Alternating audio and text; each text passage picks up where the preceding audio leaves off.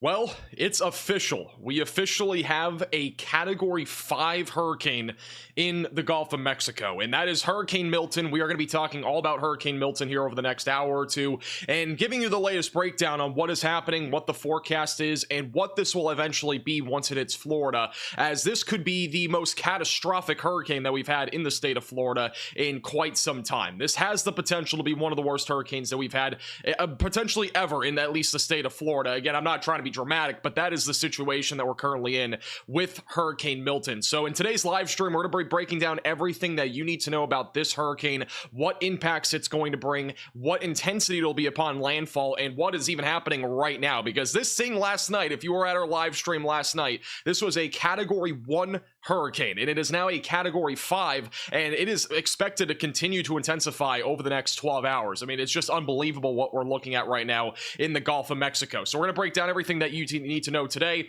Again, this is going to be one live stream that we're doing. We're going to have a video later today, and then we're going to go live again tonight. So a lot of live coverage today. If you are new to the channel, make sure to subscribe down below and like the stream as well, and click the bell icon so you're notified with the latest updates. All right, let's hop right into what Hurricane Milton looks like right now. It is an unbelievable hurricane, to say the least. We currently have a Category 5 hurricane in Florida, which is, again, just an unbelievable thing that we're looking at. Let me make sure my stream is working here. My stream's working, right? Just want to make sure. Is everybody here? Let me make sure. Are we good? Yes. Okay, cool. All right. So this is Hurricane Milton. All right. This is, again, a Category 5 hurricane, maximum sustained winds at 160 miles per hour. The pressure is also down to 925 millibars. This is going to continue to intensify over the next 24 hours, and there's a chance that we actually go below 900 millibars for pressure, which is something that is very, very rare. So this is a rare hurricane to begin with, but the fact of the matter is this could even get close to under 900 millibars as it continues to move to the east, and it could intensify further as it moves towards the north side there of the Yucatan Peninsula. Again, notice the eye. It has become very defined. We have a very impressive eye wall as well. There is a potential that this does undergo eye wall replacement as it moves to the east over the next few hours. Nonetheless, this is a very intense hurricane, and it is expected to continue to intensify over the next 24 hours. The National Hurricane Center has the maximum wind gusts getting up to 200 miles per hour just to the north of the Yucatan Peninsula tonight, and then eventually it is going to weaken very minimally as we go into Tuesday, but not by much. It is still going to be a Category 5 or borderline Category 5 hurricane as we go into the daytime hours on Tuesday, and then by the time we go into Wednesday, which is the day of landfall in Florida, this is still going to be a Category 4 hurricane just west of Florida, and then by the time it makes landfall, this could still be a Category 4 hurricane. That is not something that's being ruled out. Right now, the National Hurricane Center has this on a borderline track of being either a Category 3 on the higher side of things or a low-end Category 4 hurricane. So again, substantial hurricane that we're talking about coming towards Florida, and potentially the most catastrophic hurricane that we've had to deal with in the state of Florida in quite a while. And again, the evacuations that we're seeing right now in Florida are comparable to Irma, which was back in 2017. So again, this is just off the charts, unbelievable what we're seeing currently. This is Hurricane Milton right now, again in the southwestern Gulf of Mexico. It's not a huge hurricane. Again, if you remember with Helene was massive over the state of Florida. It's not very large though right now. It is expected to grow in size as it moves towards Florida as we go into Wednesday. So the hurricane size is actually going to grow, which means that the tropical storm force wind field and the hurricane force wind field are both going to increase as this approaches the state of Florida. This is a look at the infrared imagery as well. Another view of it. Again, just notice this is over the last 2 hours or so. Again, it's just remarkable how fast this has intensified. This was literally a Category 1 hurricane last night, and it is now a Category 5 hurricane. So again, quite unbelievable what we're seeing right now in the Gulf of Mexico. I don't know if I've ever seen something like this. This is pretty much comparable to Wilma, and Wilma actually rapidly intensified in about the same time frame to almost the same amount of wind. So this is a pretty similar comparison when it comes to rapid intensification. This is, again, just unprecedented unprecedented what we've been seeing over the last 24 hours. For reference, the intensity is way ahead of schedule. This was not forecasted to be a Cat 4 or 5 hurricane until at least tonight or tomorrow morning, and it became a Cat 5 about an hour ago. So again, really crazy stuff there. Now, this is the latest on Hurricane Milton in terms of the track as it moves towards Florida. Most of the computer models are currently bringing this into Tampa Bay or keeping it just a hair to the south of Tampa Bay. So Tampa Bay is currently looking at a very rare situation where this would be the first major hurricane to make landfall within about 50 miles of Tampa Bay in over 100 years. So it is a very rare situation, meaning that we are expecting something that we've never seen before in the Tampa Bay area. There are still a few models that bring this further south towards Cape Coral, but again, the consensus right now is that this will be making landfall somewhere between Tampa Bay and Cape Coral, more than likely somewhere near Sarasota is what we're currently thinking. This is the intensity guidance. It's not very helpful because this is a category 5 right now, but this was from earlier today. We'll talk more about this once the 18Z model runs come in. So we'll go back to that here in just a few minutes. All right, let's go over to the latest in terms of intensity and the forecast with the hurricane models. These models are specifically built for hurricanes. So what you're looking at here, this is literally built for hurricanes. It is usually very accurate, very reliable when it comes to intensity and as well as the path. So this is right now. Again, notice how the pressure is continuing to drop. This is right about now. Pressure is down to like 925, I think, right now. The HIFS-B model has this even dropping further. This is what's crazy. We could see this drop below 900 millibars tonight as a category 5 hurricane. This would be crazy. Again, it's very rare to see stuff like this, and you know, it makes it even crazier that we've only known about this storm happening for like 2 or 3 days. Like, this literally crossed from the Pacific Ocean into the Gulf of Mexico as a depression, and it was just a disorganized area of convection, and it's 914. Okay, so this is down to 914 millibars for pressure now. So, you know, 897 is very possible at this point. I mean, we could continue to see this rapidly intensify and see a pressure reading below 900 millibars. But notice how compact and small this hurricane is, with the hurricane force wind field very small. This will just pass to the north of the Yucatan Peninsula, but impacts will be felt there in the Yucatan tonight. And then once we go into tomorrow, there will be eventually a little bit of weakening, but really not much. The HFSB model continues to have this as an intense category 5 hurricane through Tuesday night and even into Wednesday morning. I mean, it even brings it down to 884 millibars. That's crazy if that happens. I mean, I'm not saying it's going to happen, but, you know, this particular model has been pretty spot on so far with intensity and having it intensify very quickly. So 884 millibars would be quite the story if this happened Tuesday night. As we go into Wednesday morning, it will eventually weaken. So there's good news to this entire story. But the bad news is it's not really weakening by much, because this is still expected to be a category 3 or 4 hurricane upon landfall in Florida. And it's also going to become even larger. So this size of this hurricane is going to blow up in nature, and eventually this is going to make landfall sometime around midnight or just before midnight on Wednesday. And again, really significant impacts expected for Tampa. Offshore flow right now forecasted to be in the Tampa Bay area and just south of Tampa, where life-threatening catastrophic storm surge will be a possibility. So Tampa Bay back through Cape Coral expected to have some of the greatest impacts out of Hurricane Milton, and then this eventually will move across the central part of Florida as we go throughout the overnight hours Wednesday into Thursday morning,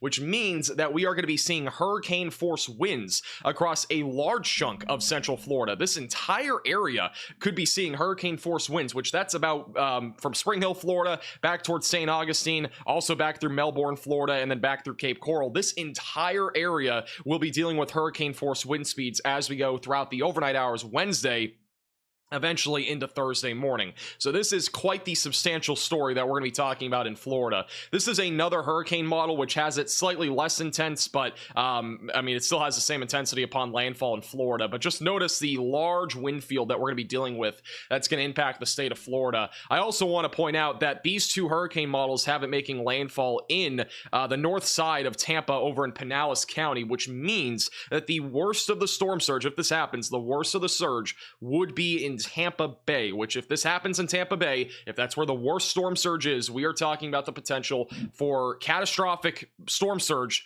and something that we've never seen before. Again, this is not something that we've seen before. We haven't had a major hurricane make landfall within this proximity over the last 100 years. So this is something that we've never seen. And the problem with this is that all that storm surge is literally going to go right into the bay, and it's not going to come out very fast. So all that water is just going to go into the bay. It's going to filter in, and the winds are going to continue to bring that water inland, even through landfall and eventually going through the central Florida. So this is a very substantial situation for Tampa. I can't stress it enough. Even if there's a path change here, even if this makes landfall further north or south, let's say it makes landfall near Spring Hill or even back down near Cape Coral, regardless of where it makes landfall, this is expected to be a catastrophic situation, especially for storm surge. Now, for the record, if this makes landfall back over in Cape Coral, Florida, instead of Tampa Bay, the storm surge would not be as much of a problem in Tampa Bay, something similar to Ian.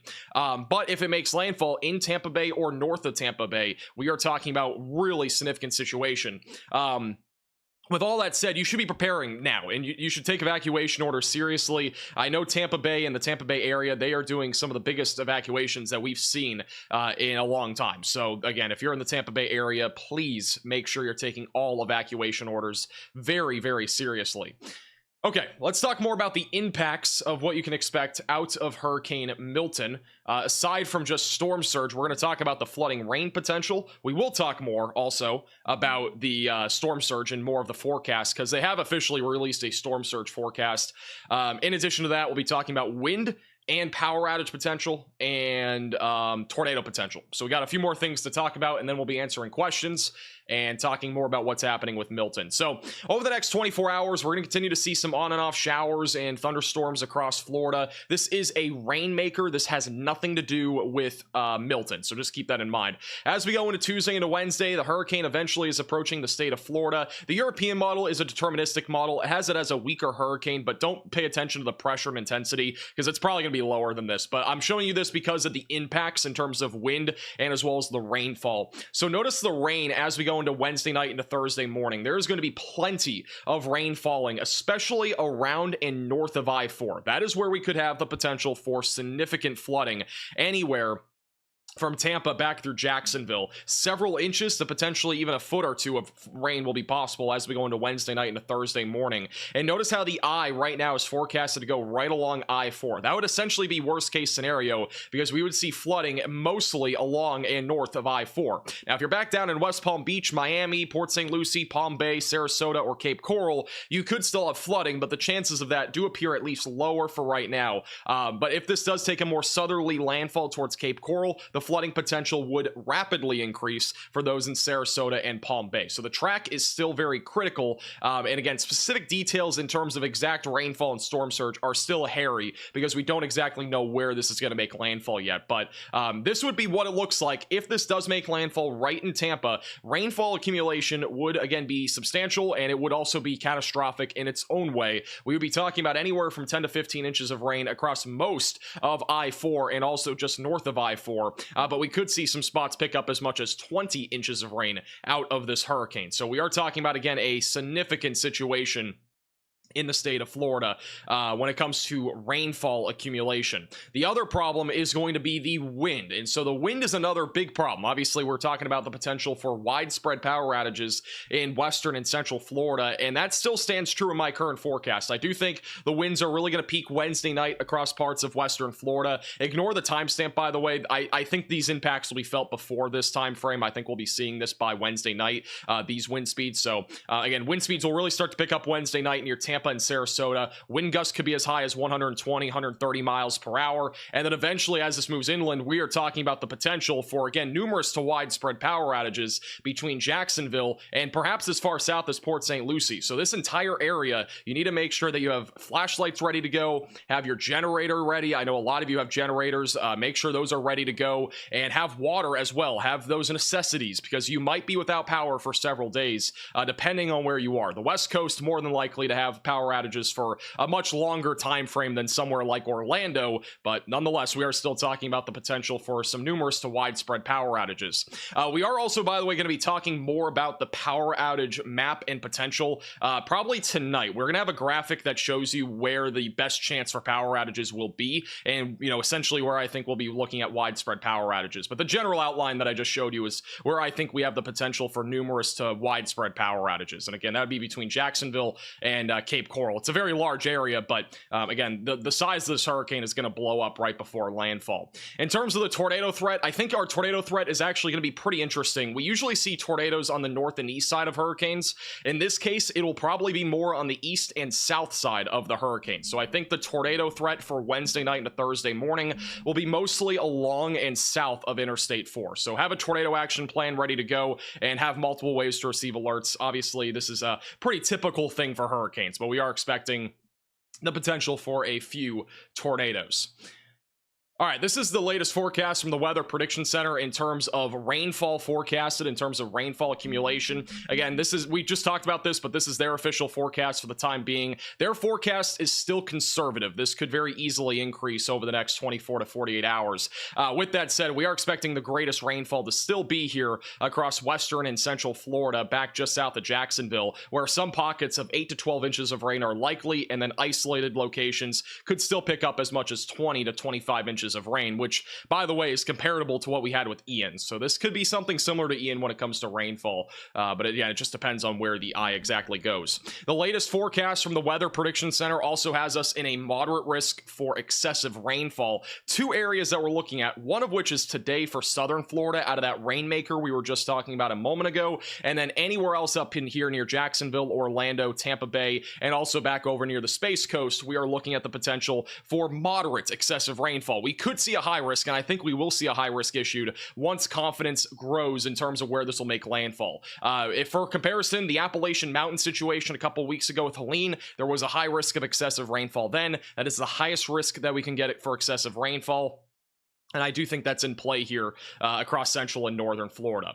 This is also the Coastal Emergency Risks Assessment page in terms of where the greatest storm surge could happen. Now, if the eye of the hurricane makes landfall here right in Tampa Bay, which is right in the center right now of the cone of uncertainty from the National Hurricane Center, we would be talking about the potential for catastrophic storm surge in Tampa Bay, back near Bradenton, Longboat Key, Siesta Key, and back through Englewood and Port Charlotte. That is if this makes landfall right in the Tampa Bay area. Again, it could still make landfall elsewhere. The cone of uncertainty still stretches as far north as areas like Cedar Key and as far south as areas like Cape Coral. So it is still a pretty large range. And you'll notice that here with the official forecast from the National Hurricane Center.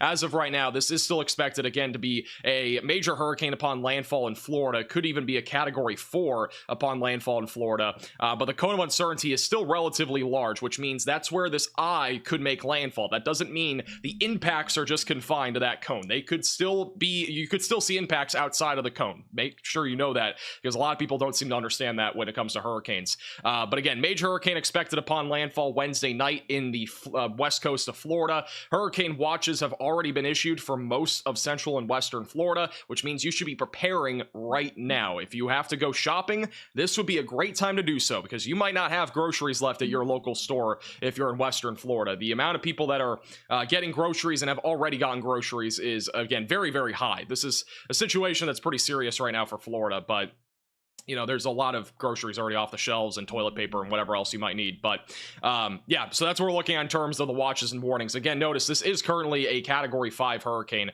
It doesn't say it on this outlook in terms of the wind, but it is a Category 5 right now in the Gulf of Mexico.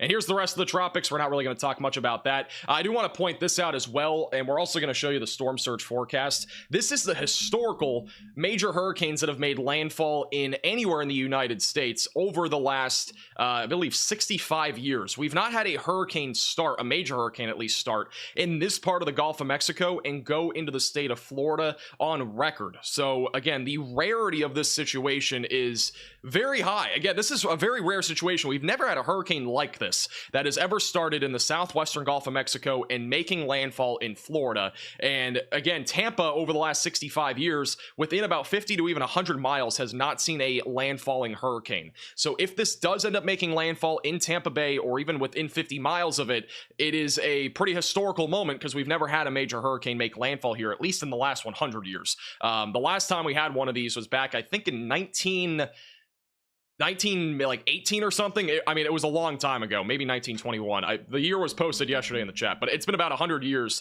since we had a hurricane make landfall in Tampa. Now, this is the latest storm surge forecast from the National Hurricane Center. Right now, they are forecasting a peak storm surge of up to 12 feet of storm surge in the Tampa Bay area. This is also a conservative forecast. All right, this is still a conservative forecast from the National Hurricane Center. I would expect these numbers to go up. It's going to depend, though, on where the eye actually makes landfall. We don't know if it's going to make landfall quite yet, like down in Cape Coral or in Tampa, or if it'll make landfall back up near Cedar Key. We don't really know yet. That's why we're telling you, again, there is a potential for catastrophic impacts anywhere here along the west coast of Florida between the Suwannee River back through Flamingo, Florida, which is back over in the Everglades. Florida Keys will not see major impacts out of this, I don't think, but there will be some storm surge. It's pretty typical back down there for hurricanes in any nature in the Gulf to produce storm surge there, but 1 to 3 feet is currently in the forecast. 8 to 12 feet between Englewood and Anclote River. Charlotte Harbor is currently around 5 to 10 feet of storm surge forecasted, which, by the way, if you look at the bottom right of your screen, there is a live camera there in Cape Coral, Florida. That camera is actually showing people evacuating right now in Cape Coral, Florida. There's a bridge there. We'll go full cam to it in a few minutes, but there are already evacuations that are underway currently, and traffic is building across a large chunk of Florida. So again, traffic's just going to continue to be a problem. I'll try to pull up a traffic map too, but yeah, we're seeing a lot of people evacuating right now in the state of Florida. But again, as a reminder, if you are just tuning in, because I know a lot of you just are tuning in, we just did a full forecast about what we're expecting out of Hurricane Milton. We're going to be doing a big Q&A here in this stream, but I also want to point out that if you're just tuning in and have not already heard, this is, yes, a Category 5 hurricane. It was a Category 1 hurricane when we signed off last night, and even when we uploaded our video this morning, it was still about a Category 1 hurricane, or Cat 2. I mean, it's unbelievable how fast this thing has intensified in the Gulf of Mexico. And it's still intensifying. Like, it is not weakening right now. This is still intensifying, and it's at 160 mile per hour maximum sustained winds. So this is unbelievable. They are measuring pressure now near 912 millibars. I can't believe this. I mean, we are still seeing this rapidly intensify. This might be the fastest intensifying hurricane that we've ever seen. It's very close to it, because this is still intensifying. There are wind speeds being measured by the flight level around 150 knots right now. And this is, again, hurricane hunters are flying through this as we speak. This is just unprecedented, to say the least. I mean, we expected intensification, but this intensification is just absurd. Look at the winds. Again, this is a very small hurricane, which means that small hurricanes are able to intensify and weaken much faster than a large hurricane. So you'll see that this is when they're flying into the hurricane. The pressure drops immensely, and the wind increases immensely as well. And they are measuring wind speeds around 150 knots. So this could actually be more intense than what we currently have. Let me see if they've updated anything yet. The next National Hurricane Center update is at 2 o'clock, so that's only like 25 minutes away. I think we're going to see a sub 900 hurricane, by the way. I do think we're going to see it, especially with a 912 millibar reading. We're probably going to see a sub 900 hurricane in the Gulf of Mexico. It will not be a sub 900 hurricane in Florida, for reference, but down here in the southern Gulf of Mexico, it is down to 912 right now. This is almost definitely going to become a stronger Category 5. I could see this getting to like 180 mile per hour winds, honestly, for maximum sustained winds. This is a radar Omega loop as well. Of all four, let me full screen this more. Of all four different loops of this hurricane, with the water vapor imagery, infrared imagery, satellite imagery, I mean, like, man. I'm going to zoom out a little bit more so you have all views of those. That's kind of crazy. This is an evolution over the last 6 to 12 hours. Pretty insane. I mean, I can't believe what I woke up to today. I mean, I literally woke up and I was like, how is this already a Cat 4 hurricane? It's insane how fast it intensified. Now, again, this is not impossible to happen. It has happened before. Like Wilma, for example, did something like this. But, I mean, they're measuring pressure down to 912 right now. And it's still dropping.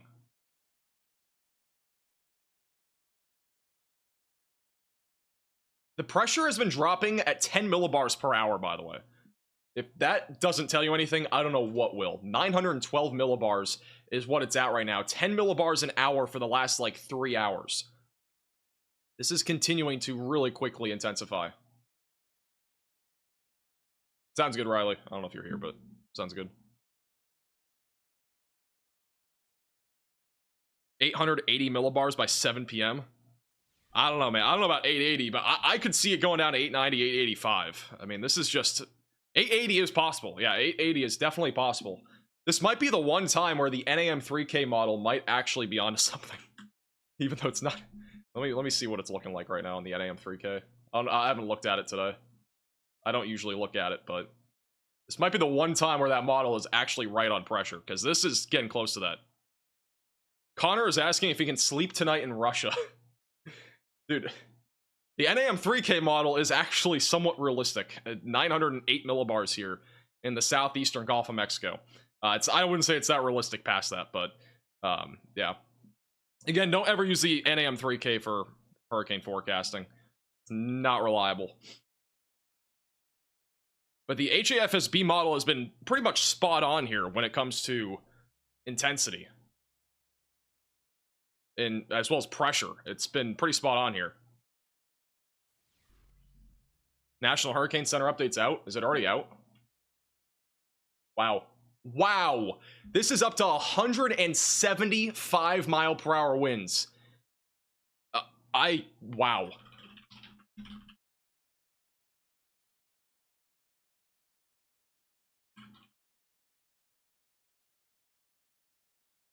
Alright, that's posted on Twitter if you want to retweet it, at MaxVelocityWX.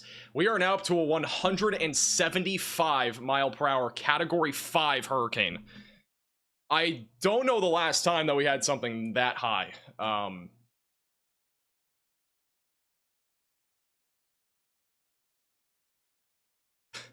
GIF.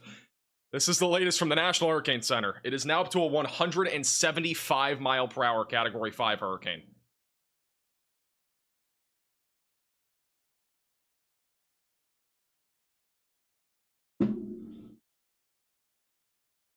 This is the most insane thing that I've ever seen when it comes to hurricanes. Well, at least in my lifetime, I've never had to, do live coverage or anything like that for this. 175 mile per hour winds is now the latest update.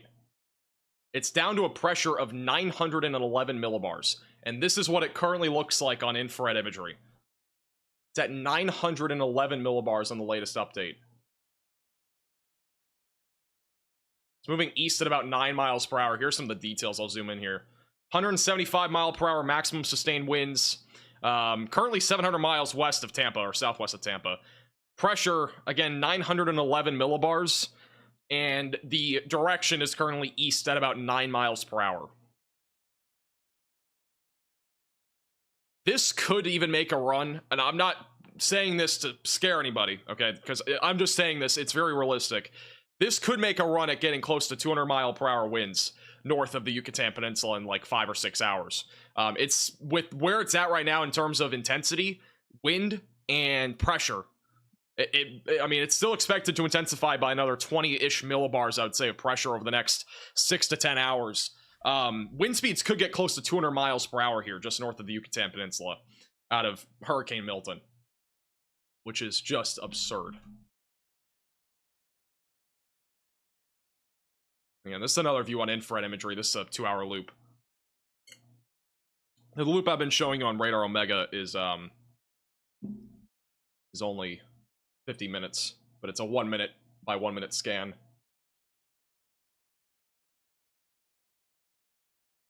I don't know if anybody had this on their bingo card for 2024 or even from last night, but this was, again, a Category 1 hurricane last night when we were live.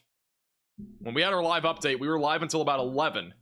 This was a Category 1 hurricane, and it is now a I would almost say a high-end Category 5 hurricane. There isn't really a high-end to a Cat 5, because, again, Cat 5 is the highest we can get.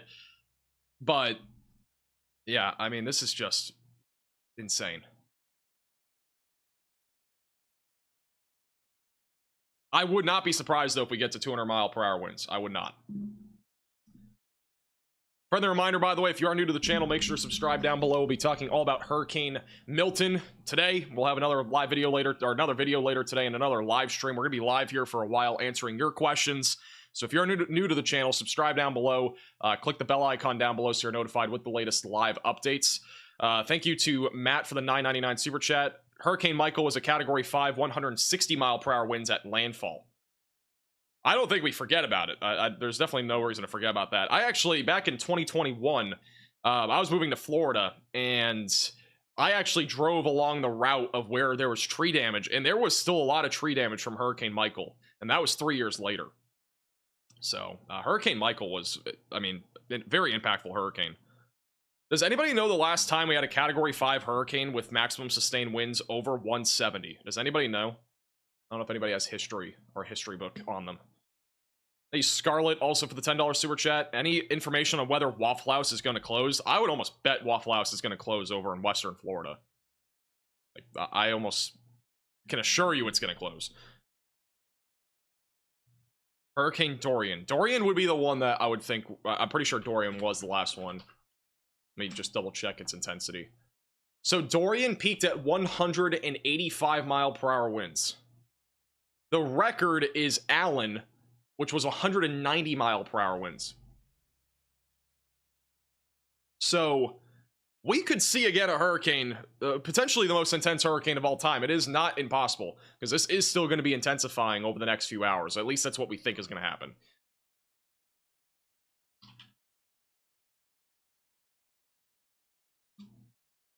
Let me just double check here. I'm just making sure we got the exact list here of most intense hurricanes. Yeah, Allen was the most intense hurricane of all time at Category 5 intensity at 190-mile-per-hour winds. That was in 1980. The most recent hurricane that was up there was Dorian in 2019 as a 185-mile-per-hour Cat 5. And so we are at 175. If you're just tuning in, we are now at 175-mile-per-hour maximum sustained winds on Hurricane Milton. That is, again, a mid to high grade Cat 5 for at least historical sake. So we are talking about, again, a unbelievable hurricane right now in the Gulf of Mexico. And the good news about this is that it's not going to be as intense in Florida, but it is still going to cause catastrophic, major at least, but catastrophic impacts across much of Florida. So this is definitely not a good situation. The current forecast, again, for Florida is that this will make landfall as a high-end Cat 3 or a low-end Cat 4. For reference, Helene made landfall as a middle-grade Cat 4. With that said, this hurricane is going into a much more populated area near Cape Coral and Tampa. So, I mean, again, if we look at the latest hurricane model data on the HAFS B model run, again, this shows it dropping down to 897 millibars tonight, which would indicate a 14 millibar drop from where we're currently at. And then it would even, and this also shows it even staying intense and intensifying Tuesday night down to an 884 millibar hurricane. And then eventually making landfall in the back over in the Tampa Bay area. So this is quite the story. Thank you, Richard, for the $10 Venmo. I appreciate that. Thank you. Thank you also, Sam, for the super chat. Why did you eat cheese curds? Yeah, I mean, the cheese curds might have done it, not gonna lie. Thank you, L, for the $5 super chat. Hurricane Patricia. Yeah, Hurricane Patricia is also up on that list. See where Patricia's at. See the intensity. Patricia was... Oh, Patricia was 215. That's the highest. Is that the highest of all time? Is it Patricia? That's Pacific Ocean, though. That's Pacific Ocean. Patricia's the strongest hurricane of all time. That's at least on record at 215-mile-per-hour maximum sustained winds in 2015. So that would be the most of all time. But that's, again, Pacific Ocean.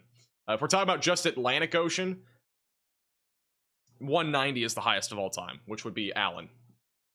So we're at 175 right now. That would put it in the top 5 of most intense hurricanes of all time, or in terms of wind speeds. Which that goes with Maria, Dean, Katrina, Kamel, Janet, and Cuba. All of those being other hurricanes that were at the same exact intensity as right now. And then 180 is Irma, Rita, Mitch. And then in second place, we have Dorian, Wilma, Gilbert, and Labor Day. And then first place being Allen at 190. So this is already a top 4 most intense hurricane of all time when it comes to wind speeds. And obviously, it could intensify further over the next few hours. For those that are wondering about evacuating, I know a lot of you are wondering, should I evacuate, or, you know, whatever it might be. I'm guessing a lot of you are probably wondering about evacuations. My 3 cents is that if you are going to evacuate, most people are going to be evacuating for the storm surge that we are going to see out of Hurricane Milton. All right, that's usually what people evacuate for with hurricanes. With that said, if you are in the threat for storm surge, you should be evacuating. As long as you are like near the coastline and you are in one of those evacuation zones, if you are under any sort of mandatory evacuation orders first, you should be evacuating for those. But if you are on the fence about evacuating, maybe you're not in a mandatory evacuation order or whatever, you should at least consider evacuating. It's a case-by-case basis, because all of you in the chat are in different situations. Some of you are right along the coastline in a 4-story building. Some of you are right inland in a mobile park or mobile home or whatever. If you are in a manufactured home or an RV, you should not be staying there in central and western Florida. All right, you should have an evacuation order, or evacuation plan, I should say, ready to go. You don't have to go that far to evacuate. I think a lot of people have this misconception. You know, if you're in Tampa, you should evacuate into Georgia. You don't have to. You can evacuate to Lakeland, into a hotel or something like that, and you'll probably end up being fine. The biggest thing that we're talking about inland will be the wind and flooding potential. But if you are concerned about the storm surge, and if you're right near the coastline, I would evacuate. I mean, if you're in that situation, I would evacuate. If I'm in your shoes and you're in Orlando, I mean, you should be fine. The biggest thing that you need to make sure you're watching is the wind and the flooding potential in those areas. Flooding potential looks similar to Ian, if not maybe a step down from Ian, but we are currently looking at the potential for 15 to 20 inches of rain in several areas between Tampa, Palm Coast, and Daytona Beach. So that is one of the biggest things that we'll have to watch for across central Florida. Again, that's if the eye of this hurricane makes landfall in Tampa. If it makes landfall further to the north or further south, where the heaviest of the rain and the flooding happens, it does change quite a bit. So just keep that in mind. But yeah, again, evacuations, you don't have to go super far. You can go 10 minutes inland from Tampa, and you'll probably end up being fine as long as you're not in an area where storm surge is in the forecast. With that said, if we go over to the storm surge forecast, again, this is the current forecast, but these numbers are likely to go up over the next 24 hours. I would expect them to increase. I do think that there will be a pocket somewhere here that will have 15 to 20 feet of storm surge along the west coast of Florida in the forecast, similar to what we had with Helene. So, thank you, Lenora, for the $10 super chat. Appreciate that. Thank you, Wolf, for the $10 super chat. Size of the eye. I don't think the eye will be huge. This is the eye right now. If we go and measure it, actually, we'll measure the size of the eye. This is a very small eye. Very compact. It's about like 9 miles wide. It is a very small eye. This is again, this is a small hurricane for reference. This is very small. If we just measure like the distance or so, it's about 230 miles wide. Again, it's going to be larger in Florida, but if we measure that across Florida, that's about the size of it right now. So if the eye was right over Orlando, that would be the size. With that said, this is going to grow in size. We are expecting this to be a larger hurricane as it moves towards Florida. This is expected to grow in size. So we are going to see a larger wind field, and we are also going to see a larger impact zone for storm surge compared to what it is right now. But it's not a huge hurricane right now, but it will grow in size. If you go ahead and look at the hurricane model, which is the HAFSB model run, again, notice how small that eye is through tonight and tomorrow, and then it grows in size a little bit as we go into Wednesday, and eventually by landfall, it's a much larger eye. And the wind field will also become larger because of wind shear and also a trough to the north kind of steering it up to the north. It'll kind of elongate the wind field and as well as the impacts that we're going to feel in Florida. Thank you, Grim, for the $20 super chat. Put some W's in the chat for Grim. Best and worst case scenario for Daytona Beach. I think best case scenario, for Daytona Beach is if this makes landfall further to your north. So let's say it makes landfall up here in Cedar Key. If it makes landfall up there, the flooding potential is not really going to exist much. There would be some minor flooding, but it would be a much lower threat. On the flip side of things, if you're talking about wind, I think wind, no matter what, is going to be intense in Daytona. I think we're going to be talking about upwards of 60 to 80 mile per hour wind gusts at least, but it could even be higher than that. Another thing that you actually will not see on the storm surge forecast is the potential for storm surge on the east coast of Florida. There will be some storm surge on the east coast of Florida because we are going to get a strong northerly and easterly wind on late Thursday into Friday, which will bring the potential for a few feet of storm surge onto the east coast of Florida, mainly from about Melbourne back through areas like Savannah and Charleston back up in Georgia. So you'll see that on this model run. See how the winds are really strong going into late Thursday, and that will all be pushing water into the coastline. So areas like St. Augustine and Daytona Beach will be dealing with storm surge. Thank you, Kay, for the super chat. Thank you, Jonathan, for the $20 super chat. Put some W's in the chat for Jonathan. Tornadoes are not expected in Myrtle Beach out of this. It's going to be way too far down to your south. When it comes to the tornado threat, we're talking about that greatest concern being around I-4 and south of I-4. And in addition to that, storm surge really the only concern, but it should be a pretty low risk there.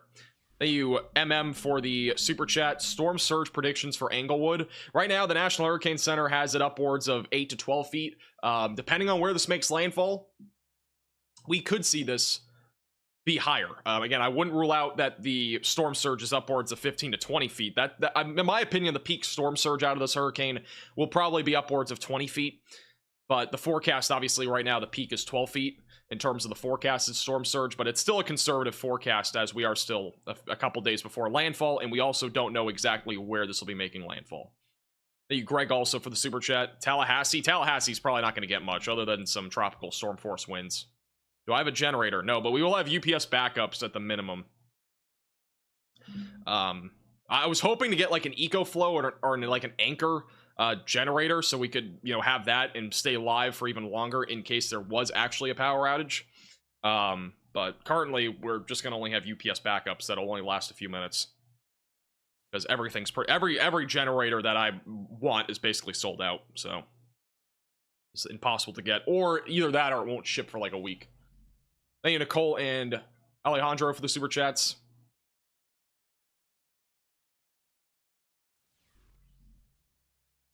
All right, let me see if we have any other updates on Twitter here.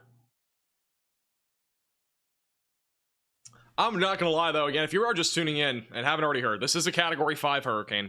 The pressure is down to 911 millibars, and this could drop below, and I think it will drop below, a 900 millibar hurricane.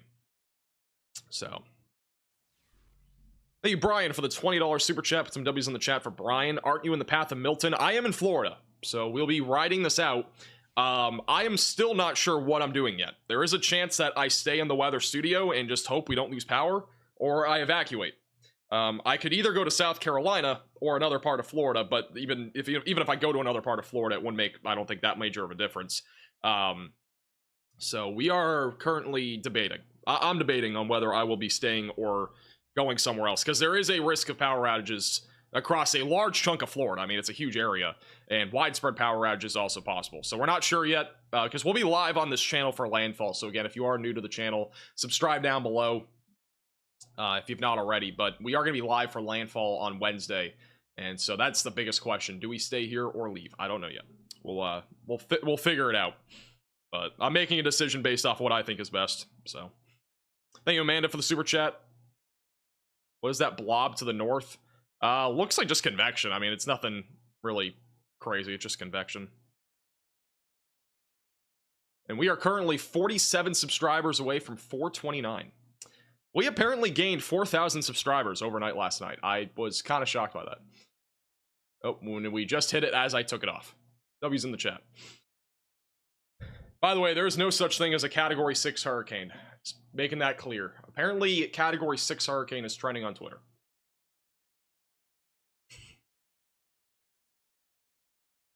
Thank you, Cody, for the $100 super chat. Put some W's in the chat for Cody.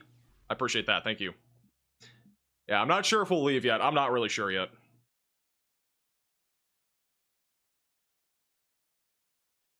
Not really sure yet. Thank you, Mead, also for the super chat, and Tony for the super chat. It depends. Again, evacuations are seriously on a case-by-case basis. I really can't tell you if you should or shouldn't evacuate because it's very case-by-case. You could tell me everything about you and it might make it easier, but like I don't want you to tell me everything about you. You know, I mean, I'm not trying to, you know, have you leak your information or whatever, but what I'm basically trying to tell you is that if you are under an evacuation order, you should evacuate. If you are on the edge about it, I would take the side of caution, be safe than sorry, and evacuate. Because we're going to be talking about, again, catastrophic storm surge right along the coastline. All across central Florida, we are expecting numerous to widespread power outages. And flooding will also be a very high likelihood, especially on the north side of this hurricane. So we are expecting, again, a major hurricane for Florida. It is a big deal. This is going to probably be... it's hard to compare this to Helene, but this will be pretty bad like Helene was. So you need to take evacuation orders very seriously if you're in Florida. Thank you, Merca, for the super chat. Again, I cannot answer specific questions on evacuating. I wish I could. If you are under evacuation order, you should evacuate. It doesn't mean you have to go to Georgia or up to Texas or something or whatever. You can evacuate 10 miles inland and you'll probably be fine in terms of storm surge. But if you are in a mobile home, if you are in a manufactured home, or if you are in some sort of RV, you should be evacuating, at least in central Florida, because it's not going to be safe. Especially with the winds that are forecasted.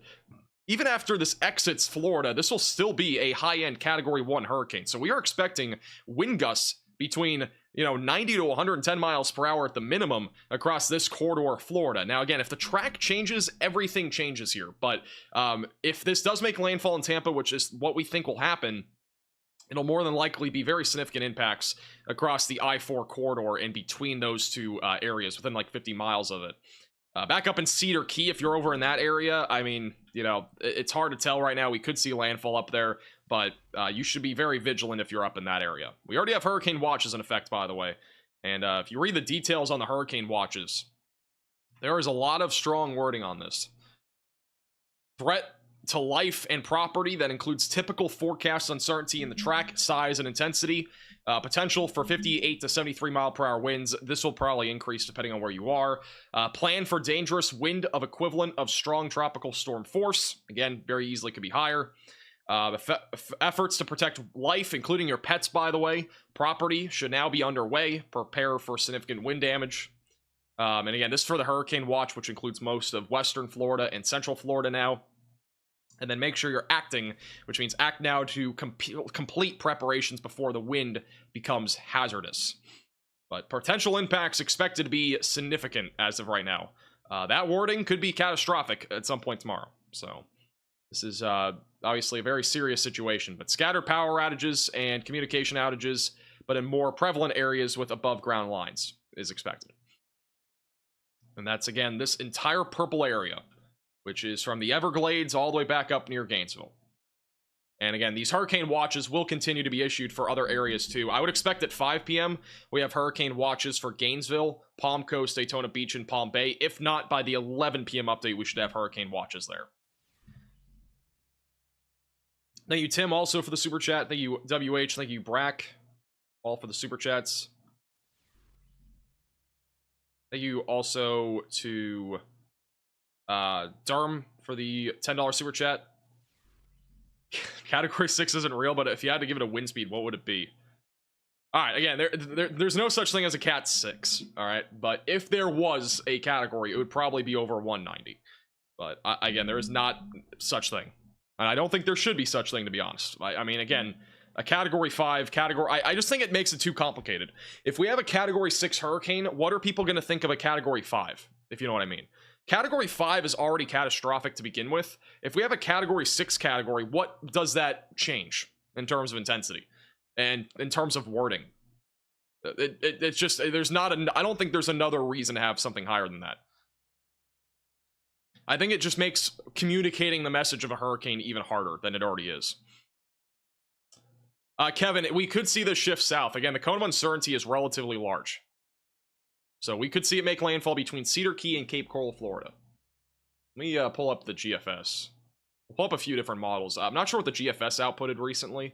This is the European model on the most recent run. European model has been very consistent on a Tampa Bay landfall, which would again be worst case scenario. Put some W's in the chat for Jake with the $100 super chat. Appreciate the generosity. We take wagers on this going over 200 miles per hour. I wouldn't be surprised again if this gets to 200 miles per hour. I think it's not going to be easy, but I think it's very possible. I would definitely say it's going to get to 185 at this rate, but it could get to 200 mile per hour maximum sustained winds in the southern Gulf of Mexico. All right, let's look at the GFS. I have not looked at this either. The GFS still has this making landfall in Tampa Bay too. Models are becoming very consistent on a landfall around or just north of Tampa Bay, which would again be catastrophic for Tampa. So this is, again, I can't stress enough. I'm not trying to scare you guys. Again, this stream is not to scare you. It's not. I'm trying to keep you informed here. This is catastrophic if we see a landfall in Tampa, which a lot of models are currently showing.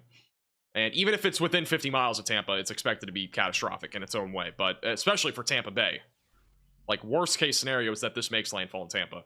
Best case scenario for Tampa, best case would be making landfall down in Cape Coral for Tampa Bay. That would be very little storm surge there, but you would have flooding rainfall potential. What is happening with your hair? I'm not sure. Don't know what's going on with my hair. I didn't realize it was sticking up. Maybe we got some lightning in the area. Static electricity coming in. We'll look at a couple other models. This is the Icon model. Icon model has it also making landfall in Tampa. The European AI model. This has been a pretty good model this year in terms of track. Has making landfall just south of Tampa, but very close in like Sarasota. NAM model, which NAM model, the normal one, I think is okay for at least track and stuff. This one has it making landfall in Tampa as well. So pretty much every single model, and if we look at the spaghetti charts too, pretty much every model has it making landfall somewhere there within 50 miles of Tampa. There's only a couple outliers. Thank you, Static, for the super chat.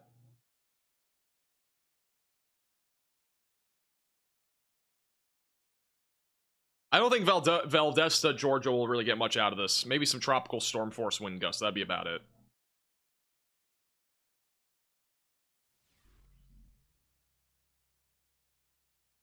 Worst case landfall is just north of Tampa. Yeah, it is. Somebody was asking about best case scenario. If I said worst case scenario, I meant to say best case scenario for Tampa. Would be making landfall in Cape Coral. Worst case scenario would just be around or north of Tampa, because that would mean that all that offshore wind is pushing into Tampa Bay, and all that water is just going to be trapped there. Like, there's almost no way for this water to get out of Tampa Bay. And, you know, that's the problem. It's a pretty massive problem too. Friendly reminder, if you are new to the channel, make sure to subscribe down below. Again, we'll have live coverage on Milton over the next several days. So subscribe and click the bell icon so you're notified with the latest live updates. We are now 300 subscribers away from 430,000. If every one of you subscribes in this chat, we could actually make it to 450 today. It is possible. Be kind of crazy, not gonna lie. And if you have any questions, again, feel free to leave those in the chat. I'm trying to answer them. Again, there's 30,000 of you and one of me, so the odds of me answering every question, relatively low, but we'll definitely try our best to answer as many important ones as possible. Mexico's not going to see any, like, major impacts, I'd say. The biggest threat is going to be right up in here along the northern side of the Yucatan Peninsula.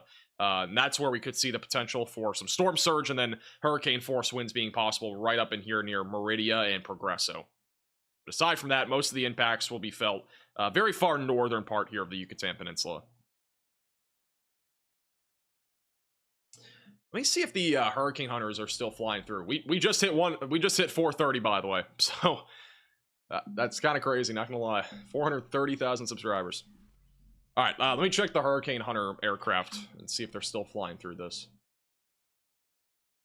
All right, they have finished. This is the latest from the hurricane hunters.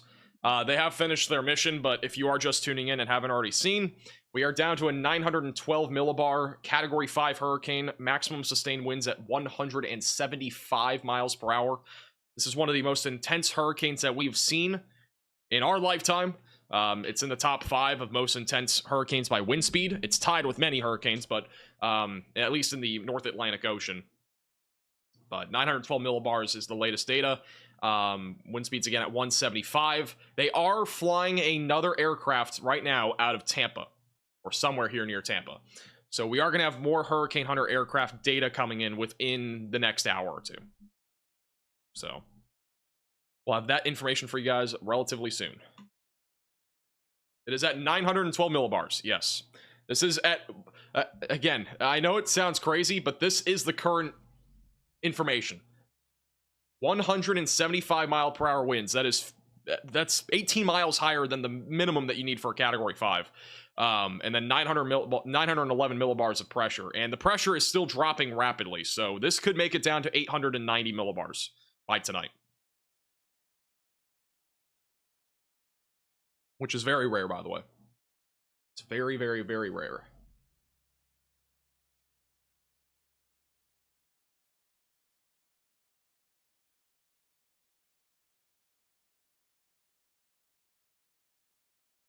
Oh, man. People are so bad with misinformation. Guys, Category 6 hurricanes do not exist. Somebody posted on Twitter and said, Hurricane Milton making unprecedented run at becoming the first Category 6 hurricane in the Atlantic. It does not exist. Please stop posting misinformation. It is so annoying. It does not exist.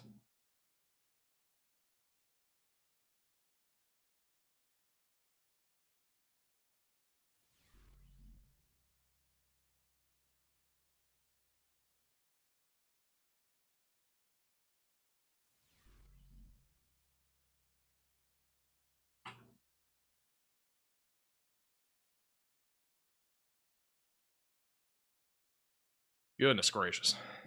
All right. Thank you, Tina, for the $10 super chat. Appreciate that. Thank you, Joseph, for the $5 super chat. Guys, here's the thing. I just talked about this, but the reason why there's not a Category 6 hurricane is because if we had a Category 6 hurricane, communicating a hurricane's intensity becomes even harder for meteorologists in general. It just becomes harder because people are going to take Category 5 hurricanes a little bit less seriously if we have a Category 6.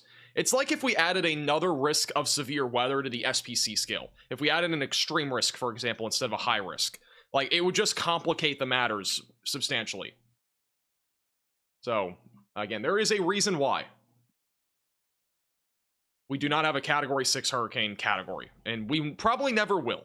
Unless, for whatever reason, something changes. But I just don't see why we would add one. It literally just makes communicating the message so much harder. I mean, Category 5 is bad. It's catastrophic. You know, if we add a Category 6, what is the terminology that we're going to use for Category 6? There isn't any. There just isn't anything realistic. By the way, if you are new to the channel, have not already, make sure to follow us on Twitter and Facebook at MaxVelocityWX. Those links are in the description. We are going to be posting updates on those platforms throughout the next several days on this hurricane. So if you want to have updates on other, mediums like Twitter and Facebook, you can follow me on those platforms. The link is in the description. We also have a Discord server. We also post stuff on there. That is also linked in the description down below. Thank you, SOJ, for the super chat. No problem. From Switzerland. We got people watching from Switzerland. Where's everybody watching from in the chat right now? I'm just curious. You don't have to put your exact location, but you put like your state or country or whatever.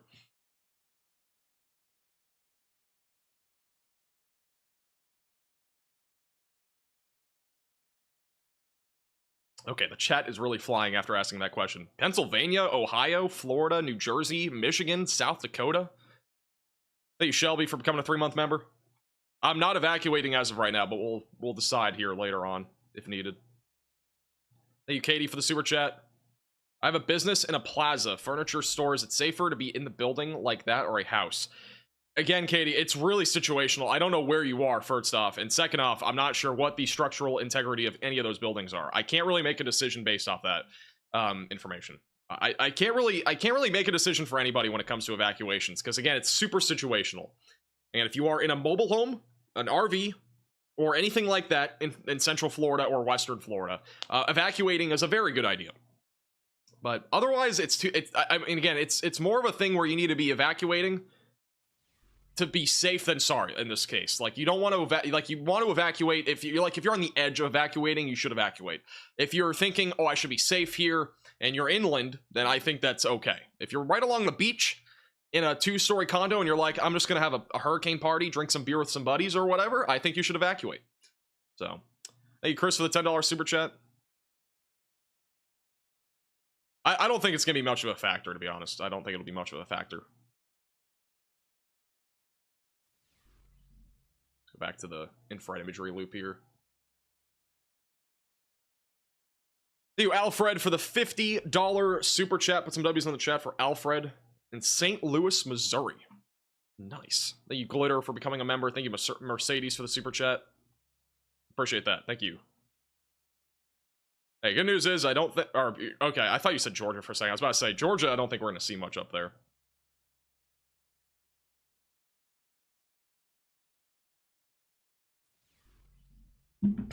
I posted on Twitter earlier, Category 6 hurricanes don't exist, and somebody just responded and said, you don't exist. What a comeback. Wow. Incredible. Thank you, Vicky, for the 5 gifted members. Put some W's in the chat for Vicky. Long couple of days ahead. Yeah, it's gonna be a long next few days, and it's gonna be long after that as well. It's gonna be a long next several days. And we are going to be, in just a moment, I'm gonna post a link here.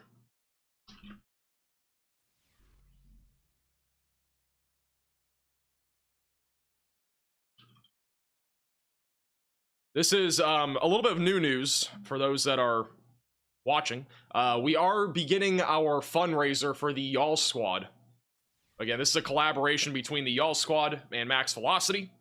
Again, if you don't know what the Y'all Squad is, it is a 501c organization that is going to be fundraising for Hurricane Milton relief efforts. And if you feel if you feel like you want to contribute to this cause for Hurricane Milton, you can donate. There is a link in the description down below, and we'll also post it in the chat a few times. Our goal for this is $50,000. I think that's very achievable. And again, this is a nonprofit organization. The Y'all Squad will definitely be in Florida when this is happening, and also after it happens. So if you want to contribute, it is a tax-deductible contribution. There is a link in the description. It is also posted in the chat several times. The chat is going very fast, so you have to click it very fast. But if you don't see it in the chat, you can also go in the description down below, and you can make a contribution. Again, this is not an ad for those that are wondering. I'm not getting paid to say anything about this, and I'm also not getting paid in general for this. It is to help people in Florida for Hurricane Milton relief efforts. All right, so we raised $25,000 for Hurricane Helene relief efforts, and that was about a week after it even hit the Carolinas and Florida. So we raised $25,000, which was insane. We never talked about it on a live stream, so hopefully we can maybe get close to that goal, if not even surpass it, and help the people in Florida that are going to desperately need it after landfall. Thank you, Andy, for becoming a member. Thank you, Governor, for the super chat. But there should be a link in the description. It's a little bit further down, but it is down there. All right. Again, if you have any questions, feel free to leave those in the chat. Again, if you are new to the channel, subscribe.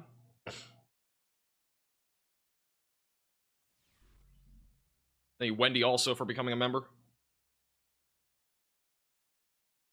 Could there be another Gulf hurricane right after? At this point, guys, if you're wondering about a hurricane happening after the one that we're talking about now, it is too early to talk about it, and also we're mostly focused about Milton. With that said, the GFS model, it has shown something developing like next week, but I mean, again, we're way too early to even be talking about it. I'll quickly scroll by here on the GFS and see if it shows anything still. It still shows something, but not in the Gulf. So again, I wouldn't be concerned about something that's not even happening anytime soon anyways. Like, this hurricane is the one that we need to be talking about, and the one that we need to be concerned about. There's nothing behind this right now that is imminent or anything like that. Thank you, Reddington, for becoming a Maximum Velocity member. Thank you also, Wads, for the super chat. Thank you, Braden, for the $5 super chat. From Central Pennsylvania, appreciate that.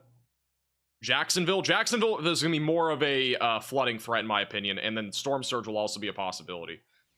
But again, flooding is still questionable. It depends on the track. If this stays down here on the projected line right now, which again, it could be, landfall could happen anywhere in here, but if it stays down here near Tampa, I think flooding will be a lower concern. But if it goes any further north of landfall, like just north of Tampa, I think flooding is going to be a big concern there. So flooding, the biggest threat, and then some hurricane force wind gusts will also be possible.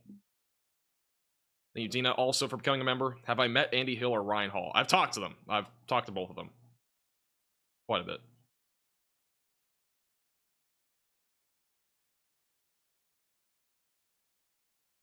What about Daytona? As of right now, I think our greatest concern anywhere near the Daytona Beach area, Palm Coast, or even back up over near Deltona is going to be mostly the hurricane force winds that are going to happen after landfall. And then the other thing to watch for will be flooding rainfall. We could see, again, something similar to Ian when it comes to total rainfall. The European model has very significant rainfall accumulation across much of central Florida. We go to the most recent model run. This is the most recent one. The most recent one has it much more sporadic, not really confined to a specific area right now, but it still shows the potential for major rainfall between Tampa and Daytona Beach and up near Jacksonville with 6 to 12 inches of rain, and then the potential for some isolated spots getting as high as 18 inches of rain. And we could even see a couple spots near 2 feet of rain. So it's definitely a pretty significant situation.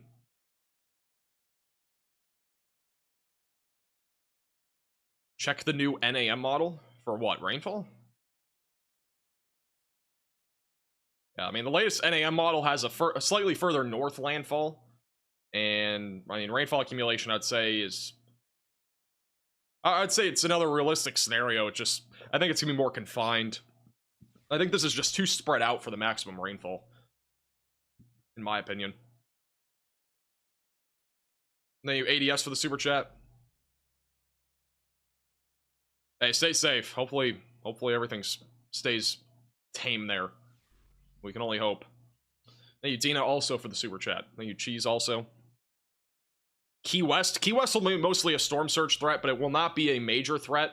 At least for right now, the forecasted maximum storm surge is 1 to 3 feet. That could change. Again, if the eye is forecast to make landfall near Cape Coral, this will increase. But if it makes landfall further north, that will decrease.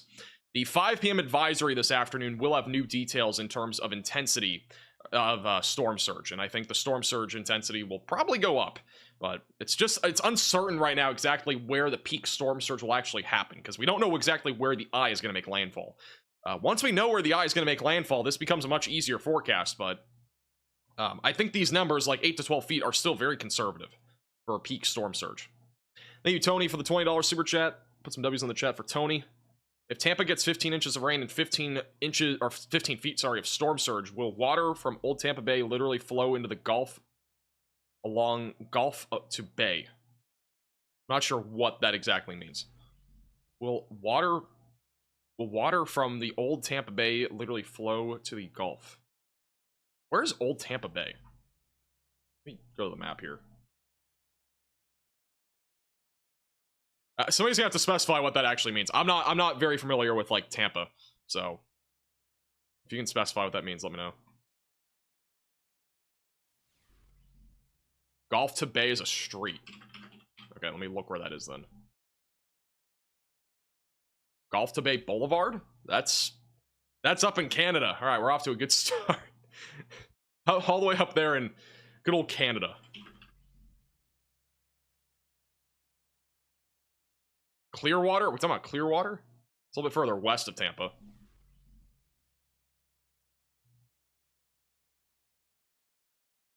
If we're talking about this road right here, that would be definitely prone to storm surge if that's the road. I'm kind of surprised we have a Gulf to Boulevard or Gulf to Old Bay road over in Canada. Okay, what was the question again? Let me just make sure I read this right. Because, I mean, storm surge is definitely going to happen there in the current forecast. I can't even see the question anymore. The chat's going too fast. But if that was the question about storm surge, I definitely think storm surge will happen there on that roadway. Thank you, Angela, for the $20 super chat. No problem at all. Thank you, Bruce, also for the $9.99. Flying into Orlando Saturday, going to Cocoa Beach.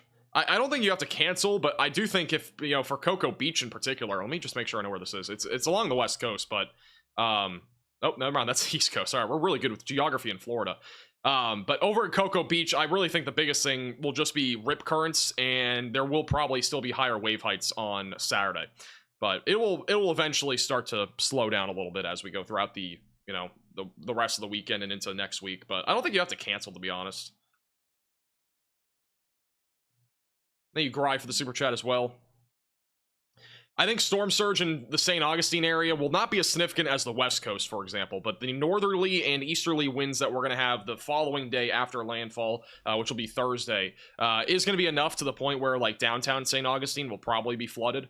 We'll probably end up seeing at least 2 to 4 feet of storm surge, maybe even a little bit more than that. Thank you, California, for the super chat as well. Max wind speed in Daytona Beach. I would say, like, realistically on the forecast right now, like, the worst case scenario is, like, for wind speeds probably 95 to 100. That would be worst case scenario.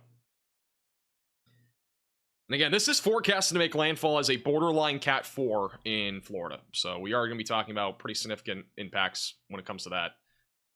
Check out the latest wind gust map from the European model here. This is what the wind gusts look like Thursday morning. The wind will really be the worst for Daytona Beach, I think, after this moves back into the Atlantic Ocean, because the offshore wind is going to increase from it moving back into the Atlantic Ocean. So areas like Daytona and Jacksonville and Palm Bay, the worst of the wind will probably end up just being on Thursday.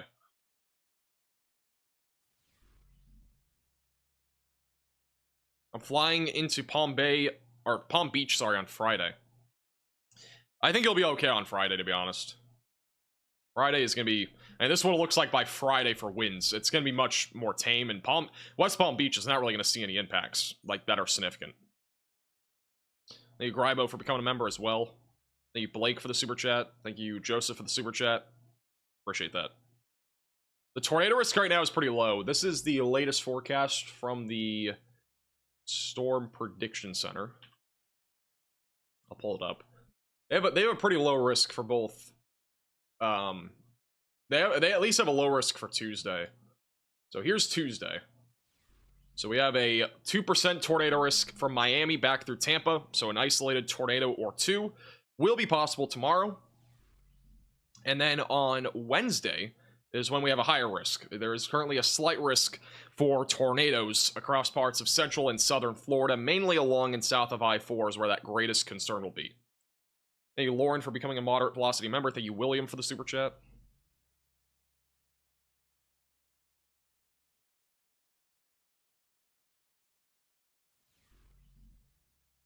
Ocala, Florida, looking semi-safe. I would say you're safe when it comes to... I don't know. It depends on what you mean by safe, because I think we're going to have a potential for flooding rainfall there. Again, it depends on where the eye goes, but I think the biggest thing will be tropical storm to maybe even hurricane-force wind gusts by the time we have landfall. And just after landfall, so. Oh, let me change the update time here.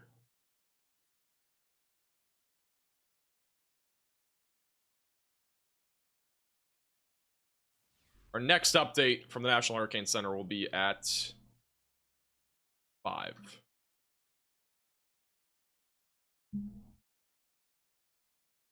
Renell for the super chat. Flying into Fort Lauderdale on Thursday night from Panama City. That is a very short flight.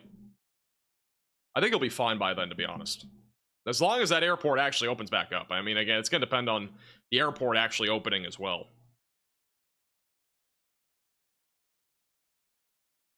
Can you explain how this storm took on a rare path? Yeah, so for those that are wondering the meteorological breakdown to why this is happening, because some people think it's weather modification or whatever else you want to call it, I don't really care, but people are saying this is really strange, and it is. This is a very strange phenomenon that we have happening right now that we've never seen before, that, you know, a major hurricane going towards Florida taking an obviously unusual path. It started in the southwestern Gulf of Mexico and is now moving to the east and eventually going to make landfall in Florida on Wednesday. The reason why is because this eventually began in the Pacific Ocean as a tropical depression, and it moved over Mexico, and there was enough left of it to reform into a hurricane, now obviously Hurricane Milton. And so that's why it started now. Like that's why we have a hurricane to begin with. If that didn't happen, we would probably have nothing right now in the Gulf of Mexico. But that depression moving into the Gulf of Mexico and now moving into very low wind shear environment with very warm water temperatures has a very favorable environment for obviously having a major hurricane, which is now a category 5. The reason why it's moving east, which we've never seen this happen, at least in recorded history, at least in the last 100 years, I'd say.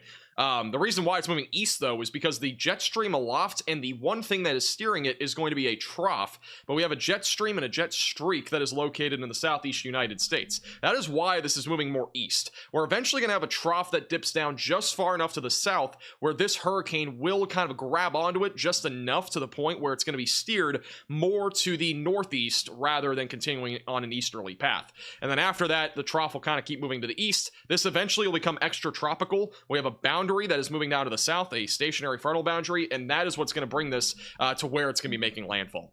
So it's a complicated sort of forecast in a lot of regards, because this is not a typical track. We usually see during this time of the year, we'll usually have like a high pressure system that steers something like up into Texas, or a trough that dips down and drags us into Florida, but not usually with a starting point in the southwestern Gulf. Like we don't usually see systems develop in the southwest Gulf. So that's kind of why we're seeing it, and where it originated from and all that sort of stuff. But yeah, again, this is a very unusual sort of situation that we have that's happening, but it's, again, we've never seen it in our lifetime, but it's, especially in October, by the way. But yeah, this is definitely possible, especially with us having that tropical depression that started in the Pacific Ocean. Thank you, Kelly, for the super chat. Also, thank you to whoever sent the super sticker. Appreciate that. I can't see the person. The chat is going so fast. Thank you, CC, for the super chat. Appreciate that. Thank you also, Lisa, for becoming a member, and thank you, Reglaire, for the super chat. Thank you, Cameron, for the super chat. The biggest thing when it comes to intensity of a hurricane, like the highest that we've ever recorded for a hurricane is 210 mile per hour winds, and that was Patricia in the Pacific Ocean. This right now is at 175. We could see this make a run at being a 200 mile per hour hurricane.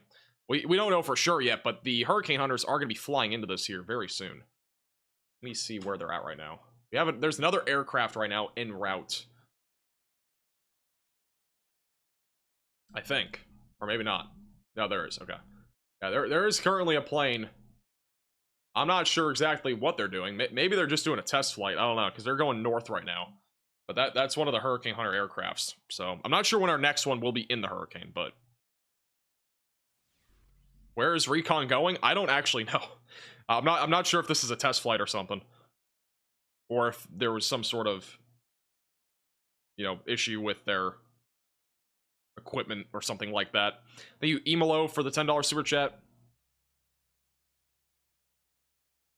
I think you should be fine as long as that flight doesn't get delayed.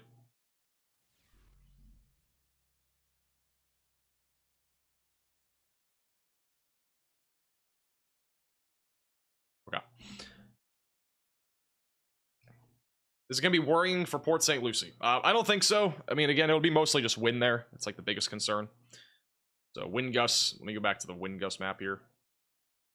The biggest thing will be wind. We could see some wind gusts near like 60 to 70 miles per hour going into Thursday. Thank you, Kelly, for the $10 super chat. Thank you, Hilton, for the super chat. I'm going to be honest with you, like, when it comes to major hurricanes making landfall in the United States, this is the last 60 years. And so when you talk about major hurricanes making landfall for very populated areas like Tampa, it is not very common. So if you look at Florida, in terms of major hurricanes in the last 65 years, this is back from 1960 until now. We had Irma that made landfall in southern Florida near Naples. Ian and Charley were two of the more populated ones for Florida back over in the Charlotte harbor area in Cape Coral. We also had a hurricane. I'm not sure which one this is, but it rode up the east coast of Florida. Let me see if I can click on it. There's a couple. We had Matthew in 2016, but it didn't make landfall in Florida. We also had David in 1979 that just went up the east coast of Florida. And then we had, obviously, Adalia. We've had Helene. Those both made landfall in the Big Bend. We have Michael in 2018 that made landfall near Panama City. Again, not super populated. Then we had a few others kind of up and down over here, but the New Orleans ones have been like the biggest ones. We had Katrina, obviously, in 2005. You had Zeta in 2020. I remember actually covering that. And then we had Betsy in 1965. So pretty populated ones there. And then the closest major hurricane for like Houston was Alicia in 1983. So all in all, when it comes to major hurricanes making landfall in populated areas, it is not common. And this, again, could be the most catastrophic hurricane that we've ever seen, if, you know, the forecast holds up. And we've seen other landfalls also up the East Coast, but again, none of them really. I mean, we had Hugo in 1989 near Charleston, South Carolina, and then another one in Corpus Christi. But again, it's not common. We've never had one in Tampa, at least in the last 100 years. So it's been a long time. Thank you, M, for the $20 super chat. I wouldn't say East Coast is safe. It depends, again, where you are, because we are still going to see storm surge even on the East Coast of Florida. This is the Coastal Emergency Risk Assessment page for storm surge. Again, the worst storm surge currently expected if this does make landfall in the dead center of the cone of uncertainty. The worst storm surge would be in Tampa Bay near Sarasota. But the other thing is, if this, even if this takes the same path that's currently forecasted, we are going to have some storm surge up and down the East Coast, starting anywhere from as far north as Charleston, South Carolina, and then as far south as Melbourne, Florida. So there will be a potential for maybe 2 to 4 feet of storm surge even on the East Coast. Not going to be as significant as the West Coast, but it is still significant.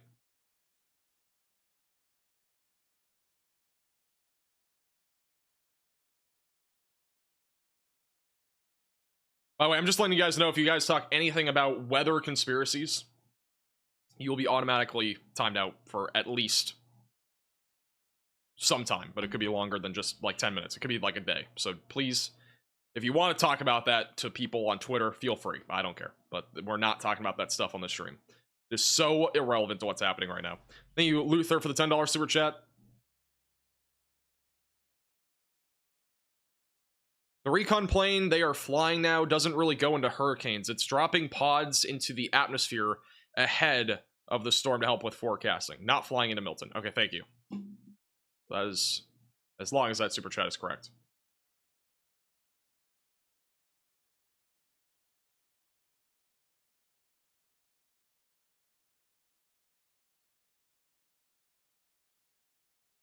Orlando check. Orlando will be mostly hurricane force winds as we go into Wednesday night and Thursday morning.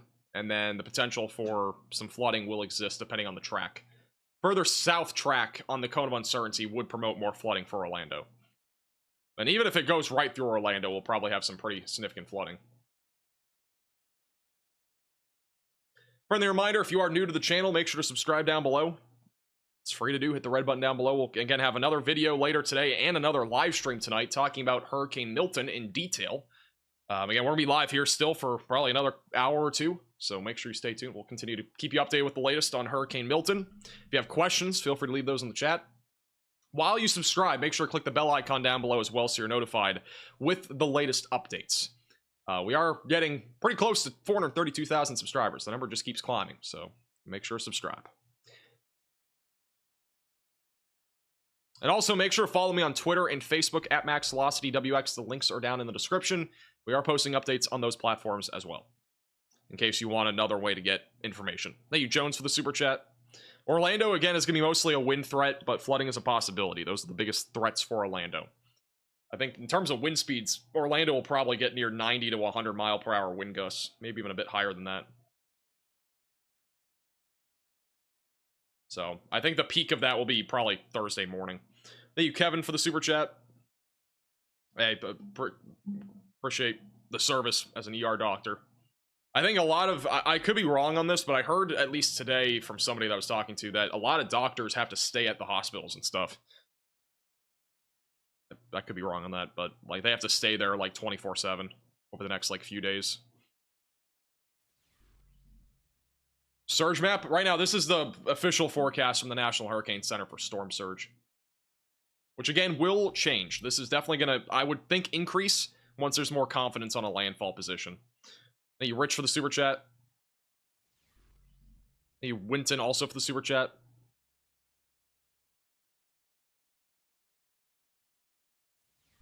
Winton, it's hard to tell. It's going to depend on the path of the hurricane. I can't really give you a definitive answer on that. I can't really give definitive answers on if your flight will make it unless it's a day after or a day before landfall.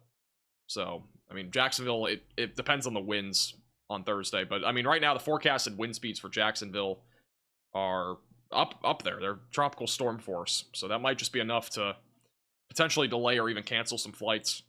Thank you, Blue, for the super chat.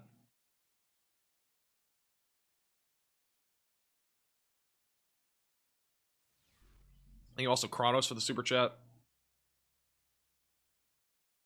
I think if you're inland, I think you'll be okay, as long as you're not in the storm surge inundation area. The National Hurricane Center does have a map on their website. What is going on? Okay, wait 1 second. I was about to talk about this, but we have a new area of development just southeast of Miami right now. That just came out in the latest outlook. I didn't even notice this. It's a 10% chance of development over the next 48 hours. So in a very low chance, but a possibility for another tropical storm to develop as that moves east into the Atlantic Ocean.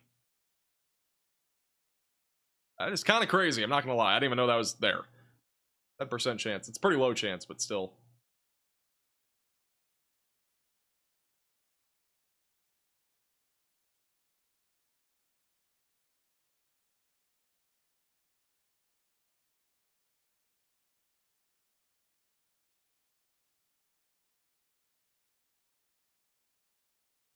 I do want to go to this. Let me show you guys this real quick. Let's go to Mesoscale 2. It's a high definition view of Milton. We're gonna go to geocolor. Thank you, Pam, for the $10 super chat. Appreciate that. Look at the pinhole that's in the middle of this hurricane. That is on geocolor satellite. And even if we go to blue satellite imagery, you see the pinhole right there in the middle. That is our eye of this category 5 hurricane. Where is geocolor? We'll go back to geo. That is pretty unbelievable.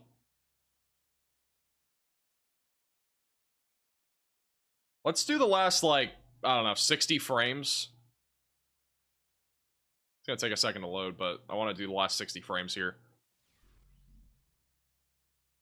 Thank you, Rideshare, for the super chat. Guys, Category 6 hurricanes do not exist for the 50th time. They do not exist.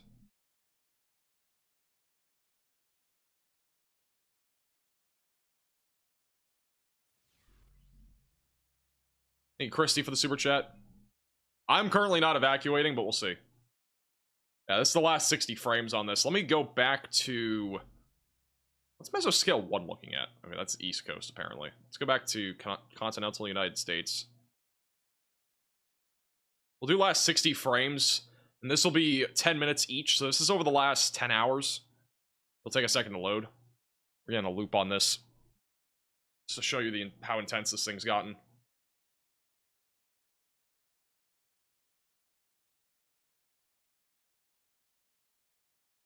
My response was a lot. Okay, let me do 10 minutes each. Second to load here.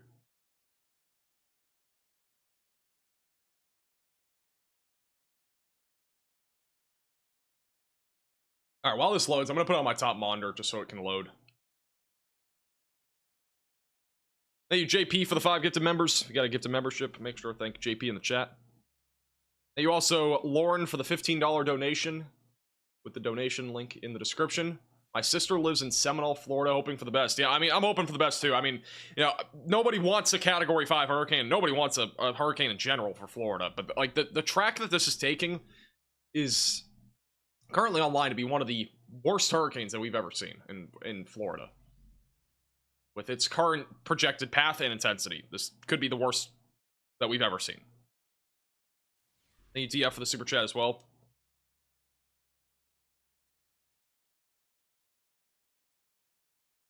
I might have to lower my amount of, I'm trying to load this so you guys can see the evolution of this hurricane. So we're going to try to do less images. Problem is I have a large data request on the RAM slider, so we have to kind of lessen the images. I want to show you guys the evolution, though. It's pretty crazy to look at.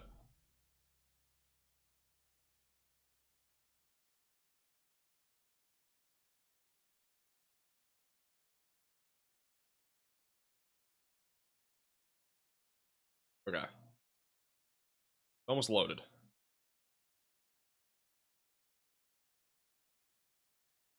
Let me go to, let's go to satellite imagery. What is going on in the Gulf? Because we have like a small area of development over here. I can't really see it. Oh, it's loading. All right. There's like a small area of like, so there's like a little area of convection that apparently has a chance of developing over the next like 24 hours. Let's go to Gulf of Mexico. Let's do that. Just some area of convection here. Again, there is an area of development here, just south of Miami, that could develop into a tropical storm over the next 48 hours. It's very low chance, but not really seeing much. Just a lot of convection right now. That's what they're looking at right now. That blob of convection that blew up near the Bahamas, that's what they're looking at. I don't think it'll develop, but you never know. This is the loop here on the RAM slider over the last... It's over the last 10 hours. Frames are glitching out a little bit because it's a high data load, but pretty crazy.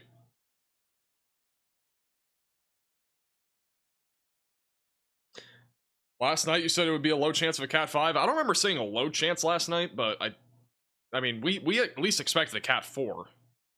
But Cat 5...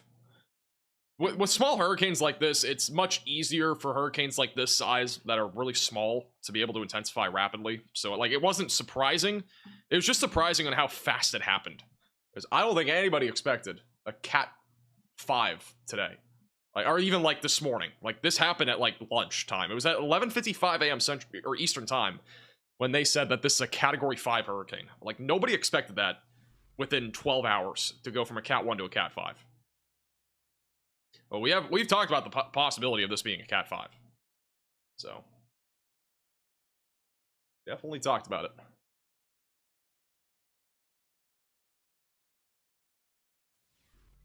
Thank you, Jay, for the super chat. Yeah, Ocala's fine when it comes to storm surge. I mean, hurricane force winds and flooding would be the concerns. But, I mean, again, this hurricane right now is shaping up to be one of the worst natural disasters that we've ever had in Florida. And even in the country. You know, hurricane this magnitude and where it's going right now, it has the potential to be pretty catastrophic. Makes landfall in Tampa or just north of Tampa. That's the worst case scenario. So, and it won't be a Category 5 upon landfall in Florida. With that said, this is still going to be a major deal, like, even with being a Category 4.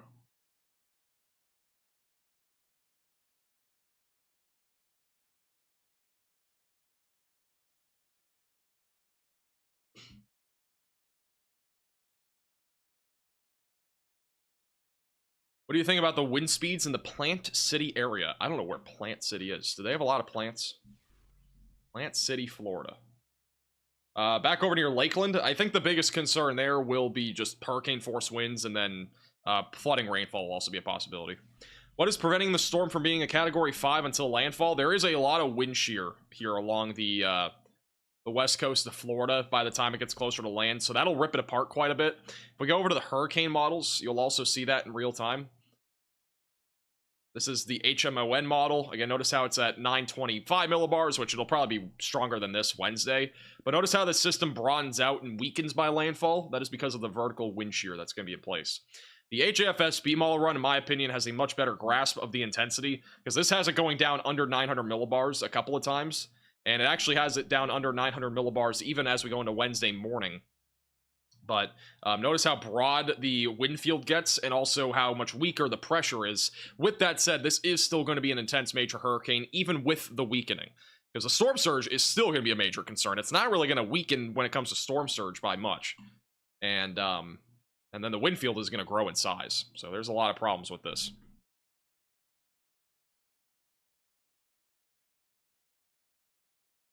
Yeah, 963 millibars. That would be a Cat 3 or so. When it comes to wind speeds, it's right around Cat 3 here upon landfall. But even then, it could even be, I mean, with the intensity that we're currently at, this could even be an underestimate for landfall intensity in Florida. We could still be talking about a Cat 4 upon landfall, even with the wind shear. If you remember with Ian had a lot of wind shear near landfall too, and it was still an intense Category 5 right before landfall. So, Ian, these two could maybe compare closer to landfall, but the big difference is that this is a very small hurricane right now. If we had a lot of wind shear in the southern Gulf, this thing will be ripped apart, I would say, pretty quickly. But the problem is it's going to grow in size once it gets closer to Tampa. And so the wind shear is not going to be as effective as if it were to be a small storm. So it's going to take more time to weaken, even with how much wind shear we're going to have here near Tampa. In terms of intensity, like the peak wind speeds, Ian was not as bad as Milton. Milton is at 175 right now for maximum sustained winds. That's what it's currently at. It's at 175, at least on the latest observation. Like, these numbers are very high. This is a top 5 wind speed of all time in the Atlantic Ocean. Tied with many hurricanes, but it is one of the more intense ones. Thank you, Ghost, for becoming a member. Thank you, Kronos, for the super chat. Thank you, Heather, by the way, for becoming a VIP Velocity member. Put some W's in the chat for Heather, our highest tier membership on the channel. As a reminder, if you are new to the channel, make sure to hit the red button down below and subscribe. We are 5 subscribers from 432,000. We'll again have live updates, live landfall coverage with storm chasers, and we'll have more videos over the next few days here on YouTube. So make sure to subscribe if you're new to the channel. And also like the stream if you've been finding this informative thus far. We just hit 432. And also, make sure to follow us on Twitter and Facebook at MaxVelocityWX. There are links in the description to those as well. We are going to be posting updates on those platforms over the next several days with the latest on Hurricane Milton. Let me just ask if there are buoys. Let me check. I'm not sure if there are any buoys in this area of the Gulf. I think there's a chance that we could get down to an 890 millibar hurricane. Like, I think it's a very strong possibility right now. There are no buoys here in the southern Gulf. The closest one's up here in, like, the central Gulf of Mexico, and the waves aren't really that bad right now. These are live photos, by the way, being taken.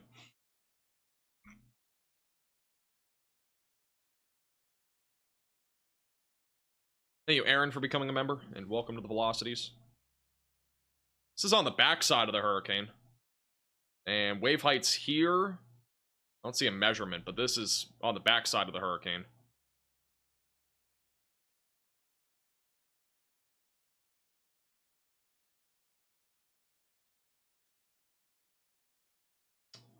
Yeah, we have none inside of it. There aren't very many buoys that we have, but there are a few. This eye is so small. It is so tiny. This is a 50 frame loop. Just look how tiny that eye is.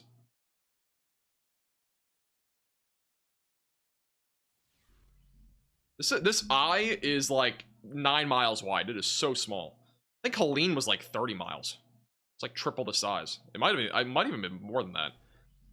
Thank you, Pam, for the $50 super chat. Put some W's in the chat for Pam. I'm not gonna say where I'm located, but yeah, there's a possibility for power outages. So we'll have to wait and see. Thank you, Amber, for the super chat.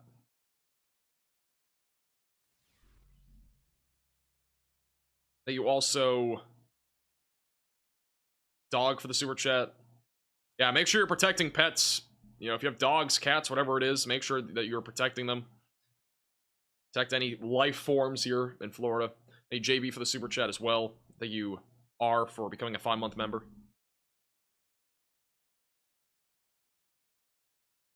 That's what it looks like on visible satellite imagery right now. For the last 50 frames. Well, we can't go back that far. Let me do 30 frames.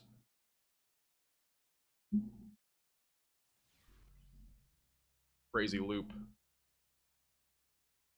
Could literally put a little pinhole through the eye of the hurricane. It's that tiny. Thank you, Crane, for the super chat. Yeah, I mean, power outage is almost definitely going to happen there near Tampa. Almost definitely going to happen, regardless of the track.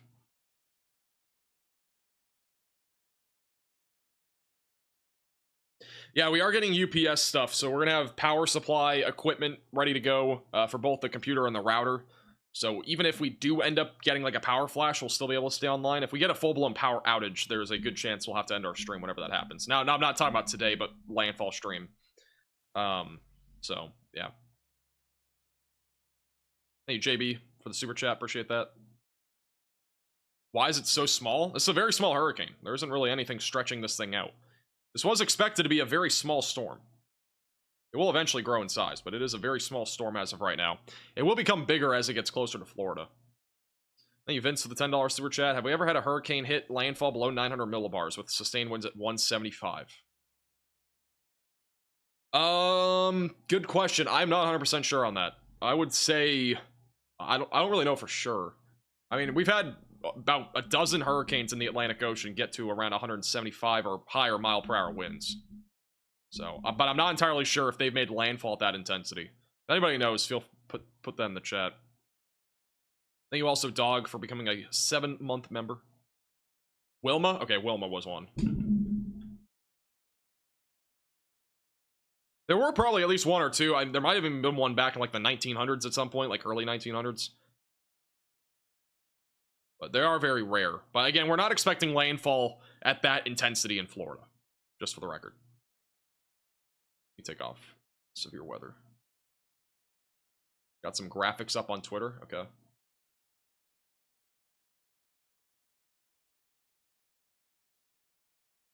Alright, so we got a few graphics to show you guys. It's like the main one I'll show you. This is the strongest hurricanes in the Gulf of Mexico on record. Again, this graphic made by James Pettis on Twitter. So these are the most intense hurricanes by pressure in the Gulf of Mexico in recorded history. Right now, Milton is sitting in the 5th spot. By the end of today, it could be in the number 1 spot. So, yeah. We are not far away from this being the strongest hurricane of all time in the Gulf of Mexico. Which is pretty crazy.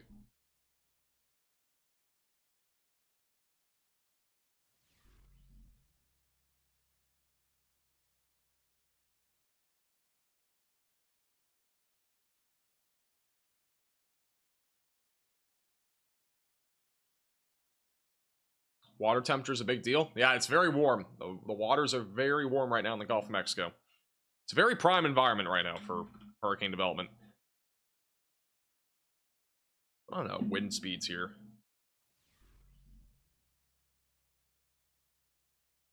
Ooh. Let me take off the cone real quick. I just want to show you guys this. Let's take off the cone. And this is like the forecasted wind speed at the 850 millibar level, which will probably correlate somewhat to the surface. I'd say this is a little bit of an overestimate, but it will be somewhat similar here as this moves into central Florida.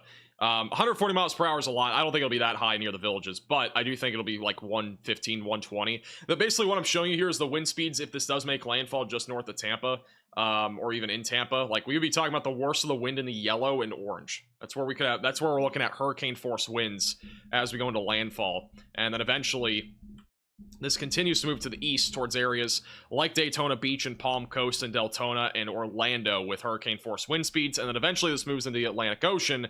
And then on the backside of this, winds continue to stay very strong, especially across areas near Daytona, Palm Coast, and Jacksonville, with the northerly wind coming offshore. But I don't think this does a great job with wind speeds in terms of... this actually might not be that bad. Okay. I have to get a new color table for this because it'll make it easier to see, but... this is the forecasted wind speeds when it makes landfall. I honestly see the winds being higher than this inland. I think this is a big underestimate on the hurricane models. But with that said, like anywhere that you can kind of see the cyan color, that's where hurricane force winds would be possible. And that would continue all the way up until Daytona Beach and Palm Coast. There is a reason why I do show these graphics more. Mainly because you can see the numbers that we are looking at. So we go to like the NAM model, for example, and the wind gusts. You can kind of see, again, the wind being the most significant in the yellow But a lot of that, like literally the worst of the wind will just be offshore. But we're still going to see a lot of that hit the immediate coastline.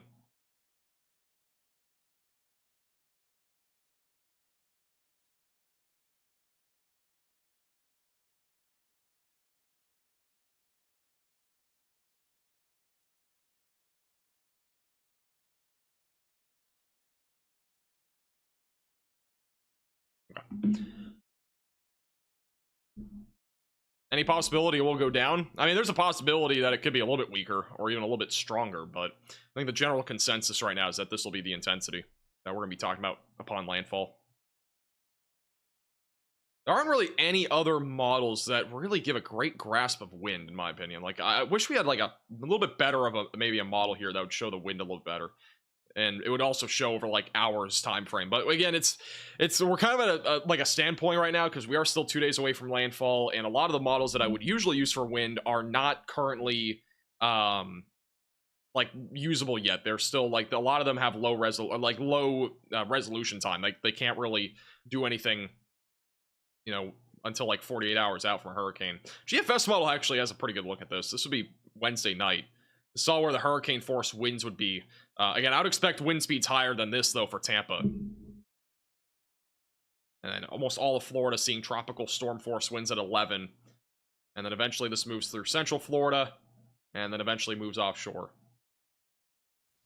Thank you, Martin, for becoming a Maximum Velocity member, and welcome to the Velocities. You also, Jason, for the super chat.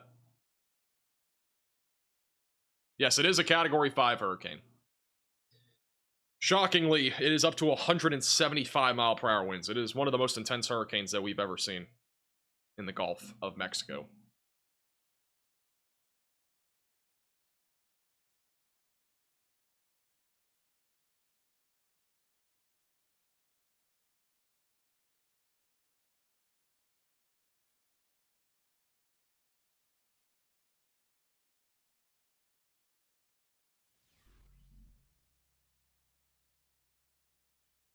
See if we have any other updates. I'm not seeing any other updates as of right now. Thank you, Rideshare, for becoming a member.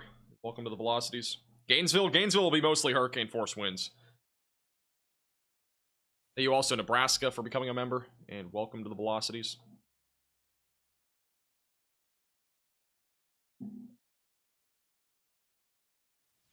Max is going to reach 500,000 subscribers Wednesday night at 9 p.m. That'd be kind of crazy, I'm not going to lie.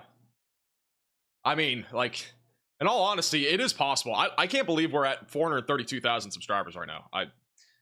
It's kind of crazy how high this number has gotten. I mean, just in the last 48 hours, we've gained 20,000 subscribers.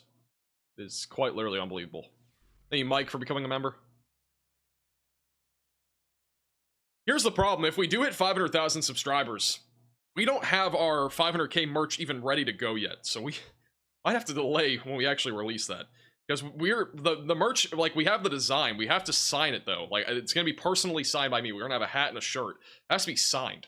And so we have to ship a bunch of stuff here and then sign it and then ship it out. So hopefully we don't hit 500k, to be honest. I would rather hit it later on when I can actually ship everything in. Thank you, Nathan, for becoming a Maximum Velocity member. Thank you, Tara and Ed, also for becoming members.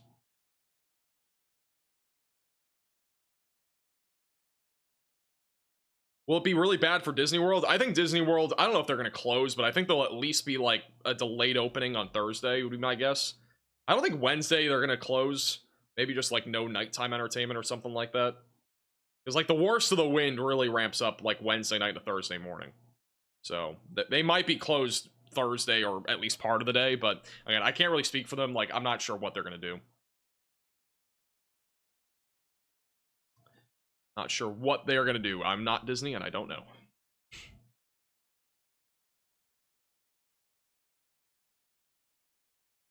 Yeah, this is pretty much worst case scenario for Florida right now. This is definitely up there. Thank you, Chris, for the $5 super chat. I'd buy a Max and Connor signed golf ball. Maybe in the future. Maybe we should do something like that for like charity or something. Do like a golf ball auction. Charity.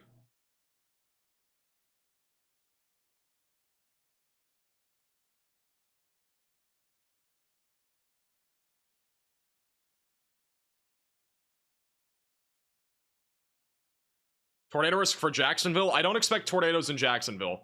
We'll have the best shot for tornadoes will be Wednesday night into Thursday morning, and that'll be mostly across and just south of I-4. Anywhere that I just circled on the map there. That's where I would expect the potential for tornadoes. I don't think we're going to see anything up here in Jacksonville when it comes to tornadoes. Thank you, Jeff, for the $10 super chat. Next National Hurricane Center update is at 5 p.m.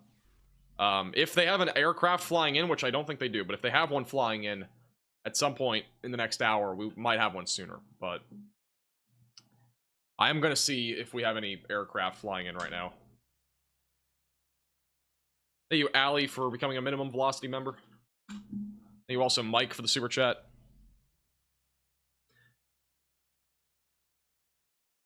Can you show a GIF or video of the Cat 2 to Cat 5 today? Yeah, I'll try to pull something up. I did show it earlier.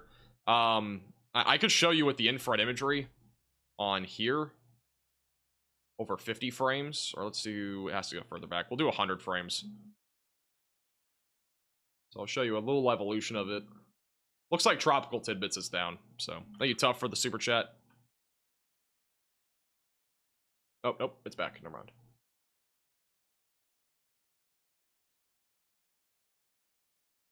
Max has a 100 by 100 monitor. I know I have like 6 different monitors. I'm using only 4 for this stream, but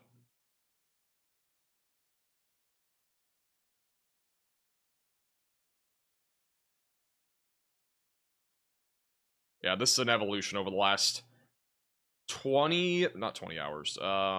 This is over the last 17, 18 hours or so. So this is when it was a Cat 1 last night. Eventually became a Cat 2. And then this is right around Cat 2 intensity early this morning. And then eventually Cat 3 at about this point. And then eventually Cat 4 at this point. And then Cat 5 happened right here. So, yeah. And again, we're up to 175 mile per hour maximum sustained winds. So if you're just tuning in now and you've not already heard, this is a Category 5 hurricane, maximum sustained winds at 175 miles per hour. That is the current intensity and pressure. It is quite literally unbelievable. Thank you, Klaus, for becoming a member. Thank you also, Steven, for the super chat. Also, thank you, Max, for the super chat.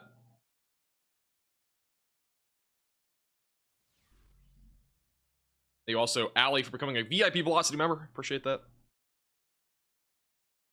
What are the gusts up to? Up to 200, I think 200 or 205 mile per hour wind gusts now. They're really up there. These are some of the traffic views in Florida right now. These were taken by Birding Peep on Twitter. This is one of the views of people evacuating right now in Florida. This is on I-75 at mile marker 274 northbound. Yeah, there's a lot of traffic. Got another one on I-275. Mile marker 36 northbound. Once again, a lot of people evacuating right now. These are in the Tampa Bay area, by the way. Got another one on State Route 60. Very backed up. It's almost nobody going the other way. This is eastbound. If you're going to evacuate between now and Wednesday, you might want to go overnight, because going during the daytime is ugly. This is also on I-414 at McIntosh Road. A lot of traffic. A lot of traffic. Oops. Let me, I can probably pull up some of these too. Show you guys what it actually looks like on, like, live. Thank you, Timothy, also for the super chat. Scatter to numerous power outages possible up there. Thank you, Jeff, for becoming a moderate velocity member.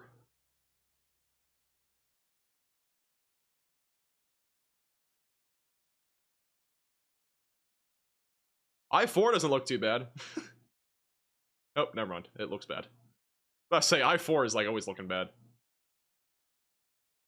Oh, this is one part of I-4 right now. Wow. I don't know if that's legal, but there are a lot of cars going down the shoulder. That is not the road. This is on I-4. I'm gonna keep it a stack. I don't think that's legal, and I don't think they have. I don't think they let people do that. But There are people currently using the left shoulder to pass everybody. Yeah, there's no way that's legal. Everybody else is on the road. All right, well, we're currently observing people doing things that are not legal. Thank you, Brandon, for the super chat. Thank you, Dave, for the super chat. Oh, here come more. Thank you, Jay, for the super chat. This is the most typical Florida thing to happen. People are just driving right down the shoulder.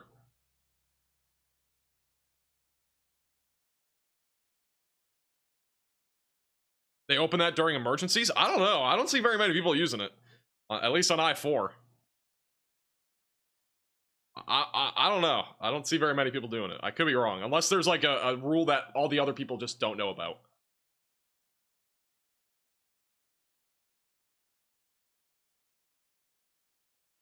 Thank you, Vaughn, for the $10 super chat.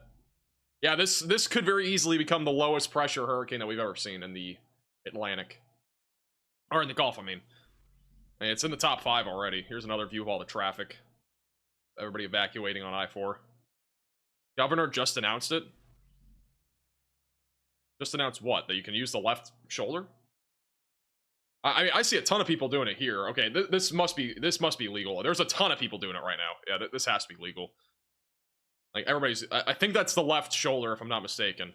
It looks like it. It might not be. I can't really tell. I think that's the dividing line. So I think that it is legal. It opens up shoulder on evacuation. Okay, so this is actively happening.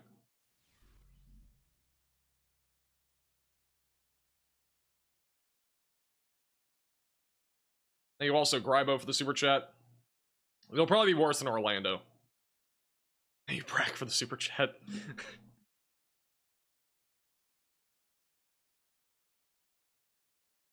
Let's check out somewhere else. Seeing where the worst traffic is right now.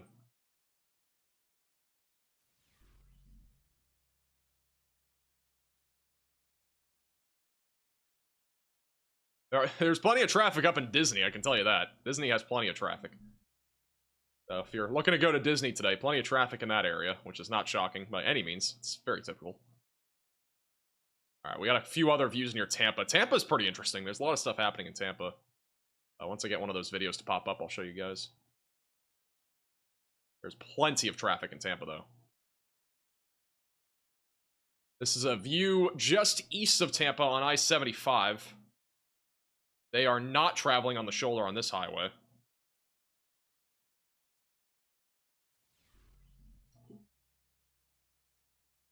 Yeah, these are all the evacuations that are currently happening across Florida. This is all northbound traffic that we're looking at on I-75. Put the video on the bottom corner? We could. Problem is I can't change the name of that camera. Because I don't have it set up to do that. I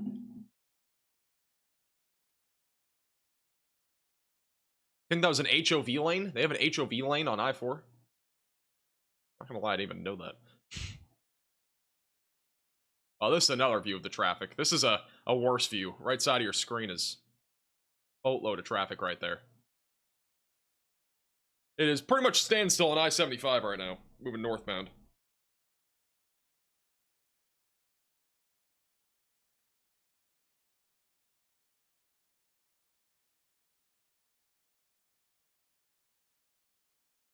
How long until impact? Landfall will be on Wednesday. During the evening. Ryan Hall and Max in a golf tournament when? He doesn't golf. He needs to go golfing. He needs to start golfing. He needs to get his golf game going. While we're looking at this, we are currently 12 subscribers from 433,000. So if you are new to the channel, make sure to subscribe. It'll be your one-stop shop for Hurricane Milton coverage as we approach landfall in Florida in only about 52 hours or so, just a little over that. Click the bell icon as well down below so you're notified with the latest videos and live streams. Check Twitter. Oh, I saw that. I'll show it in a few minutes.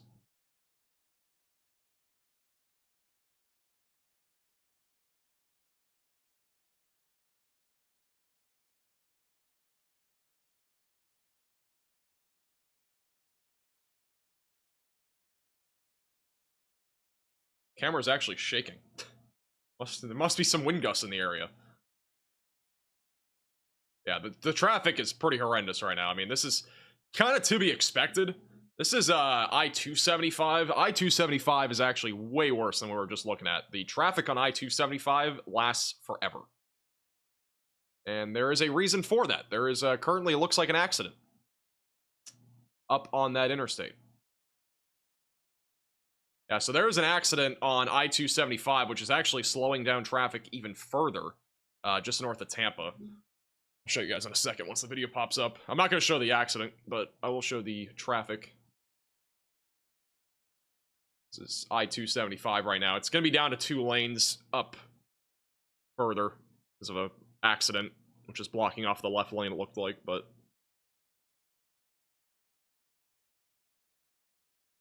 a lot of people pretty much standstill traffic.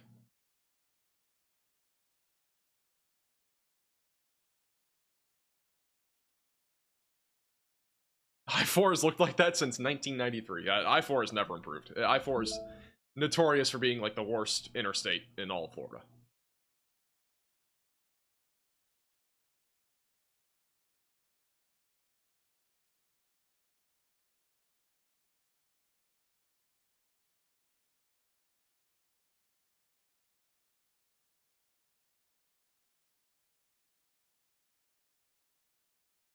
Hey, Jacelyn, or Jacqueline, sorry, for the 1999 super chat. Family in Sandoval, I'm worried about them. How do you think the island will be impacted? I think we're gonna have significant storm surge over there. I think that I would evacuate, in my opinion, but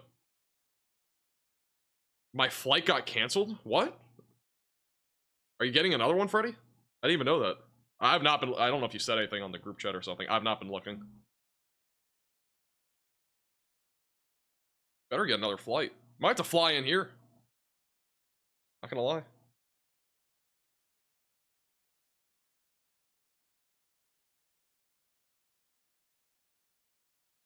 Thank you, Justin, for the super chat.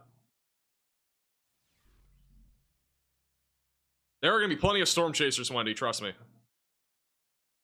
Tampa Airport is closed down tomorrow, looking for a new one.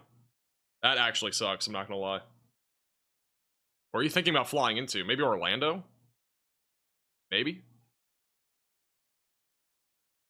I don't think St. Augustine has to evacuate, but if you're in St. Augustine, definitely be aware of the storm surge potential on the backside of it on Thursday. But if you're near the coastline, you will probably have to evacuate for the storm surge. Oh, by the way, we are going to have 10 live cameras this time around with the Radar Omega app. So there will be 10 different cameras that we'll have access to for landfall with this hurricane. That is the most that Radar Omega, I think, has ever put out for a hurricane. So we're going to have 10 different cameras right along the coastline that are going to be getting set up over the next couple of days. So we'll have over a dozen live cams easily. And then, obviously, storm chasers out there as well.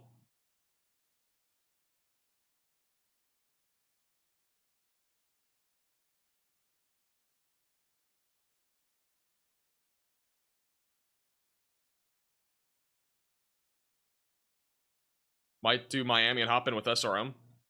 I mean, I don't know if I can drive it down, honestly. I have no time. I'm literally going to be so busy over the next 3 days. I mean, I don't have any classes for the rest of the week, but, like, it's just be way too complicated. 3 hours or whatever it is a pretty long time.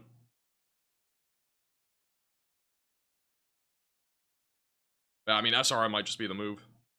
Guys, Category 6 hurricanes do not exist. They do not exist.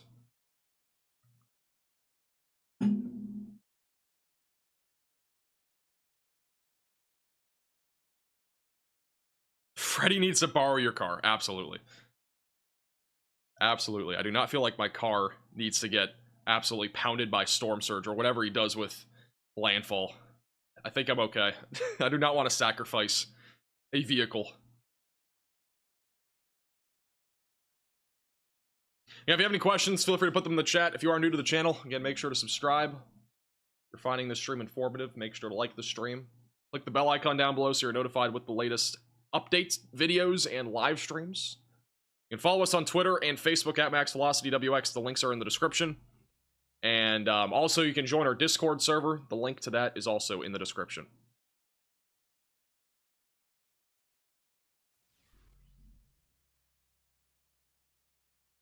Pretty much every school, I'm pretty sure, in all of, like, this area, I could be wrong about Jacksonville, but, like, basically almost the entire state right now, there's a lot of schools that are at least closed for a few days, but even if not for the entire week.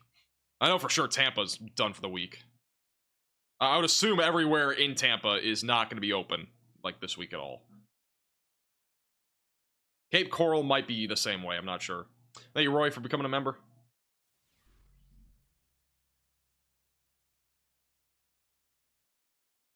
I'm going to Magic Kingdom today. I don't care. Well, I mean, there's nothing happening today, so.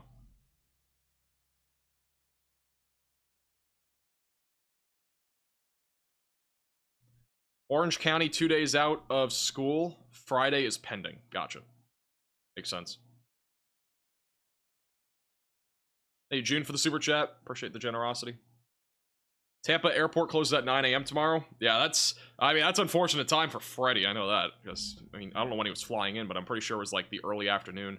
Thank you, Reagan, for becoming a 10-month VIP Velocity member. Appreciate that. Thank you, Zachary, for the super chat. What's the update? We are currently sitting at a Category 5 hurricane with maximum sustained winds at 175 miles per hour. The pressure is down to 911 millibars. It could drop under 900 millibars over the next 12 hours. So we could see this become a even stronger Category 5 hurricane than it already is. I don't know when the next National Hurricane Center flight is. If anybody knows, let me know in the chat. I don't know when their next one is scheduled to be. I'll see if I can find information, but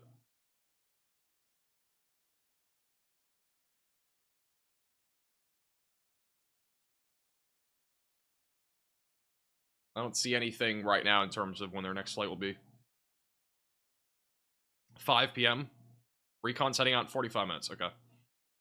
We honestly might be live through that recon. We might be live until, like, I don't know, 5 or something. I do want to get another video out today, but honestly, we might just do a full-blown... this live stream probably will not be, like, 10 hours long, but we might end up only just doing 2... Like, we'll have this live stream and then another one today. So we might not even have another video. I want to try to get a video out, though, so... National Hurricane Center is currently reporting a flock of birds are stuck in the eye of Milton. That is interesting.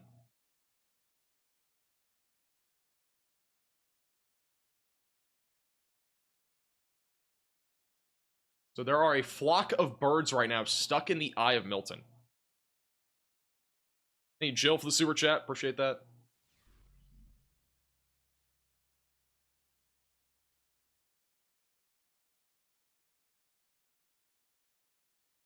The SBC just came out with their latest outlook for severe weather on Wednesday, which is Wacky Weather Wednesday. We do have a slight risk in central and southern Florida. And a few tornadoes will be possible on Wednesday to make complications to the matter even worse.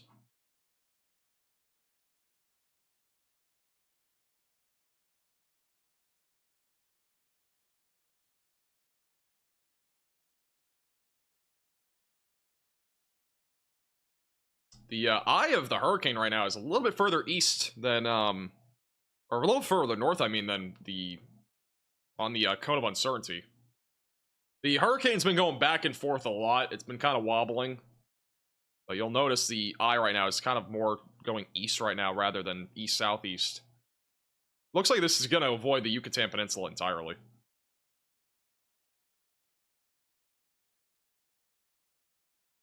Check out the HAFSA model run with Milton. I haven't looked at this one yet. This one has peak intensity being Tuesday afternoon. Then eventual landfall in Tampa. Almost every hurricane model has been pretty consistent on a landfall happening in Tampa Bay or just north of Tampa. Category 6 is trending on Twitter. I know. It's pretty annoying. I don't know how in the world that even happens. This model is also just north of Tampa. Every hurricane model right now is either in Tampa Bay or just north of Tampa.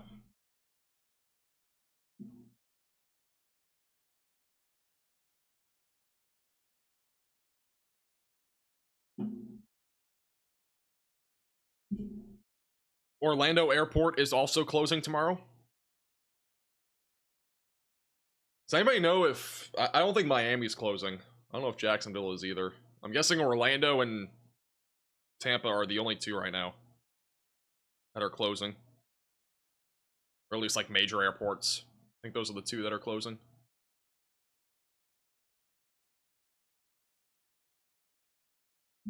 Thank you, Hillary, for the 5 gifted members. Put some W's in the chat for Hillary. If you got a gifted membership, make sure to thank Hillary in the chat. Orlando is closing Wednesday morning. Now, I'm not sure what the exact time is. I'm just reading chat right now.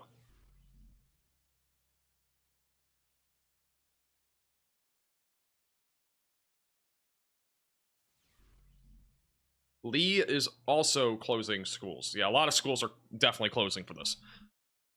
This is the largest evacuations that we've ever seen in, you know, in Florida, at least compared to like Hillary, or not Hillary, compared to Irma. This is like some of the most evacuations that we've had in Florida for a hurricane. And if the traffic cameras that I just showed you guys a few minutes ago doesn't prove it, I don't know what will. There's tons of traffic out there right now, and we're still 2 days away from landfall. Thank you, Vaughn, for the $5 super chat. The ceiling for Milton, I could see this getting to a 200 mile per hour Cat 5. I could see it happening. I would also say realistically, we could see this getting to an intensity like, you know, I would see I could see the pressure getting down to like 885 millibars or so too. Here's another traffic camera on, this is I-75 looking northbound. It is actually, I think it's raining here right now, so it's actually low visibility. The traffic is massive.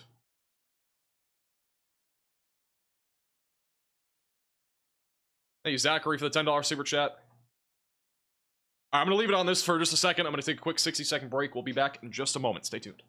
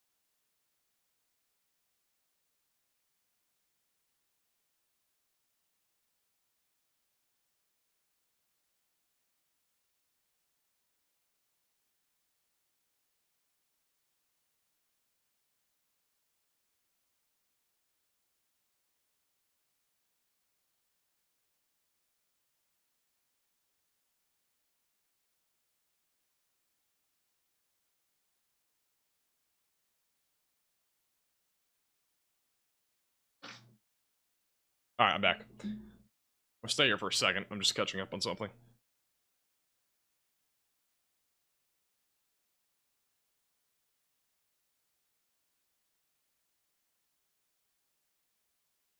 Okay.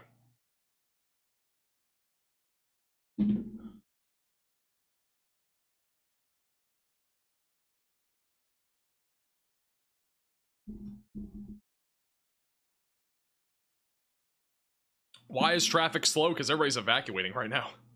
You got the shoulder currently people using right now. Oopsie. But a lot of people are using the shoulder right now.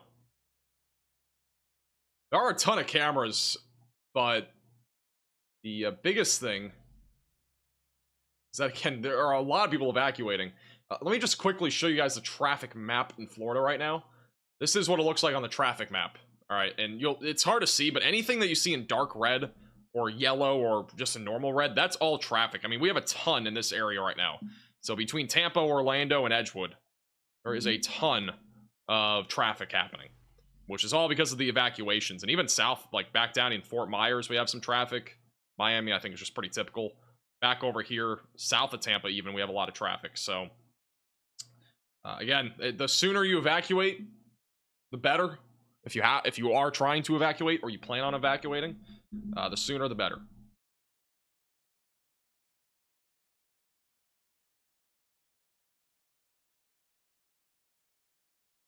This is near Lake Sarasota, just south of Tampa as well. Which is actually isn't terrible down here, but this is another live view. But this is still pretty heavy traffic. It's on I-75 as well. Thank you, Henry, for the super chat.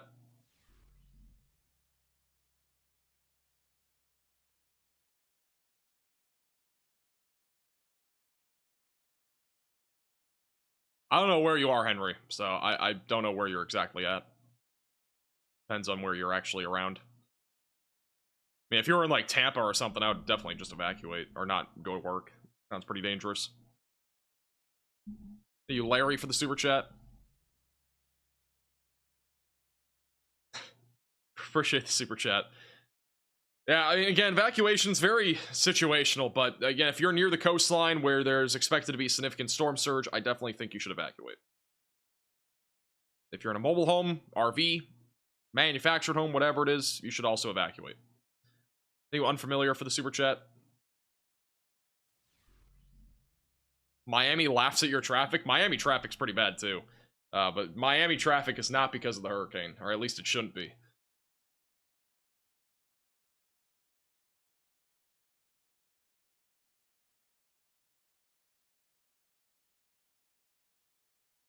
St. Augustine, mostly going to be hurricane force winds and then storm surge on Thursday. 2 to 4 feet is my current thinking for storm surge, but again, official forecast will be out, I think, later this evening for the east coast of Florida.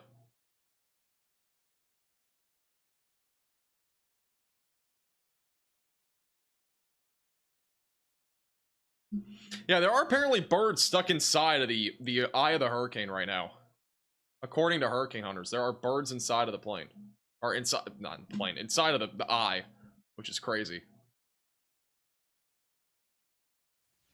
That's what they're reporting, and again, they were flying through that earlier, so I don't think they're ever getting out until this thing's like, I don't know if they will get out. I don't know how you get out.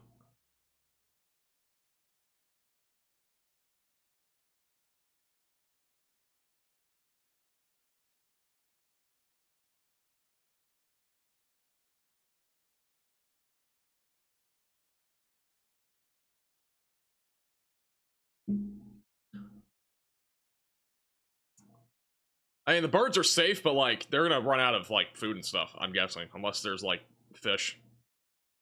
But yeah, those birds are not looking good, I don't think.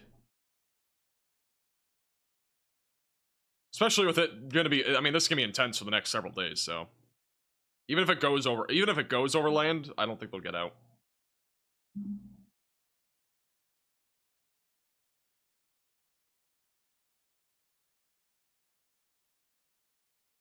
Well, this tweet is getting some attention. Category 6s do not exist. 2,700 likes. I didn't even know that was that liked.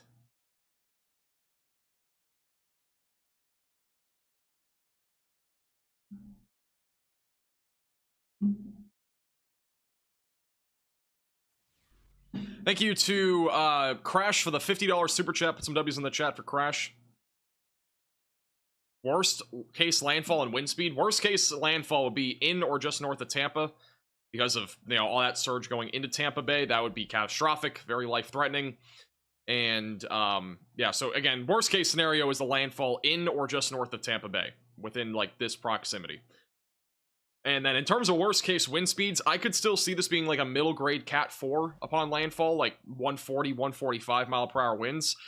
I would say, though, it's a better chance it'll be on the lower side of a Cat 4 or high-end Cat 3. It's going to depend on how much that vertical wind shear really punches into this hurricane. That's going to be the biggest question mark. And we don't exactly know how intense that is going to be. By the way, emergency shoulder use has been activated for Hurricane Milton, according to the fdot.gov website. So that is why people are using the shoulder.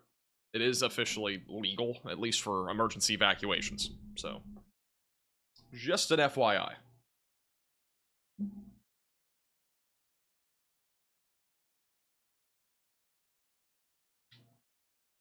After Florida, this is going to go over land and then eventually back into the Atlantic Ocean. This will not go up the East Coast, which is good news. But if we go to the ensemble members, pull this up.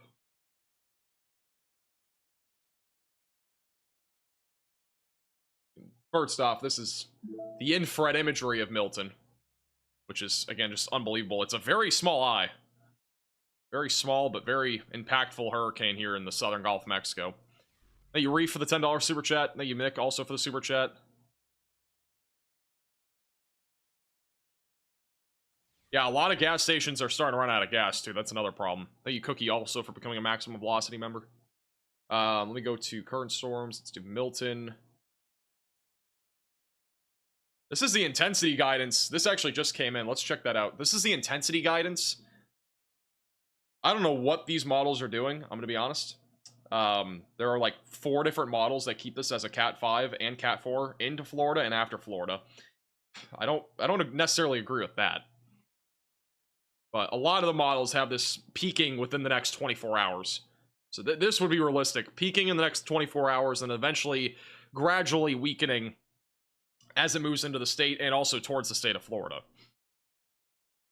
And then the latest spaghetti model chart is really confined to Tampa Bay and just south of Tampa Bay still.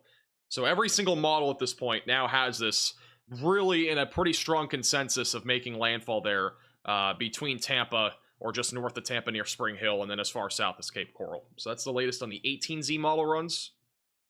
And then in terms of the ensemble members, the ensemble members still, for the most part, I mean, all of them are keeping it in the Atlantic after landfall. None of them are going up the East Coast, so that's good news. But, yeah. That's the latest on the spaghetti chart.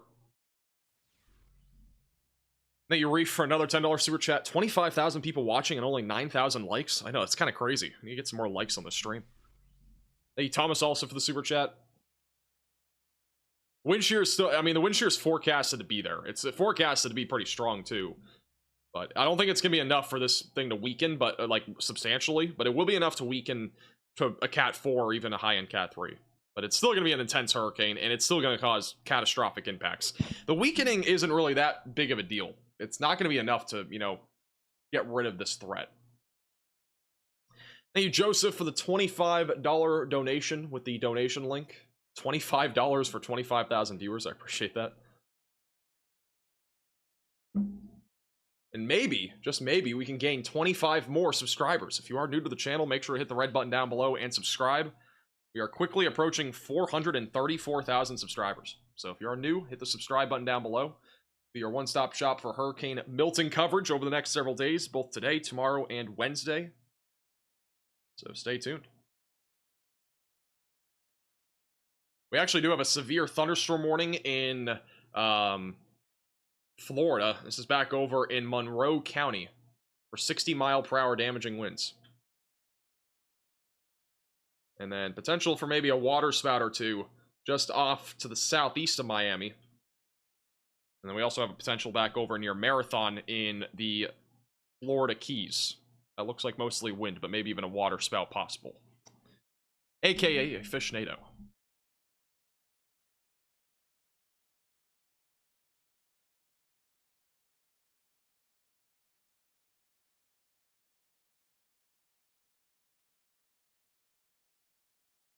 Thank you, Joe, for the super chat. Busch Gardens. I don't know where Busch Gardens is in Tampa. I mean, as long as storm surge isn't in the forecast for that area, the wind threat is really the greatest concern.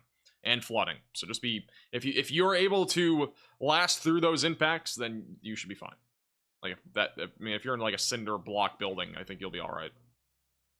Thank you, Melissa, for the generous $20 super chat. Put some W's in the chat for Melissa. Appreciate the generosity.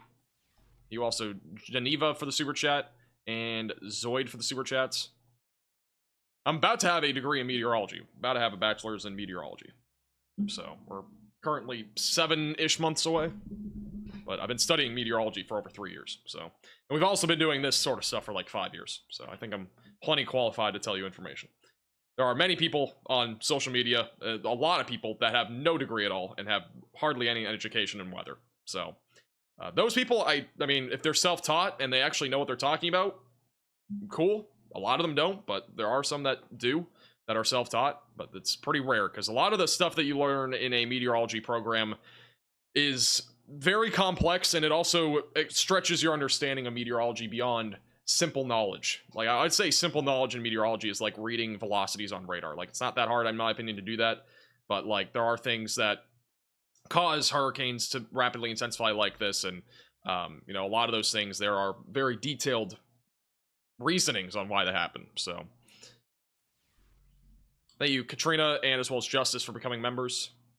Thank you also, RJ, for the super chat. Port Charlotte, I mean, again, it's a case-by-case basis. I think storm surge, again, big concern there. So if you are, you know, in Cape Coral and you're considering evacuating, I would play it safe. I would just play it safe. Thank you, Cookie, for the $10 super chat. Thank you also to Tom for the super chat. Looks like it's already making that turn north already. I mean, it's already moving east. Like, the eye is like it's taking a much more easterly path than what we thought it would take. There is like a set of islands here. I can't see them on the map, but there is like a set of islands right here that this is gonna probably go right over.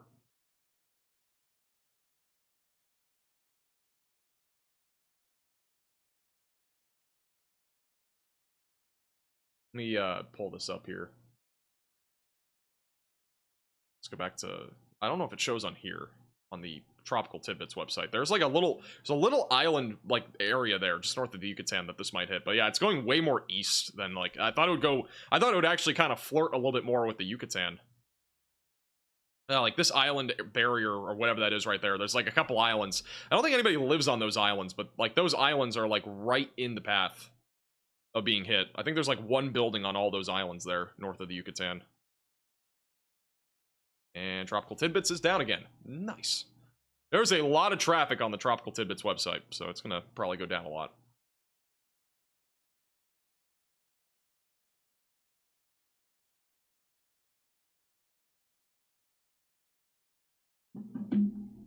It's mostly underwater. Yeah, I mean, whatever is there, it's gonna be underwater. Alright, once the model data comes back, I'll look at it.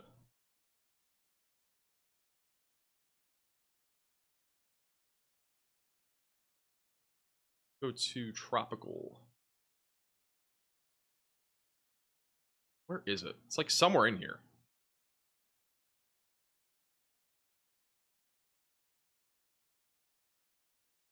Is it just underwater? Oh, is it this right here?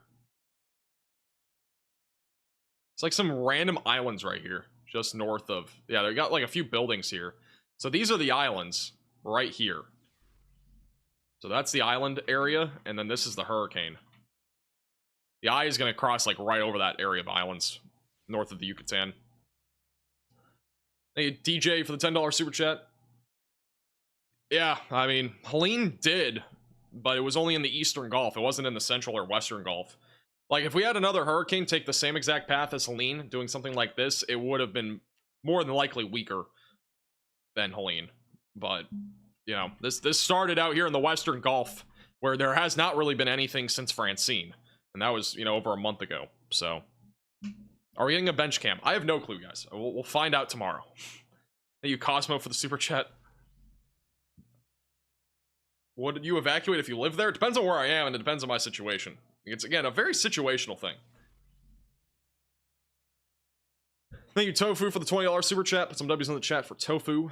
Can I get help naming my pet spider? I don't know.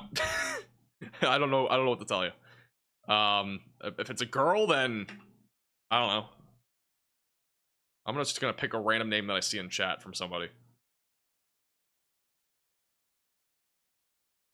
Let's do Michelle. I see Michelle in the chat. Let's do Michelle. Thank you, Shia, for the $20 super chat. Put some W's on the chat for Shia as well. Appreciate that. Name it Milton? I don't know about that. I don't know if you want to name your spider after a hurricane. Or at least a major hurricane that is actively happening.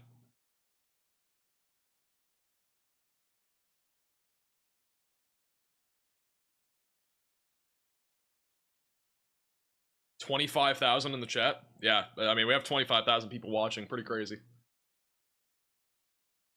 But obviously, this is a big story. I mean, this is not like a, you know, a small hurricane or anything. Well, it is a small hurricane, but like in terms of, you know, impacts to Florida, it's not to be overlooked. We wouldn't be doing this live stream if this was like a, you know, Cat 1. I wasn't planning on going live this afternoon, to be honest. I just, when this became a Cat 5, like, that's when we, you know, made the decision to go live. I was like, okay, we're going live. Like, this thing really quickly intensified.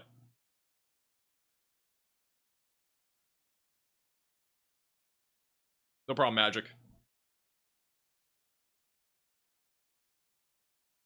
The probes are being dropped right now from the National Hurricane Center, or the Hurricane Hunters right now. Different probes being dropped there in the Gulf of Mexico. Again, this is not flying into the hurricane. Our next aircraft recon going into the hurricane will start flying out in like 20 minutes, I think. So we'll have that here soon. Yeah, the HAFS B model, again, still has us making a very close appearance to that little set of islands north of the Yucatan tonight. And I don't really think there's anybody there, but hopefully there isn't anybody there. Thank you, Chris, for the $20 to $5 super chat. I would not be in a mobile home 7 miles away from Tampa. Just gonna be honest. Like, that's a pretty bad idea. Especially with the current track of this. Mobile homes are gonna be pretty hard hit by the wind. In my opinion, not a great idea. I personally would not stay there. Thank you, DBT, for the super chat. Appreciate that. Alright, what was I gonna do? Oh, yeah. Well, we officially just crossed 434,000 subscribers. We are almost to 435. If every one of you that's not subscribes right now, we could hit 435,000 subscribers. So if you are new to the channel, make sure to hit the red button down below and subscribe. Getting pretty close there to 435,000 subscribers. Thank you, RJ, for the super chat. Appreciate the super chat. Thank you. Brandon Kopic says PDS cheese curds for dinner tomorrow. I don't know about that. Don't think I'm getting cheese curds. I don't know what I'm even doing for food today. Like, I got a lot of stuff I have to do over the next few hours. I have to go buy a generator that's not really going to last that long, but like a little UPS backup thing for both my router and my computer in case we do have power flashes. And then, you know, the other stuff too, but that's like the main stuff. And I have to make a video. I have to go live again tonight. Very, very busy. I get Blaze Pizza. Sounds pretty lit. This guy loves cheese curds. Absolutely.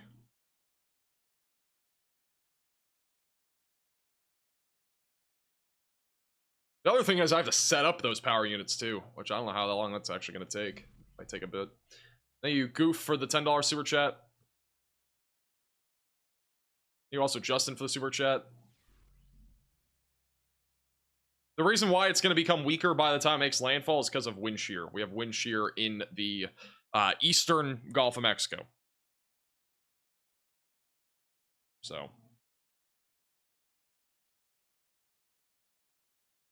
it wasn't for the wind shear, then this hurricane would probably be a Cat 5 on landfall in Florida. But the wind shear is going to kind of save us a little bit. Won't save us by much, but just enough. To the point where it's not nearly as intense of a hurricane. Thank you, Ghosty, for the super chat. If you want more details on like full tracks and stuff, we went over it in the first 20 minutes of the live stream today, so definitely recommend you check that out.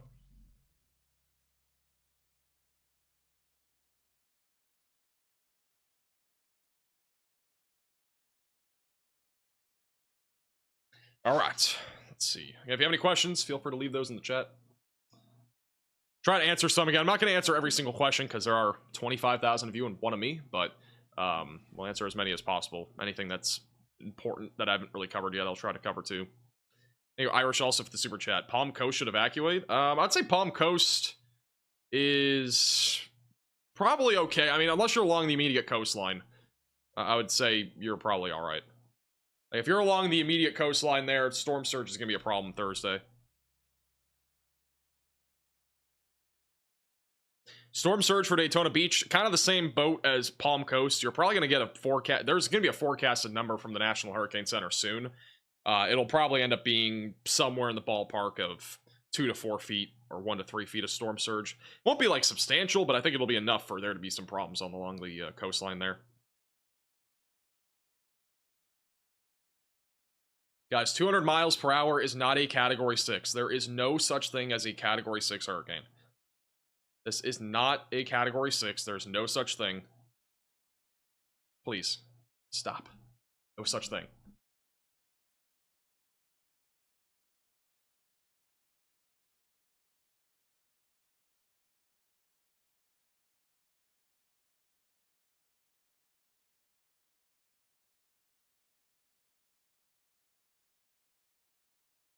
I do still think the pressure, though, is going to drop below 900 millibars. So this will more than likely be one of the most intense hurricanes that we've ever seen in the Gulf of Mexico. Guys, you guys are not going to make Cat 6 a thing. I'm telling you. Like I'm talking about this from a serious standpoint. I know many of you are probably just joking, but like I'm talking about this from a serious standpoint. Again, communicating a Category 6 over a Category 5. People are going to take Category 5 hurricanes less seriously when Category 5s are already catastrophic and like the most major hurricane that you can potentially get. So there's no reason to add a Category 6 in my opinion at all. Or at least a category for it. Thank you, Hey, for the super chat. Hey, I need, if you want, you can message me on Facebook. If you have a generator, like an EcoFlow or an Anchor generator, something along those lines, that is like a portable charger sort of thing, and you'd be willing to let me borrow it, you can message me on Facebook, and I will, like, it would have to be something that's a portable one. I'm not looking for like a gas generator or something like that. I'm looking for like a portable charger. So if anybody would like to lend me one, you just let me know on like Facebook Messenger or something. That's what I'm looking for, though. I'm not looking for like a gas generator or anything like that.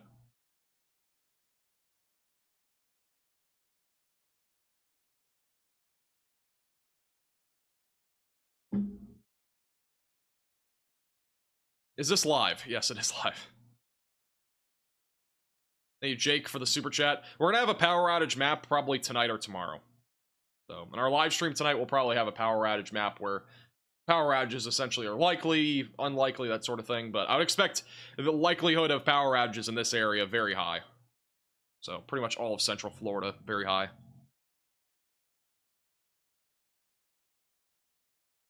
Are you single? Yes, I've never had a girlfriend in my life. I don't really plan on getting one either, especially with how much weather keeps happening.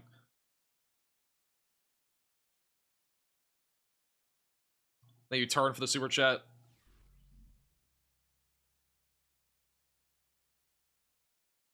Power bank is what you need. Yeah, like a portable battery, whatever they call it. I think it's like a power station. I think they call it a power station, something like that.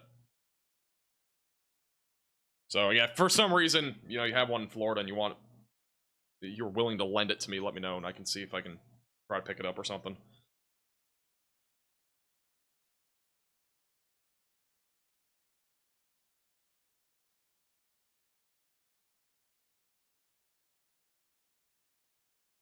Weather is better than a girlfriend. I have to agree, honestly. I enjoy covering weather probably more than having a girlfriend, so I have to agree. Where's landfall likely to be at this point? I would say landfall likely to be somewhere just north of Spring, or between Spring Hill, the north side, and then maybe as far south as like the north side of Cape Coral. Cone of uncertainty is still pretty large, but I personally think landfall will be right in this area. Thank you, JH, for the generous $100 super chat. Put some W's in the chat for JH. Is it safe to stay in an RV in Bushell, Florida? Let's see where that is. Bushnell? I'm guessing he meant Bushnell. If you're talking about Bushnell, I would probably evacuate just to play it safe, because hurricane force wind gusts will be possible over there.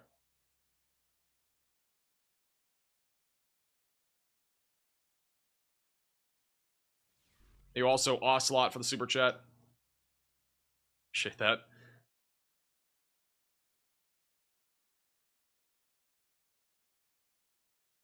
Thank you, Linda, also for the super chat. I think it'll be alright, Linda. As long as they don't close the airport, you should be fine. Should be fine if you're flying out of West Palm Beach, as long as they don't close the airport. Tampa, I mean, closed the airport at 9 a.m. and Freddie got caught off guard. He's a storm chaser, but he got caught off guard that, you know, it closed and his flight got canceled flying in. So thank you, Mike, for becoming a member, and welcome to the Velocities.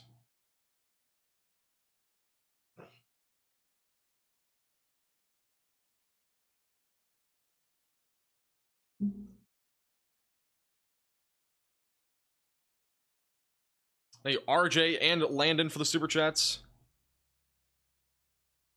No problem at all. Appreciate you tuning in, Landon. Not the McKinney, I know. Freddie McKinney in some trouble.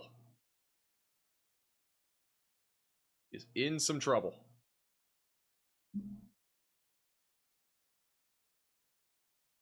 I don't know if you're here, John, but yeah, I'll let you know. Probably soon. Probably soon.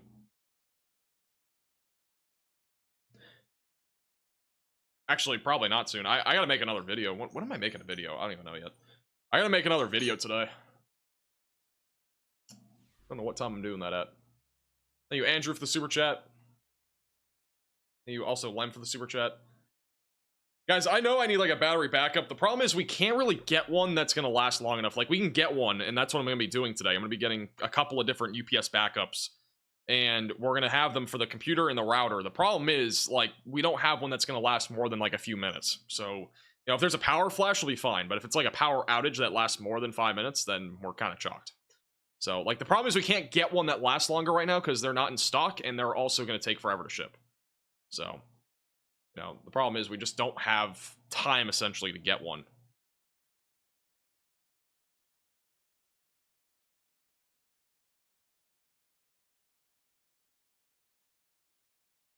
Like, none available anywhere.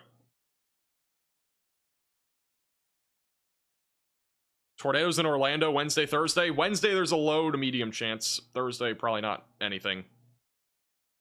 If anything happened Thursday, it would be like the early morning.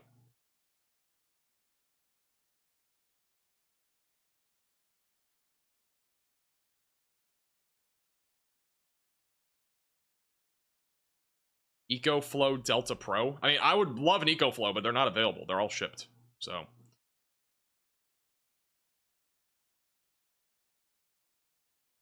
Thank you, Rideshare, also for the super chat.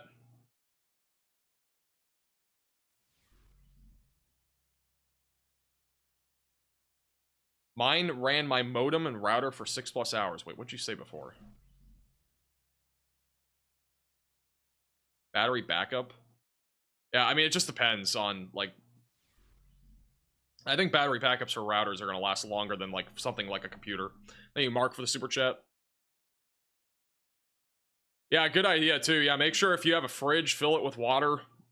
And, do your laundry, whatever you gotta do. Because we're going to have power outages in Florida for several days after landfall. I would expect for much of central and western Florida. Yeah, we also have a lot of monitors, so like the power usage that we have is very high, especially for the computer. I don't know how much my computer uses, but it's a lot. Yeah, we basically need like a power bank or something like that. Thank you, Joshua, also for the $5 super chat. This chat is going way too fast. So much lightning in the eye wall. Yeah, we go to, I think we can pull that up.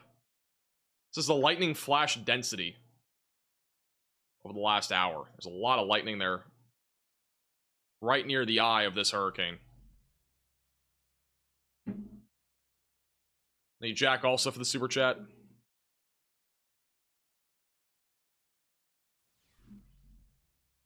Fort Myers storm surge, more than likely to be somewhere between 5 to 10 feet, perhaps a little bit higher than that. So definitely gonna be significant there in Fort Myers.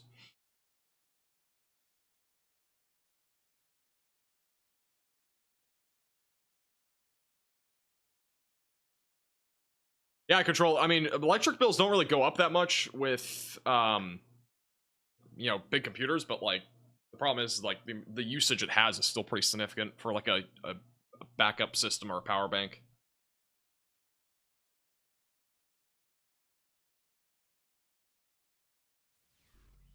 Will Disney be open? I don't know, guys. I'm not sure about Disney. I think if they have any closures, it would be Wednesday night into Thursday midday or something like that. Be my thinking at this point for closures.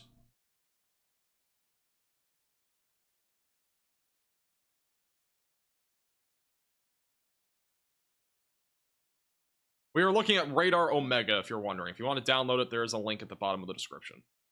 A few people asking. As a reminder, if you are new to the channel, subscribe. We are currently 400 subscribers from 435,000. And we'll keep you posted with the latest on Hurricane Milton. We'll have another live update tonight. We're going to have a live update tomorrow, at least one, if not two. And we will also have videos both today, tomorrow, and also the morning of landfall, or I should say the day of landfall in the morning. And yeah, we'll have a lot of updates. So make sure you're subscribed. Click the bell icon so you're notified with the latest updates. This is the lightning density, by the way. It's on the Weather Nerds website. But that's the lightning. All that yellow. Matthew Capucci just posted this on Twitter. All the lightning. Hey, Sky Pitch for the super chat. Storm surge currently forecasted to be between 8 and 12 feet, but I could see that going higher. So I could definitely see the storm surge being higher in Bradenton, Florida. Depends on where the eye makes landfall. It's the biggest question that is going to have to be answered, which we'll know more within the next 24 hours. But you need to be preparing for a worst case scenario no matter where you are there along the west coast of Florida. What you need to be doing.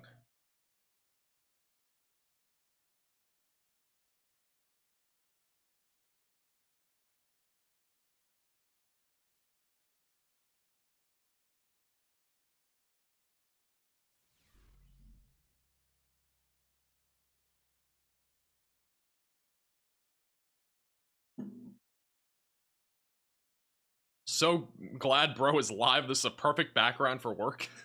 This man is working and watching my stream. Must be being productive, though. Has to be productive.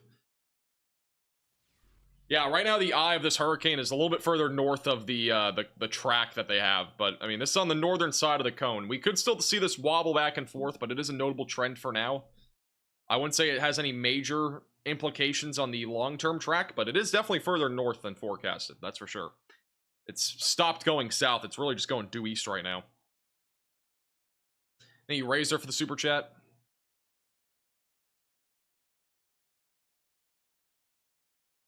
Yeah, the problem is we don't run off a laptop. Actually, I didn't think of that, though. We could even run off a laptop. It would just take a lot of... It wouldn't last that long with how many applications I've opened. Like, you guys don't understand. I have like 30 different Google Chrome tabs open. We have a software streaming this. We have, this obviously, the radar and all that. I mean, there's a lot of stuff that goes into it, so it would not last long. Thank you, Fluff, for the super chat. Landfall is expected to be Wednesday night. Probably between 5 p.m. and 1 a.m. on Wednesday. Thank you, Juliana, for becoming a member, and welcome to the Velocities.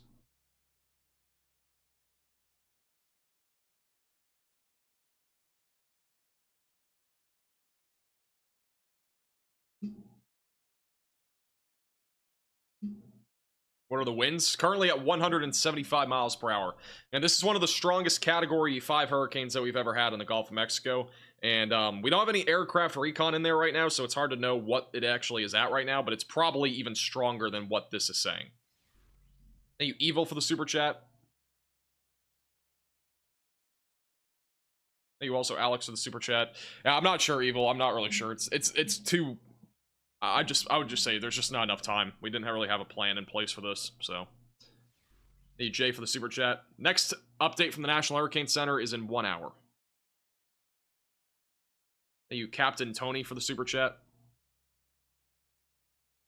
Appreciate the generosity.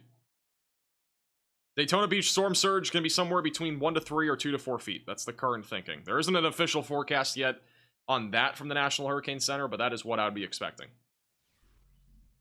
This is the current forecast, though, for the west coast of Florida. Thank you, Hardwoods, for the super chat.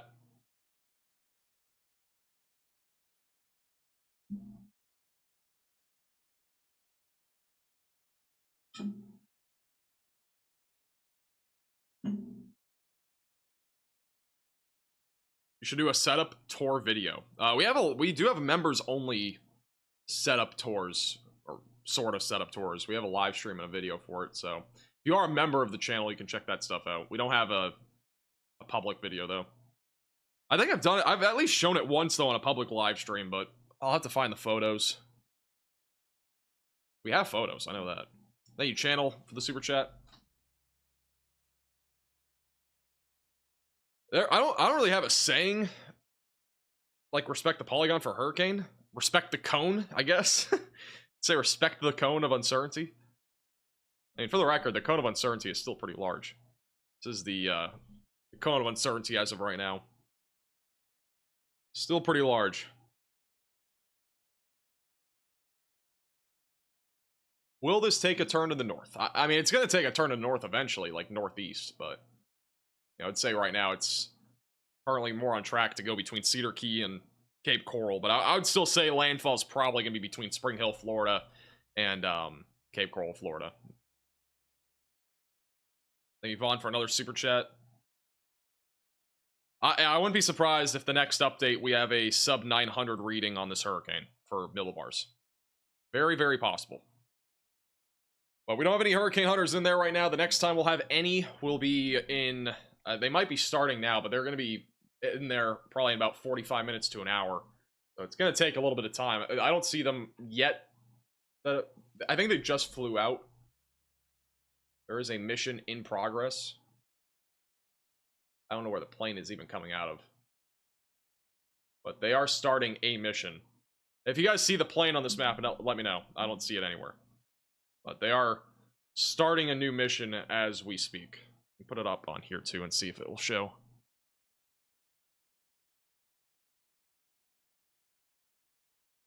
$11 minutes ago. So yeah, the latest flight is probably just taking off right now.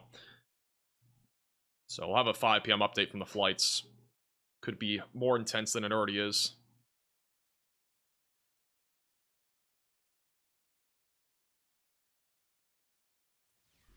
Thank you, Marlon, for the super chat. How's Miami going to be affected? Miami's going to be mostly just tropical storm force winds today and tomorrow, or really just today. Flooding will be possible, as there's plenty of rain penetrating there in southern Florida. And then as we go into landfall day, we're not going to really see a whole lot down there. It should be mostly just wind.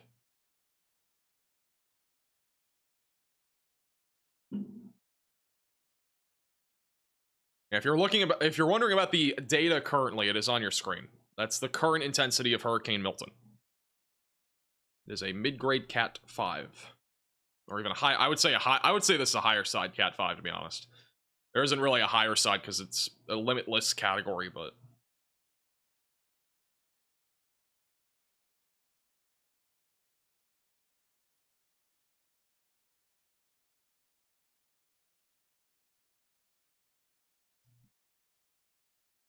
Let's see.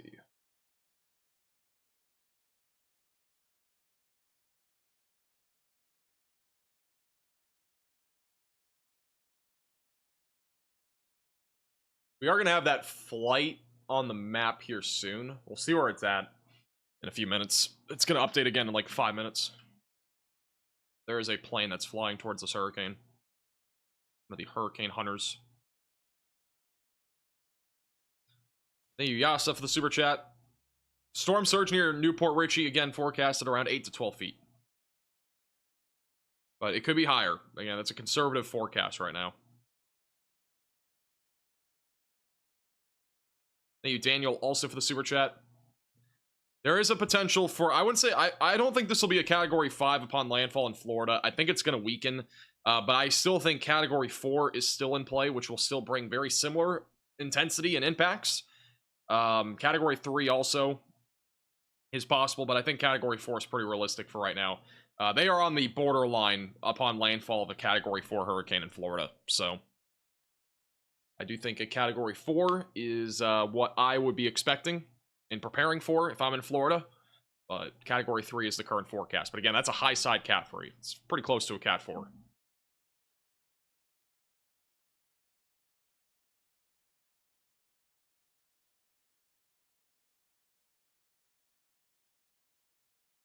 This is a quote from the National Weather Service of Tampa Bay. Bottom line, if Milton stays on course, this will be the most powerful hurricane to hit Tampa Bay in over 100 years. No one in the area has ever experienced a hurricane this strong before. That is the wording from the National Weather Service of Tampa Bay.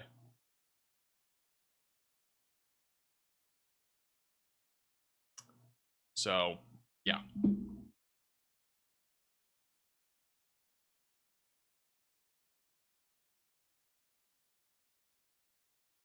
That is pretty bad.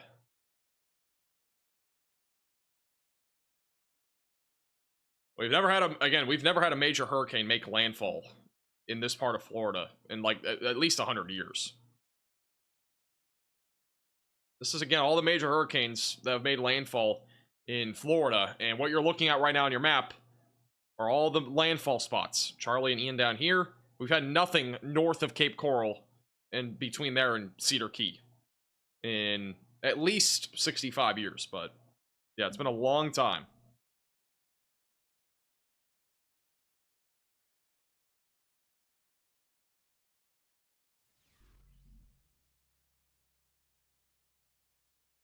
Thank you, Aaron, for the super chat. Cosplay, yes. Kirk will be hitting the United Kingdom.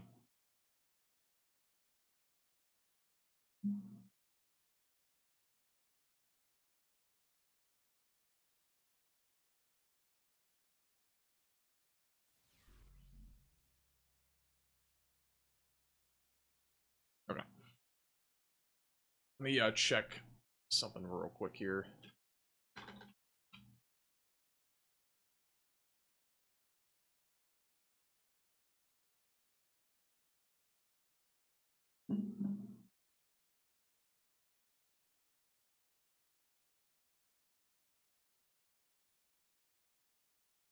Need to check my messages from some people. Hey, Scotty, for the super chat. I think right now, like, I personally think we are going to probably see this hurricane be one of the lowest pressured hurricanes of all time. It's already in the top 5, but I think the pressure is going to drop under 900 millibars. So I think there's a good chance this will be one of the top 3 strongest hurricanes when it comes to pressure. And then wind speeds will probably also go up. I mean, this is still intensifying. This is still an intensifying Category 5 hurricane. So, and this is, again, pretty significant.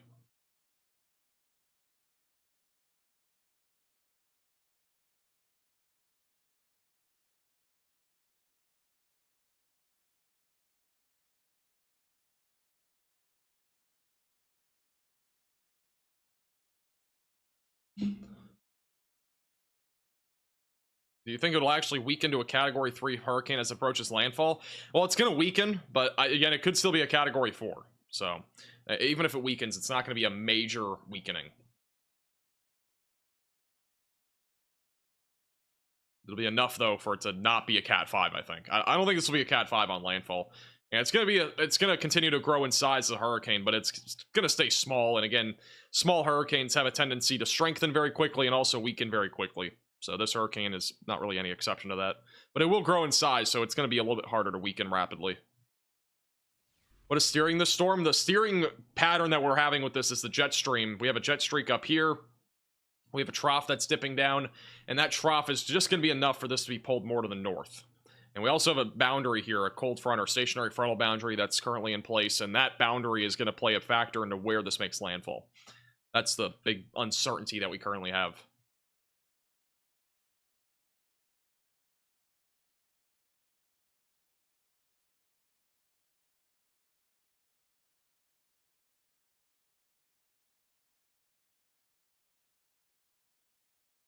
Okay, we should have another update on that hurricane on our aircraft here in a moment.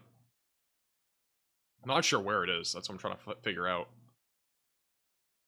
Oh, there's actually, this one's actually, it looks like flying into the storm, maybe? Oh, I don't think it's supposed to be, I don't think it's flying in.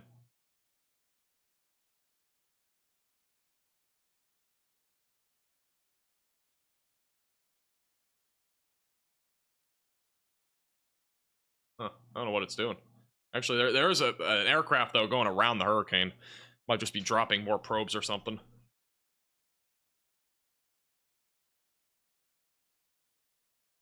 Because it's not taking any wind observations or anything like that.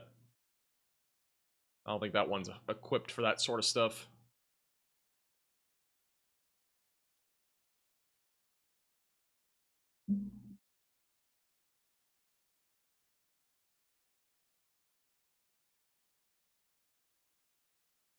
Thank you also to Clean for the $10 super chat.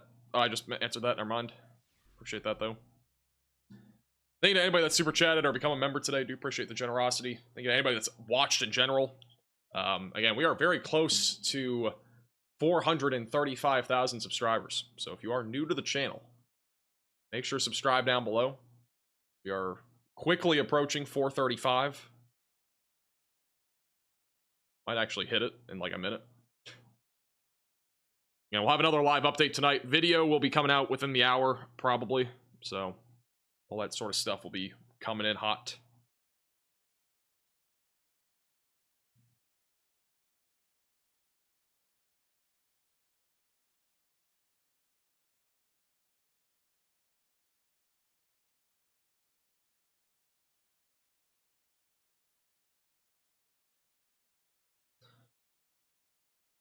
For 500k before landfall? I don't know, man. 500k is a lot. I don't know if we'll get to 500,000 subscribers, but it's possible.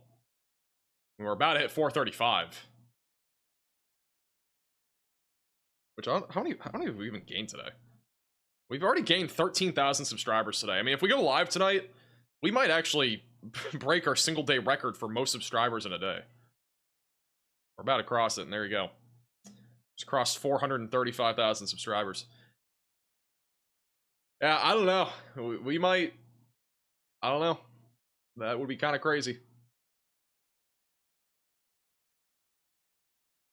An absolutely textbook hurricane. It's on the Radar Omega app. Wow. Thank you, Levi, for the super chat. Category will probably be down to like a 2 or a high end or a low end 3, I mean, by the time it's in Orlando. Orlando will be mostly a wind threat, flooding also possible.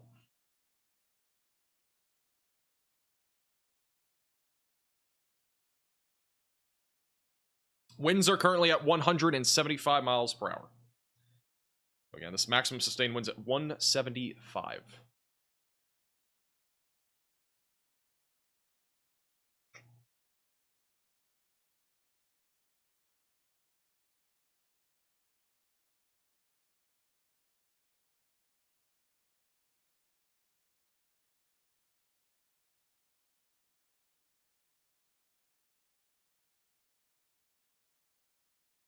Disney is going to be a water park. I mean, they have problems with, like, rain in general. Like, even if it rains a couple inches of rain in, like, Magic Kingdom, like, that place floods so easily. They don't have really good drainage there from my experience of being there. If there's, like, only an inch or two of rain, it just floods so easily.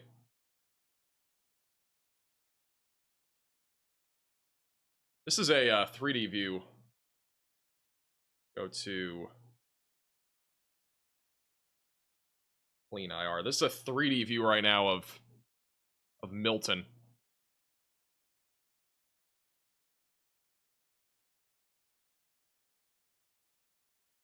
What looks like. Kind of looks crazy. Thank you, Lydia, for becoming a member, and welcome to the Velocities.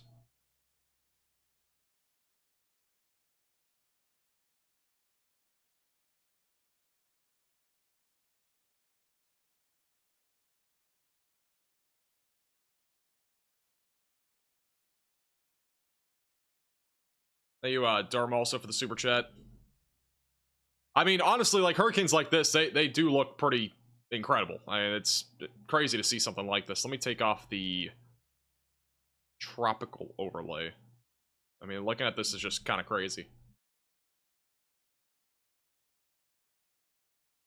Do the last, like, 100 frames.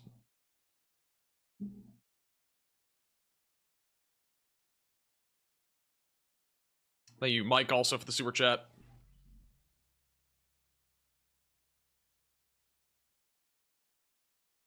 By the way, if you have any specific questions, I highly recommend you go back to the beginning of the stream. and just watch the first like 10 to 20 minutes. We had a very detailed breakdown at the beginning, so definitely recommend if you have any questions to watch that.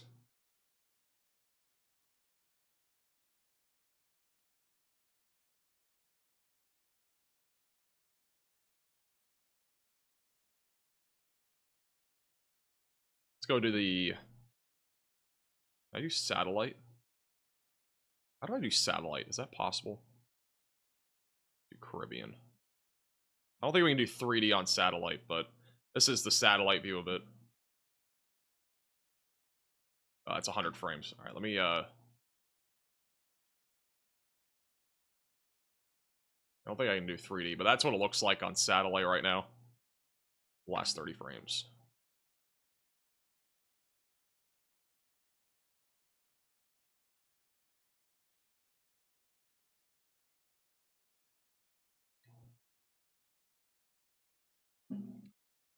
Any news on airplane probes yet? No, we don't have any like new information.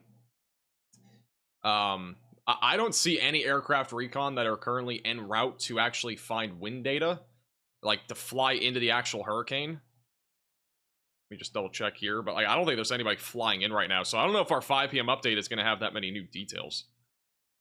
Like the only details that we would get would be from this plane, and it's not flying to get wind. And NOAA 42 is en route.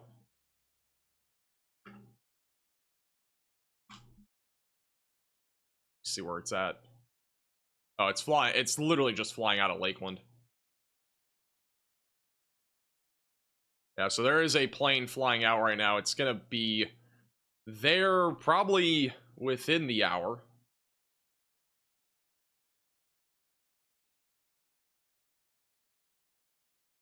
So we will have new flight data within the hour, more than likely.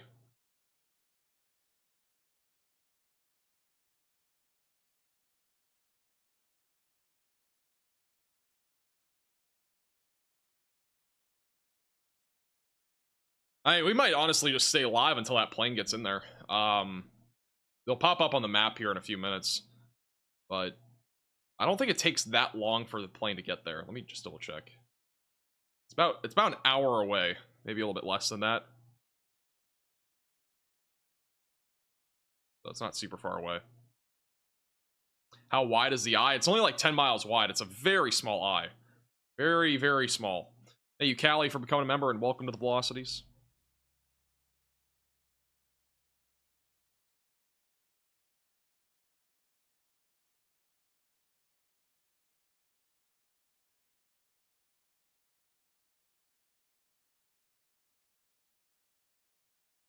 How long is it from hitting land? Currently about 54 hours or so away. So we're a little over 2 days, but basically 2 days away from landfall. Impacts will start being felt a little under 2 days from now. Thank you, Robert, for the super chat. I appreciate that.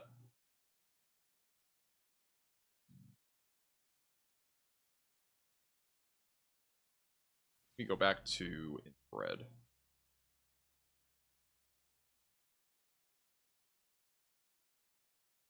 Oh. This is the 3D view. This actually kind of looks crazy, I'm not going to lie. I don't know if it... Huh. Well, that's a 3D view of the hurricane. On Radar Omega. I don't know if this is supposed to do this.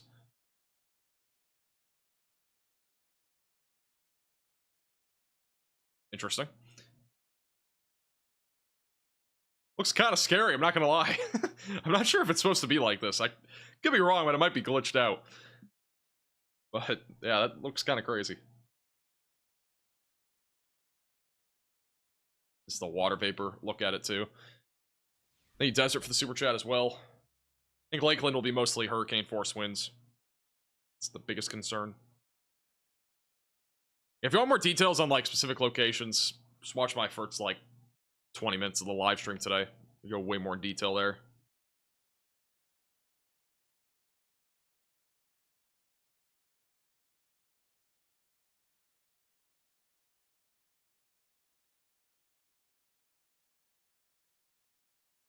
Just mentioned the eye is 10 miles wide. Yeah, it's very small. It's like 9 to 10 miles. It's not a very large eye. I mean, Helene was, I think, 30 or something like that. It was way larger. Might have even been larger than that.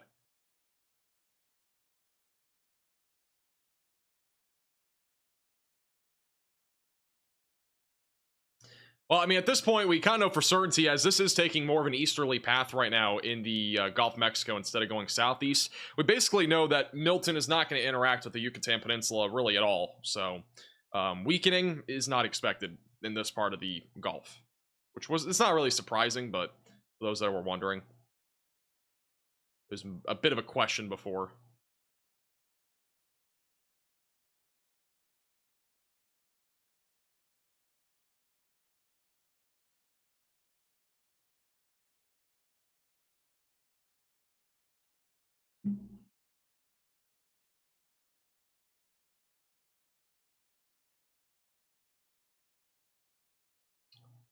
How's it going, Shelly? Welcome back.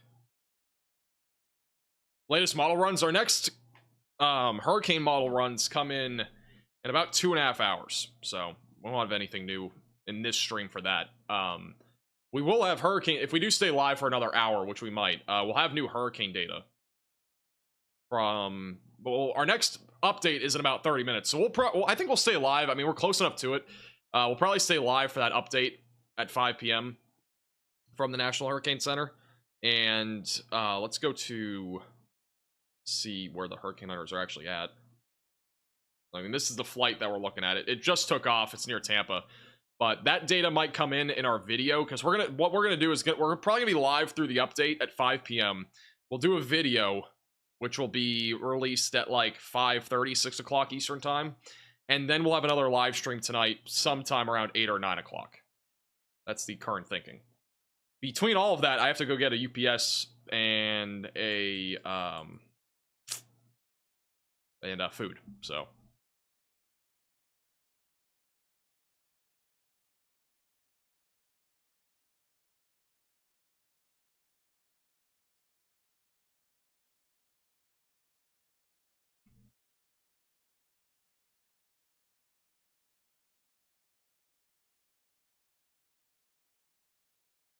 Yeah, if you have any questions, feel free to leave those in the chat. This is our longest, I think, live stream that we have ever done, just answering questions and kind of going over the forecast.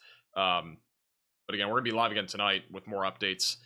I would say the 5 p.m. advisory, that's really the thing that we're waiting for, to see if there's any changes to the forecast, because we're not far from it. I mean, it's probably going to be out in 30 minutes or less. They're usually pretty quick with them. Like, they're usually early.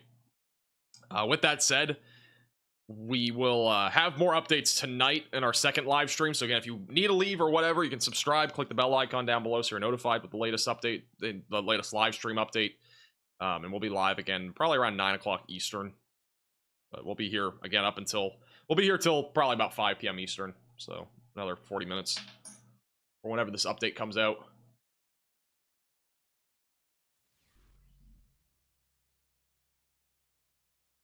Thank you, Dylan, for the super chat.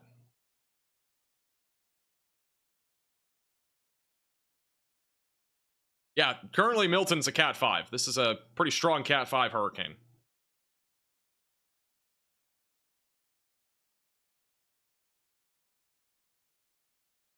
But again, it's not expected to make landfall in Florida as a Cat 5.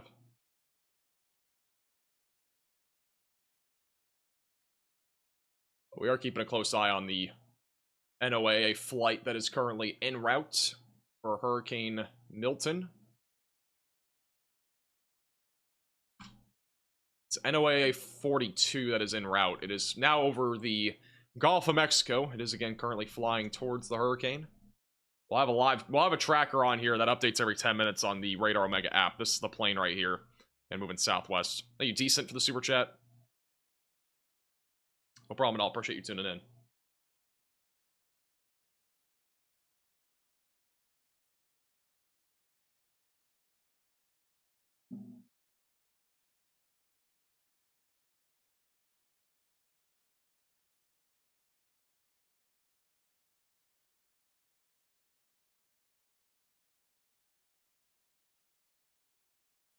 Avery, we'll probably go live before 10 p.m. tonight.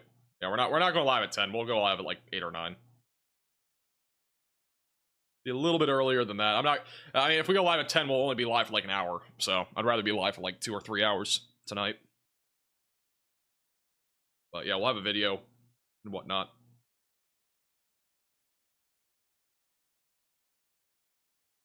Any live cameras in Meridia? I have no clue. I'm honestly not gonna lie. I have no clue about Meridia. I mean, we're not really covering Mexico. Obviously, Mexico is gonna see impacts out of this, but we don't really cover like Mexico in general when it comes to hurricanes. The only one that we really covered anything with was Beryl. With that said, I mean, if you're in the northern Yucatan, obviously, you know, take all warnings and watch it seriously. And there's going to be storm surge there. There will be hurricane force winds, all that sort of stuff. So be prepared. You know, a lot of those places are already starting to see impacts. So a lot of vacation spots over here too, like Cancun. Radar Omega will be putting up cameras. Yeah, they're going to have 10. That's what I've been told. They're going to have 10 different cameras. I think they also said something else, but they said they're going to have 10 cameras.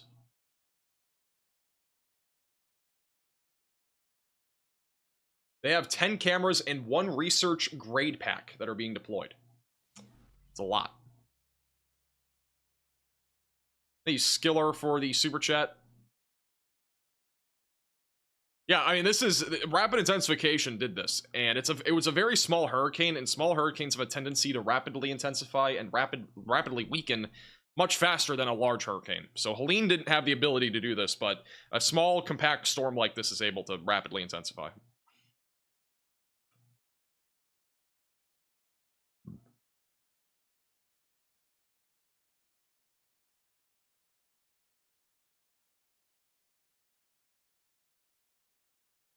The hurricane is a Category 5, maximum sustained winds at 175, and pressure is at 911.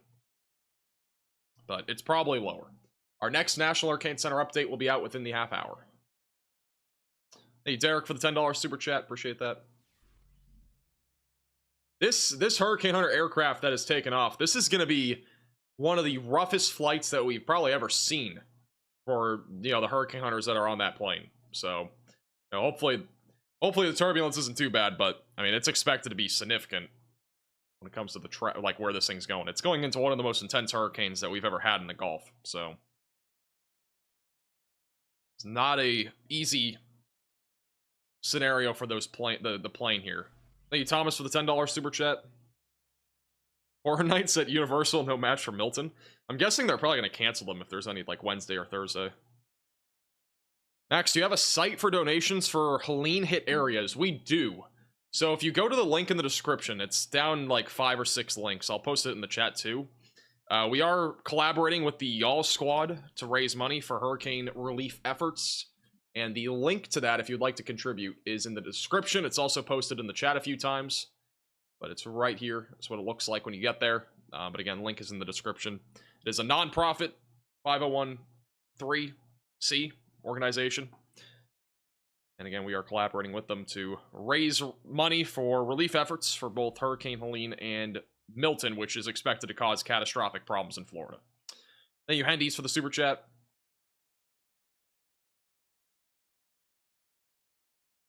Thank you also, Leslie, for the super chat. Thank you, Lydia. Appreciate it. Will it get stronger? It's expected to intensify further over the next 12 to 24 hours. Like, it's not really done intensifying. We're still going to see it intensify a bit more here over the next little while. So, this could get up to 200 miles per hour for maximum sustained winds. It's possible. If not, I mean, pressure is going to keep dropping. So, that will probably go hand in hand.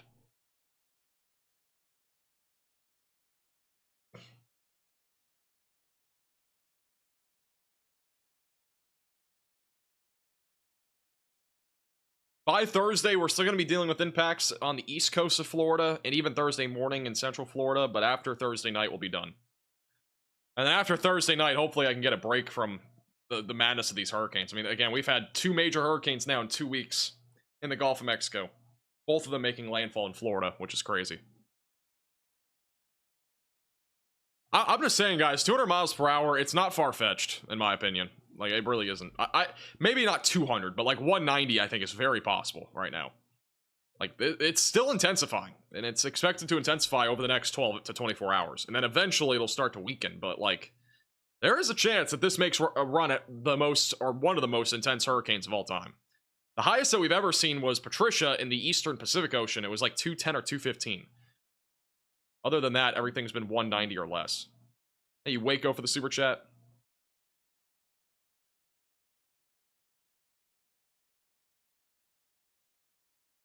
I mean, a hotel would be safe, a shelter, like, you know, there's several places that you could evacuate to.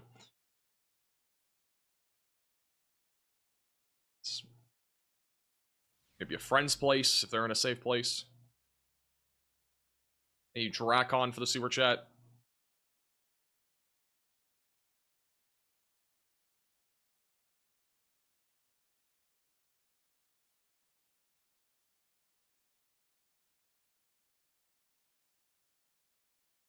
I think they'll be alright, Draken. I think they'll be alright. Thank you, MMK, for the super chat as well. It's just a blob of convection. I mean, I wouldn't be that concerned about what's happening there. I mean, we can do a loop too and show you, but yeah, go to here. It's a little loop. Just some convection. I mean, it's not really anything that's materializing.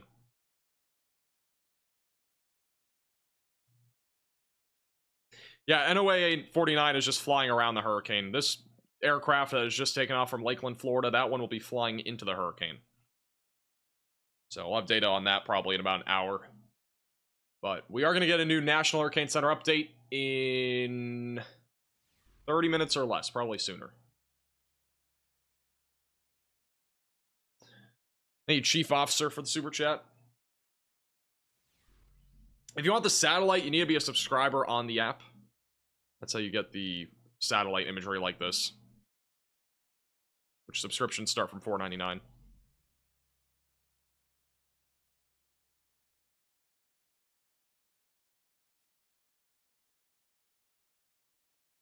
Sellout? How am I a sellout? What I sell out with in this stream? I'm not even advertising anything. Any search for the Carolinas? South Carolina, 1 to 3 feet will be possible. Maybe higher, but that's my thinking. We'll have an official forecast from the National Hurricane Center within the next 30 minutes, probably about that area.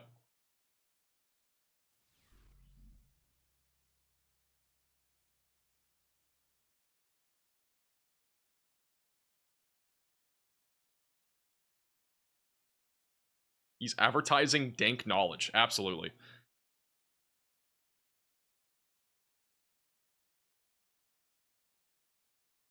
Chat is flying? You should have been here earlier. It was even crazier. We're at like 32,000 viewers earlier. It got crazy.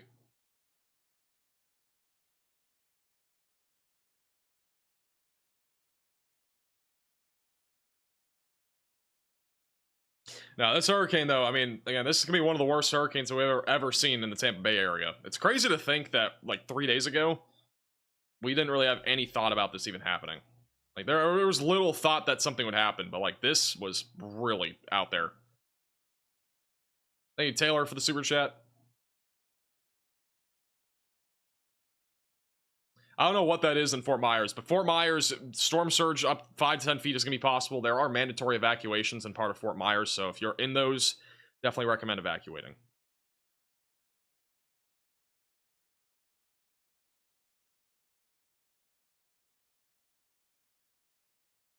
Show the traffic evacuating again? Yeah, let me see what it looks like right now.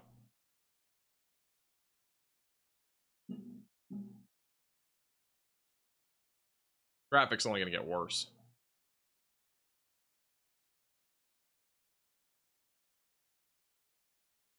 That's what it looks like on I-4 right now. All those people using the shoulder right now. Thank you, Ethan, for the super chat.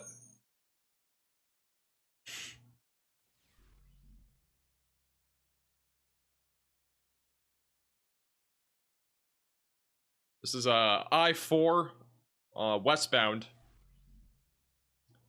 east of US 27. Thank you, XR, for the super chat as well. Yeah, that hospital is not in a good spot for this hurricane. Thank you, Josh, also for becoming a member. Thank you, Lucy, for the super chat. Yeah, mandatory evacuations underway in a lot of areas. Traffic obviously is very horrendous.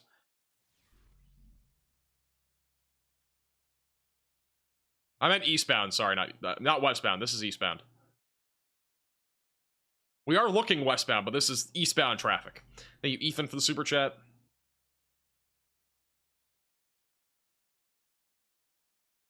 Charlotte Motor Speedway. If you're talking about Charlotte, North Carolina, then no. I'm not sure where Charlotte Speedway would be, though.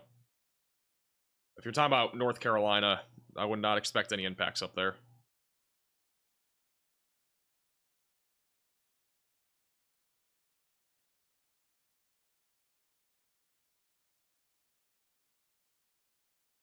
I-4 traffic is still bad even with the shoulder open. I-4 traffic is always so bad.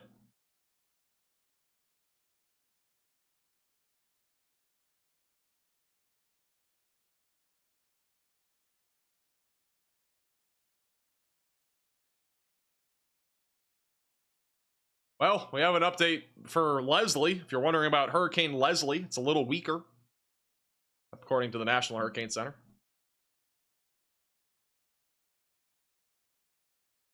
It's the latest update from them.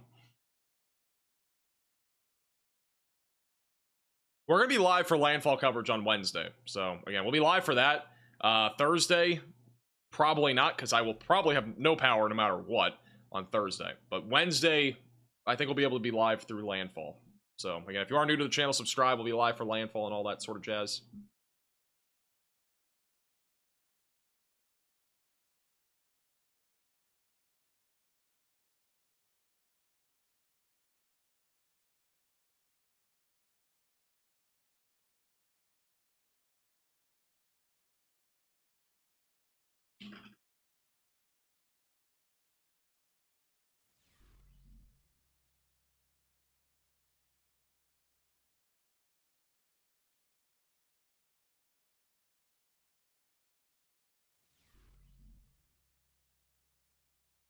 All right. Hey, Skiller for the super chat.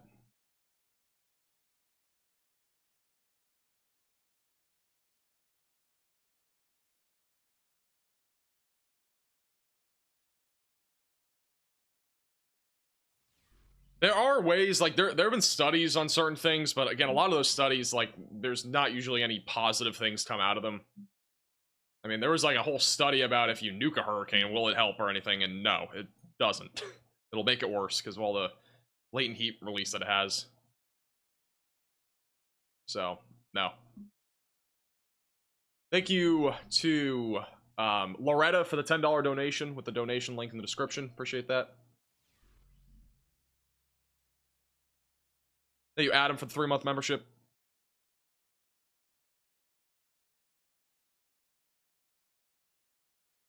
That was a legitimate study, though. Like, it was a legitimate thing that people were looking into.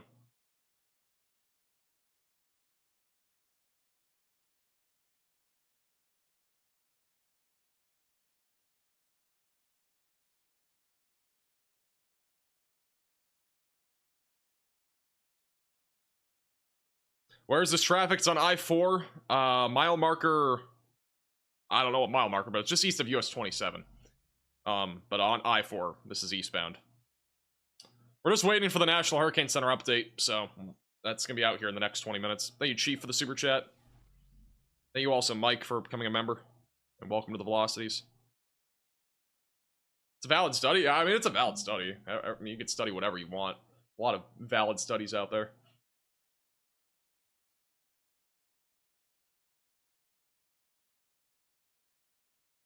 Thank you, Cassie, for becoming a 2-month member.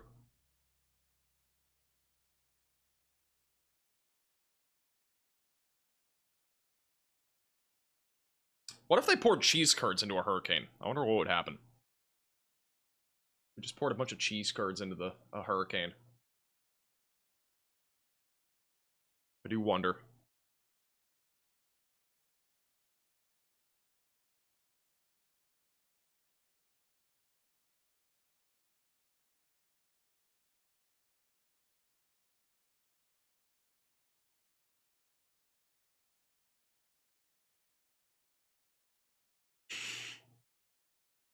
Get a string of cheese. I think cheese curds would absolutely make a hurricane go crazy.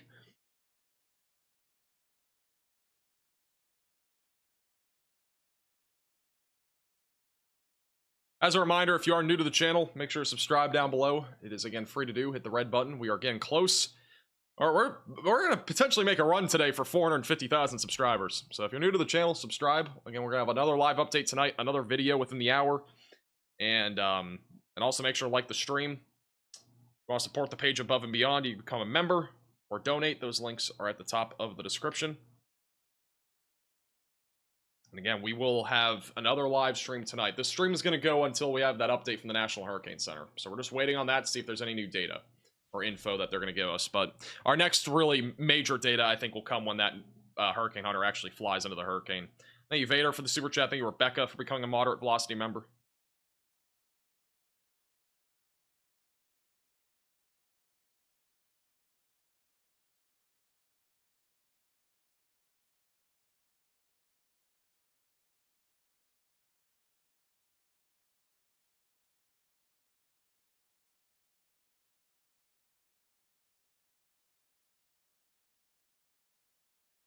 Yeah, we got about a day until evacuations are kind of done, so again, if you're evacuating, Wednesday morning is like the last chance to do so, but it depends on where you are. I mean, some areas you might have to evacuate sooner than that. Yeah, evacuations have to be done really within the next 24 to 36 hours. Don't want to wait. Do not want to wait.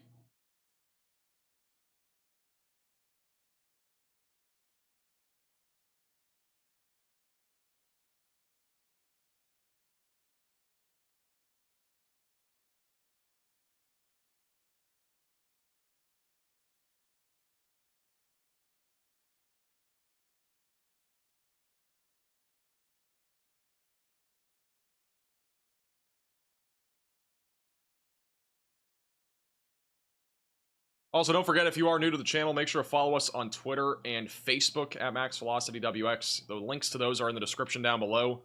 You can also join our Discord server, but we'll be posting updates on both Facebook and Twitter frequently, so make sure to subscribe to those platforms, or follow us on those platforms if you've not already.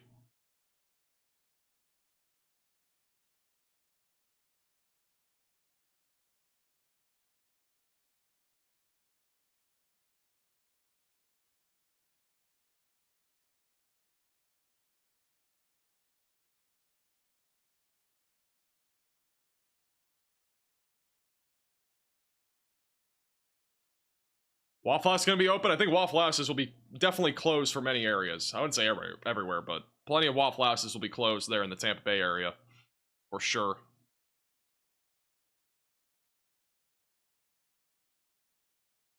We're within the next 15 minutes. We should have new information from the National Hurricane Center. Just again, waiting on that.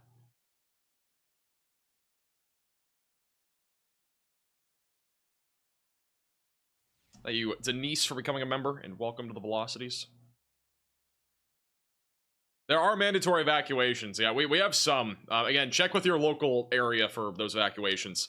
I'll show a map tonight once we have an update on evacuation orders.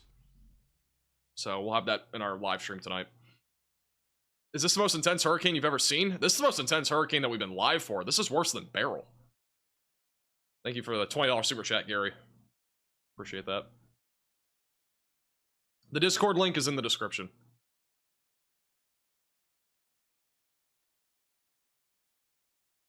What am I looking at here? This is the 3D infrared imagery on Hurricane Milton. There's the pin of an eye right there near Meridia.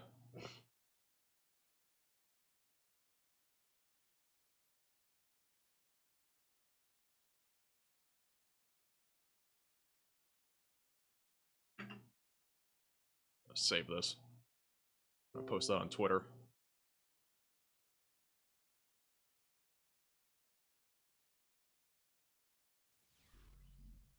Hey, Hunter, for the super chat. Appreciate that.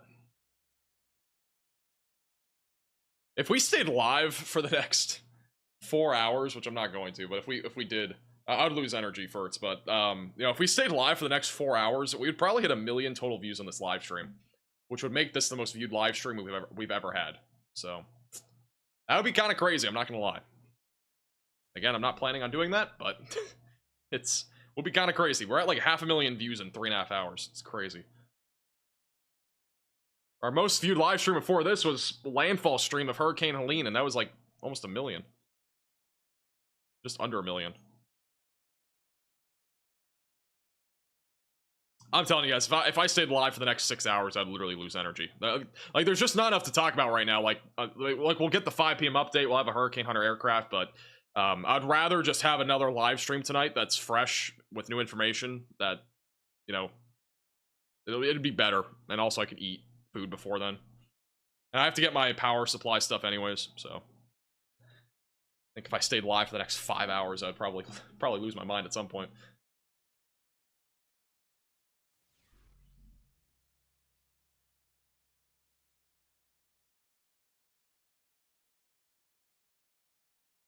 Yeah, new update from the National Hurricane Center, very anticipated, in about 15 minutes, if not sooner than that. Thank you, Jared, for the super chat. Thank you, Justice, also for the super chat. There's currently no forecasted other hurricane right now. This is the one that we are talking about, and the only one we'll be talking about over the next couple of days.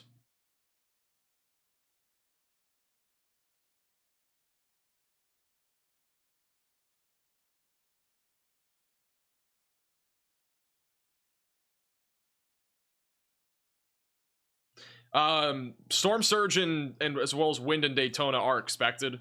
We are expecting at least a couple of feet of storm surge, and then wind speeds could be anywhere from 70 to 100 miles per hour in that area Thursday morning. So just after landfall is when the wind will really pick up. Connor is chasing this, yes. Freddy and Storm Intermedia are too. I don't know about Freddy still because I don't know if he got a flight, but I'm pretty sure he's going to be chasing as long as he gets a flight. His flight into Tampa got canceled, so we will see on that.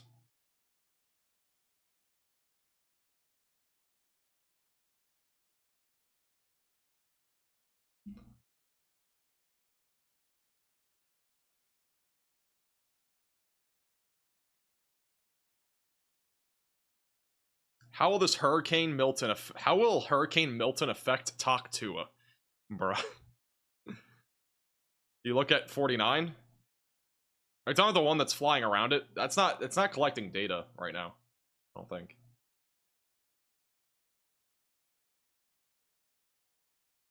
Let me put up the tropical map. This is the plane that's gonna actually get flight level winds and stuff.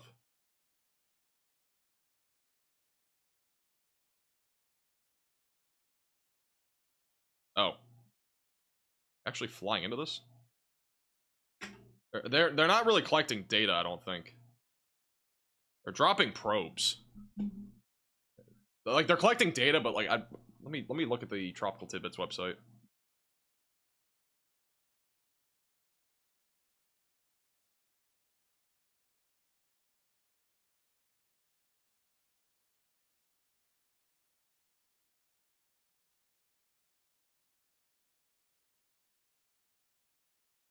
This is some of the data that they're collecting.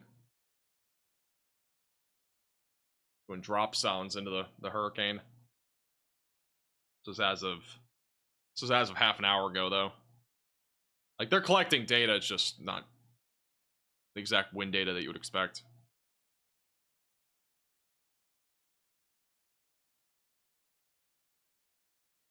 I'm not gonna lie, though. Like, I wouldn't be surprised if we're looking at, like, 185, 190 mile per hour winds. I mean, this is just based off infrared imagery, but, like, the eye of this hurricane just looks so definitive. Everything about this just screams stronger than before. I mean, the eye is really defined, too. It's not like a clear-cut eye, because it's really small, but it's pretty impressive.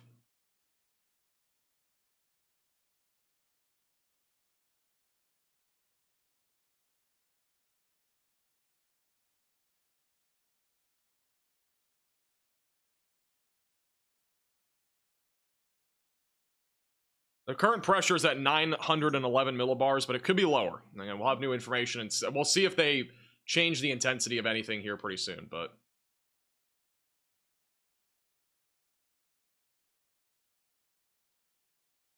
The recon for this hurricane arrives in about 1.5 to 2 hours, just an FYI.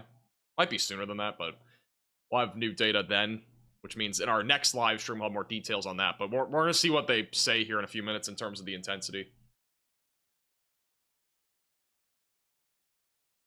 There's currently no signs of any eyewall replacement cycle anytime soon, so this will probably keep intensifying as it moves to the east. Thank you, Scarlet, for the super chat. Nope. Once again, no. I'm not going into this topic. So, no thank you. Alright, still waiting for the update. Should be out in a few minutes. And then after the update, we'll taper down the stream, and then we'll be live again in a few hours. We're going to have a video coming out in like 45 minutes on this hurricane. So again, if you are new to the channel, subscribe down below. Click the bell icon so you're notified when we go live and with our latest video update. The next video update will be out within the hour. It is currently a Category 5 hurricane. Maximum sustained winds of 175 miles per hour.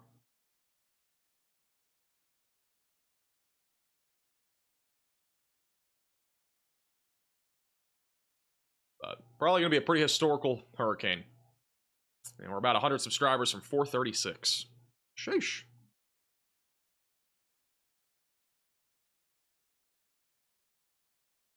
Disney World is still open. No new information about that as of right now.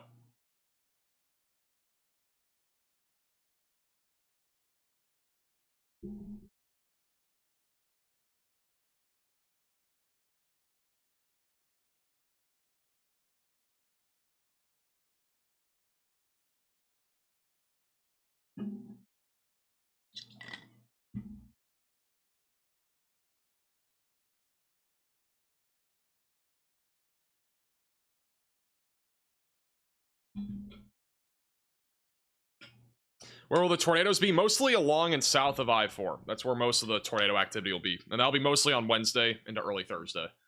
We did talk a lot more about the tornadoes and stuff like that are possible out of this earlier in the stream. So if you want more details, you can go back a little bit in the stream and be able to see all that. And at the beginning, the first couple hours of today's stream.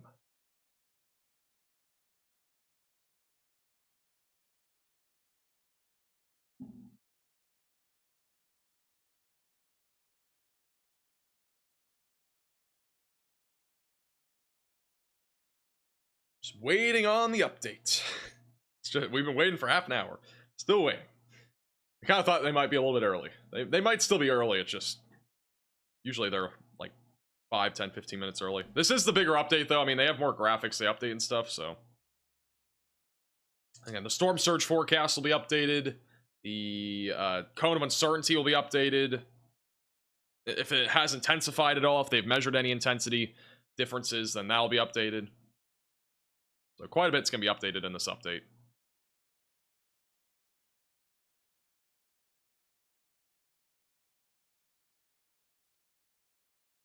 Could this turn into a cyclone? It already is. It is a tropical cyclone. This is already a cyclone. Imagine this happening on Christmas Day. Well, I mean, we don't usually get hurricanes in December to begin with, so I can't really imagine that, to be honest.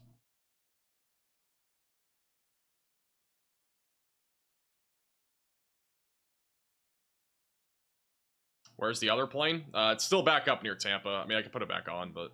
Actually, I can put both of them on. I forgot. Just turn... Oh, no, I can't. Never mind. That's where the other plane is. It's gonna be there around, like, 6, probably. 6:30. So, still a little ways away. Thank you, Brian, for the super chat.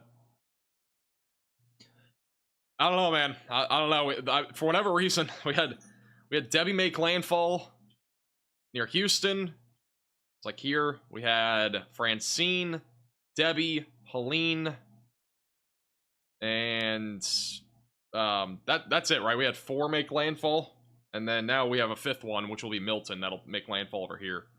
This area has gotten spared pretty nicely this year, so everywhere else has pretty much been hit. We haven't had any east coast landfalling hurricanes aside from Debbie, but Debbie I think was a tropical storm on landfall if I'm not mistaken.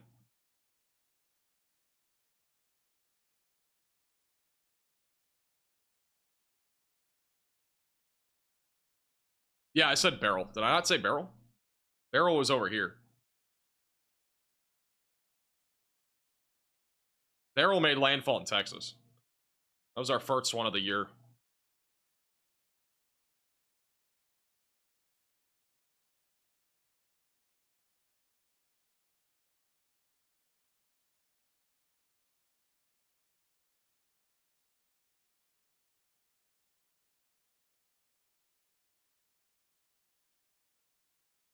We'll have an update from the National Hurricane Center in a moment. Just waiting.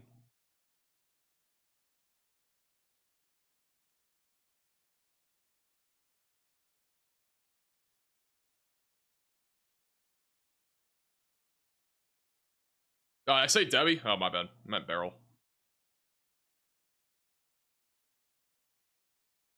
I don't know if Disney's closing, guys. I don't know. A lot of people keep asking me about Disney. I have no clue. I'm gonna be honest. I have no clue. I think they'll close to some extent Wednesday and Thursday. I just don't know. I'm not the executive. I'm not the person that makes decisions there either. I can't really predict it. I don't know. Like, they close from EM, I'm pretty sure, but like, I can't tell you guys. I don't know. I would say they'll probably at least close Thursday morning, but who knows?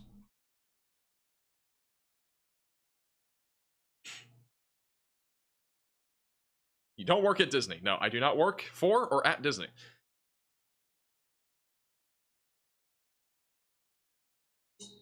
Is Busch Gardens open? I have no clue.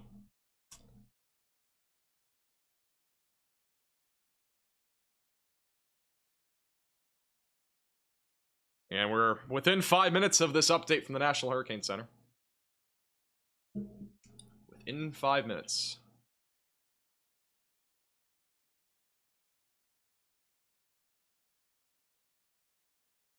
Nothing quite yet. Still waiting.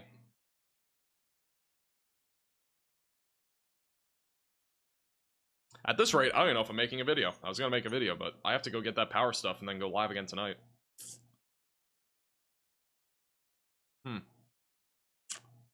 Oh no. Do I do a video? I want to do a video. Like, I want to get one more video out before tomorrow. Waiting for this update is taking forever.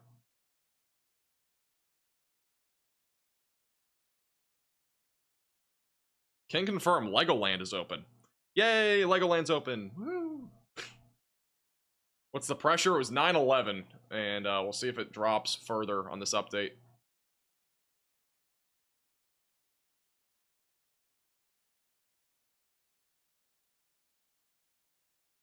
I can still go live at 8 and have a video out by like 5:30, for the record. I can still have a video out.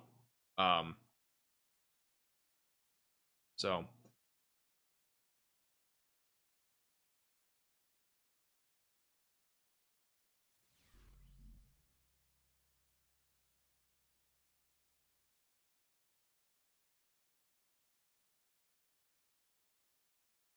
Alright, I'm seeing a lot of stuff in chat. I have not yet seen it, but apparently the maximum sustained winds are now up to 180 miles per hour, which makes this now a top, I think, 3 hurricane in terms of wind intensity in the Gulf of Mexico in history. And then, in addition to that, the pressure is now down to 905 millibars on Hurricane Milton. So that's the latest update in terms of intensity. We're going to have updates on the forecast and stuff like that as well here in a moment. I'm not 100% sure on that yet. I saw that all in chat in like the same time frame, so I'm guessing that's correct. We'll see the new cone of uncertainty coming as well. Yeah, the latest update, the wind speed is now up to 180 miles per hour. This is one of the strongest hurricanes that we've ever seen in the Gulf of Mexico and really on record anywhere. The pressure is down to 905 millibars, so it has continued to intensify. There is recon going into the hurricane here very soon, so we're going to have more details in our next live stream in terms of what the intensity is by then, but it is continued to intensify and is expected to continue to intensify as it moves to the east. The forecast from the National Hurricane Center is that they do think it'll get to 185 mile-per-hour winds by overnight tonight. So it is going to continue to intensify over the next few hours. And even 24 hours from now, it's going to be at 175. So we're going to show you the new cone and whatnot in a moment and kind of pair that up so you can see what we're talking about.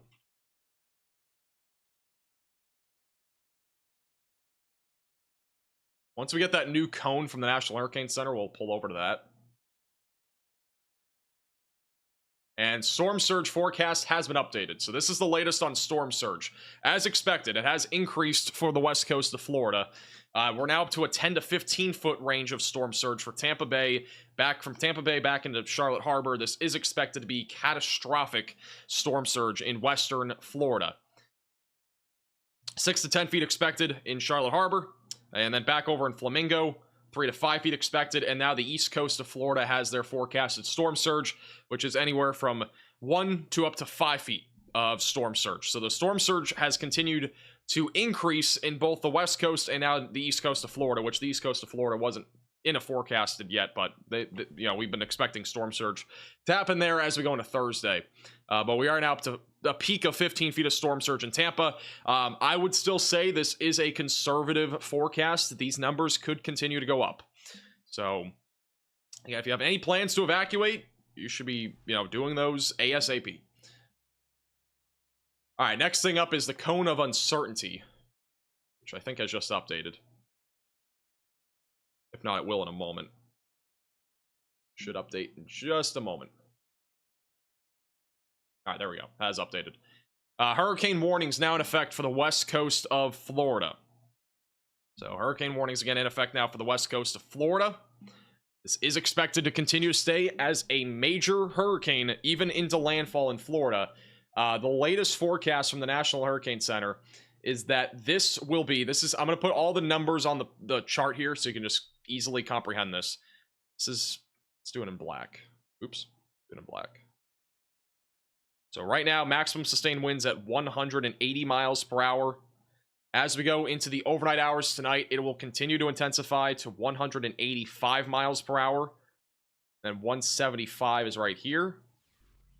160. 145. And then upon landfall, it's going to be on the borderline of a Category 4 hurricane. I think it will be a Cat 4 upon landfall, but it will be right on the edge of being a Cat 4. They are showing high-end Cat 3 as it moves inland. And it'll still be a Category 1 just off the coast of Florida as we go into Thursday afternoon. Landfall right now that they are forecasting is around midnight on Wednesday. So they are forecasting this to make landfall slightly later than before. So that is the latest update from the National Hurricane Center in terms of intensity, path, track, and impacts. Again, we're going to continue to have more updates on the channel tonight, so make sure you're subscribed to the channel. It is free to do. Hit the red button down below, click the bell icon so you're notified with the latest updates. But as I just said, this is expected to be the worst hurricane that we've seen in the state of, at least in western Florida, but basically in the state of Florida. This could be one of the costliest hurricanes that we've ever seen in Florida in history after this is all said and done, with the current path that it's going to take, as the storm surge that we are currently looking at is going to be substantial in Tampa Bay. Again, the storm surge forecast that we're currently looking at in Tampa Bay is up to 15 feet, which is major, catastrophic, and deadly for Tampa Bay. I mean, that is like very dangerous. So, yeah, it's not going to be a good situation though for Florida whatsoever.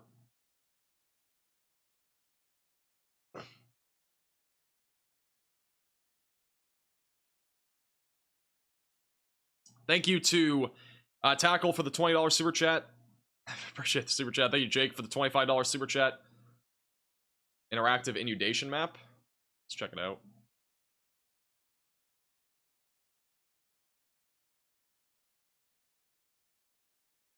I don't know why the map is bugged out. Yeah, I mean, this is literally catastrophic storm surge for Tampa Bay. Like, everything's gonna be flooded over there, within this proximity of like a mile or two to the bay.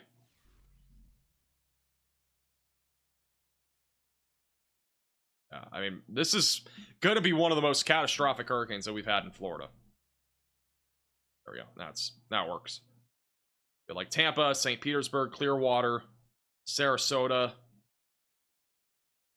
I mean, even into these bays like Charlotte Harbor, they're going to be dealing with some major storm surge. So, definitely not a good thing. Thank you, Sloan, for the super chat.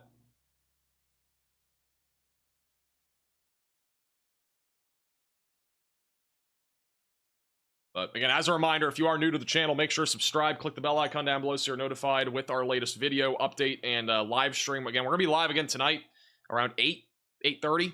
So if you're new to the channel, subscribe. We're going to have another live update, go through the forecast again, go through the graphics, everything basically that you need to know we're going to be talking about tonight with a brand new, fresh set of data and all that sort of stuff.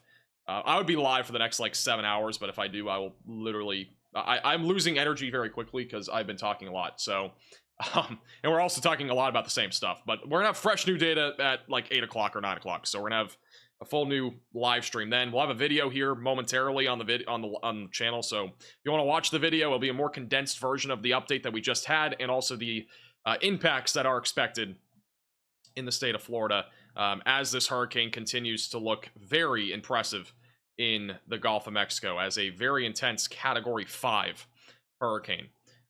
One of the strongest hurricanes, again, that we've ever had in the Gulf of Mexico is currently happening. So, again, history continues to be made here in the 2024 hurricane season. But we'll be with you all the steps of the way. So, again, make sure you're subscribed to the channel. We're actually about to hit 436. Thank you, Hugh, for the $5 super chat.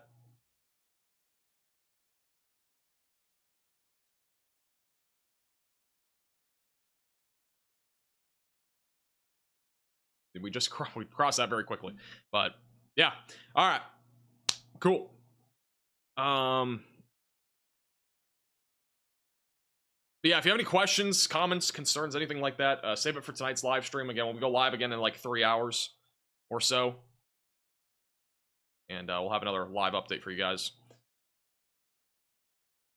Thank you, Be Happy, for the $100 super chat. Put some W's in the chat for Be Happy. Appreciate the generosity. W's in the chat for Be Happy.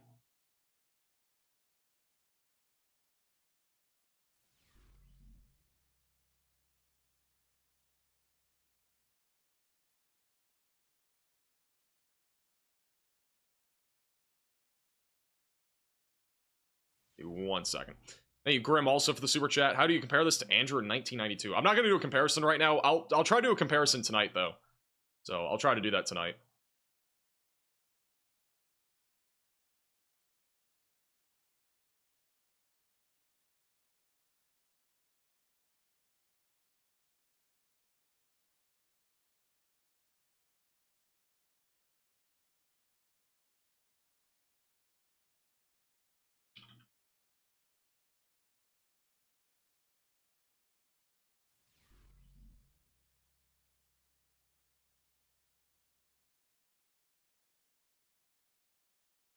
All right. Thank you, Mary, for becoming a member. Thank you, Mike, also for the super chat. Thank you, Mango, for becoming a member. And welcome to the Velocities.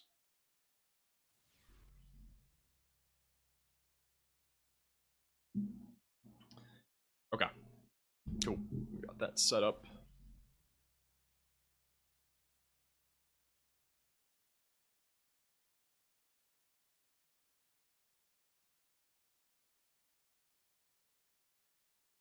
They have, by the way, issued hurricane watches for more Florida and hurricane warnings. I'm going to quickly pull that up, and then we'll taper down the stream. I was doing some last-second stuff here. This is their latest cone.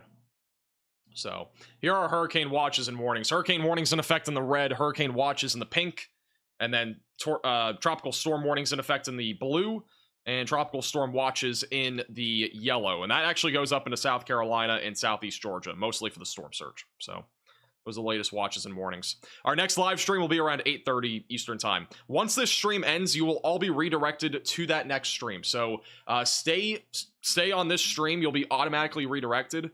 You're going to be able to click the bell icon so you're notified when we go live. So you'll get notified if you do that, as long as you have YouTube notifications on. So you'll be able to see that stream. And again, that's about 2.5 hours from now. It'll give me time to get my stuff, make a video, and eat, that sort of thing. So